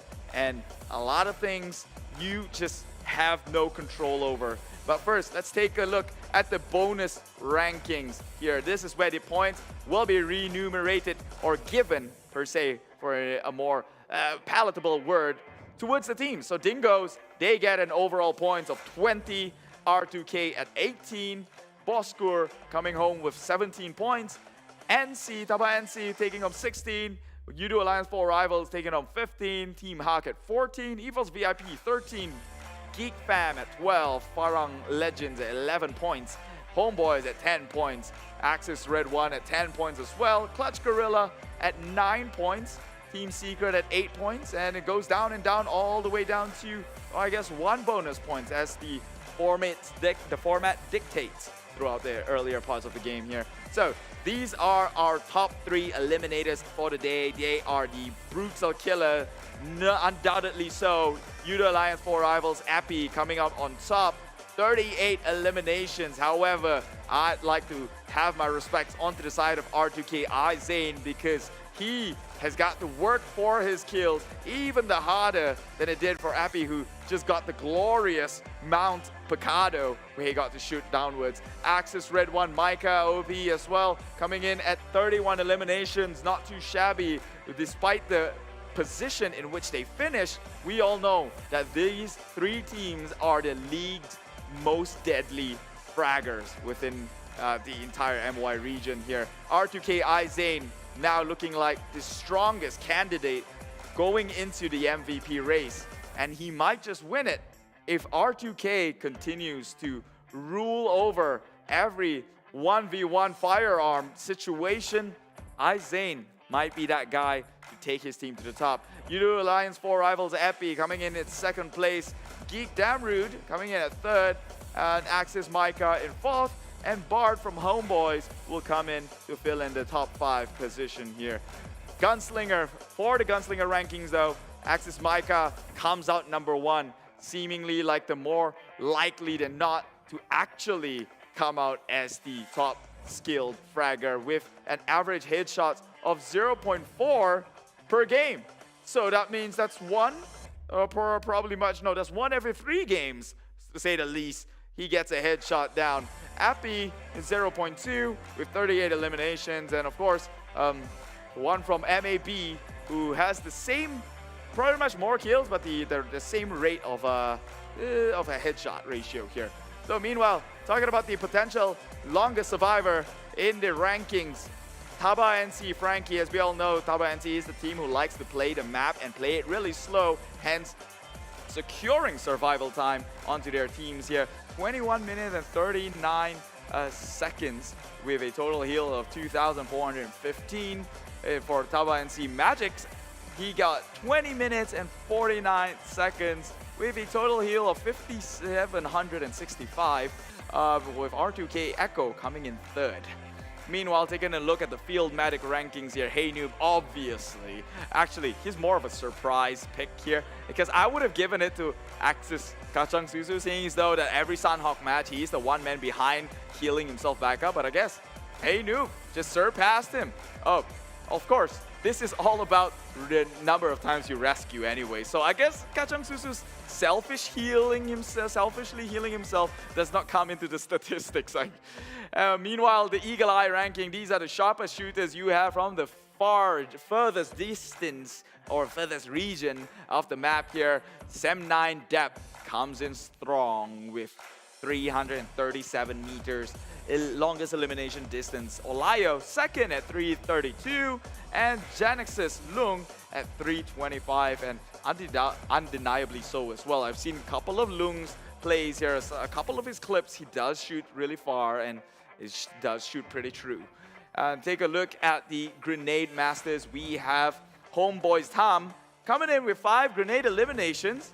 Meanwhile, Adik Luke comes in with 5 grenade eliminations for Farang Legends, and Dingoz Ricky coming in at 5 grenade eliminations. How did they get a position 1, 2, and 3? Really, I don't know. At this point, I would say they're all dead set even in terms of the Grenade Master rankings here. However, things are volatile. It will shift every now and then, and they have the next week to actually grind it out and make sure they hold their position in number 1, or for Ricky and Adik Luke, move up to a stop up maybe for Adik Luke, go up to the number 1, and maybe Ricky all the way up as well to the number 1 spot. It's all for them to decide in next week's game. But first, let's talk about the game we had before this and how GENEXUS secured their first ever winner chicken dinner. Starting things off by the foothills of the Gatka Mountain, he makes a topwards rotation towards the north, crossing the bridge, just avoiding all sorts of team, recognizing that the circle did close down below. Going up decreases the chances of them going through a confrontation. However, after they looted Yasnaya, they zoom straight on down onto farm, seeing as though that the circle did close with a split in the middle being 40% water, I would say. if you regard, and the maps on the two islands could go either way, right? So the safest thing you do is to bank by the river, in which if it pulls up, you have access. If it pulls down, you're already by the river to make the transition or the swim across. Now, as you see, when the circle closes even further, this was when things get a bit dicey for GENEXUS, as they are smack dab in between, in the center here over at Farm. Thankfully for them, teams from Sosnovka will have to make the swim across, which means they are not a threat. They have been, what's the word here? They have been neutralized, per se, coming from the south side. And so their attention became more manageable, as they only had need to look out for the rest of the teams coming in from behind them and from the top. So you can see, as they sent Loyu, they sent two players, one up into the shed there, right smack dab in the center, in which they played for the longest of time. Loyu will come in from the flank side in case of any sort of movement coming from the left side of their position, where Sam9 Gank and Team Ha currently resides. Again, just to press in the point that teams that are coming in from the south side, from Sosnovka through the waters, are neutralized threat. And there are so many teams that could gun them down before it becomes a threat onto GENEXUS. So they only needed to split their attention to a left to right. This is where things got a bit more panicky for GENEXUS when Dingoz came in and started picking and prodding them within their position. Thankfully for them, they do have some smokes to utilize here. And Dingoz had SMG to worry about. So SMG taking out the threat that was the immediate threat towards GENEXUS, and Bosskur has got eyes on one member of Dingoz, which then ended up in this battle. Obviously, GENEXUS came in with some bullet fires of their own, sealing the deal, taking out the entirety of Dingoz, and Sam9 came in as a third party onto SMG and neutralizing their potential from actually taking over the entire game. So GENEXUS, maybe great plays, but also their aggressive movement, they moved on. They've displayed here in this map alone, and how they stayed resilient within the small shed with nothing but utilities and smokes to play around with is rather impressive. Biu showing again how lethal he can be with a gun on his hands. And I believe we have a phoner later on tonight, and I want to find out who this magical person is and ask him a bunch of questions now that the week number 1 is over. Is that guy happy about it? Is he not? Well, it depends on who is the recipient at the end of the line. So without further ado, let's get on a call with Homebois, Iron Pro. Hello. What's going on, brother? Apa kabar? Apa kabar? Alhamdulillah, baik. Okay, so first question I want to ask you, sekarang the league dah tamat for week number 1. Are you happy with the results? So far happy lah, sebab week pertama kan dapat nombor 2, so kita orang berpuas hati lah. Okay, just to translate what Iron Pro just said, he is rather happy with the results, seeing as though that he did ended up in the top 2 position. So it's not, surely they would love number 1, but they're okay with number 2, seeing as though the point difference you get is only about like 2 points. All right. Yep. So was there anything that happened throughout the whole week yang you menyesal tak buat? Day 1 lah, sebabnya kita orang day 2 baru sedar mistake apa kan sebenarnya. Sebab mistake yang kecil-kecil je, so rugi day 1 lah, tak ada point banyak. Do you have an example? Ada apa mistake dia yang kecil-kecil itu? Macam gelabah, cepat sangat buat decision making, and then terlalu nak tengah circle lah. Kejar tengah circle sangat, macam tu. Alright, so just to translate again what Iron Pro just mentioned, I asked him if there were any regrets throughout this entire week number 1, and he said only in day number 1 did they have regrets. They were playing things a little bit more nervous, a little bit more too desperate to get within the circle, and these minor mistakes in which they fixed in day 2, moving on forward, and that's why they are within the top 2 position. So you are a team that I would consider very adaptable to the situation. Thank you. So one more thing, Iron Pro. I know di Malaysia you banyak peminat. So before he's being humble, guys. He's got a lot of fans. I know that much. So kalau you ada pesanan untuk peminat you, if you have a message towards your fans or your supporters, what would it be? I nak ni lah pesan dekat to Keshai. Boleh? Boleh. Thank you for donate point to us. I don't think I have to translate that. KHI Iron Pro is calling you out, obviously in friendly competitive mode here, right? It's all fun and games in the game itself. He's calling you out, so this is good. This is good. You know why? Because next week every team would have to step up, including KHI Esports from the Philippines. So one more thing before I let you go, Iron Pro. Alright. Next week, what is the plan? Plan still sama je macam minggu ni juga. Still maintainkan apa yang ada. So that kita orang lagi improve lah yang apa yang kita orang tengah ada sekarang ni. Okay. Sebabnya minggu ni still kita orang try and error je banyak. And so, still you top 2. Tapi tak tahu rezeki lah. Okay, boleh. So just to translate one last time for what Iron Pro just mentioned, I asked him what is the plan coming into week 2. He said this is a dead giveaway for all the teams out there. His strategies will be the same. So teams back home, go back through all the live session, study Homebois if you want to counter them within the coming weeks, because everything will be the same according to him. It's all trial and error, and so you're gonna have to take it with a grain of salt. Okay, thank you so much, Iron Pro. Thank you for this session. Alright. Good luck next week. Thank you so much. Bye-bye. And just like that, he ended off with a strong message onto the side of KHI Esports.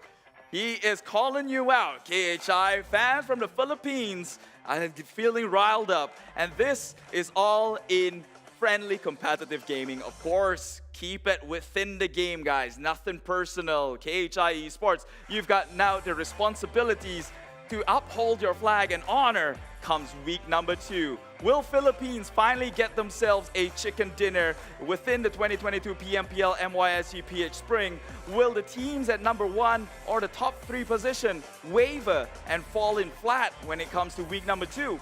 It all goes down to suspense, and it's suspense that I'm willing and excitedly waiting to receive on my end. So without further ado, my name is Keith. This is once again the 2022 PMPL MYSGPH Spring. Thank you to PUBG Corporation, Tencent Games, Lightspeed and Quantum Studios. We will see you next week for week 2 in the country league here. See you. Bye-bye.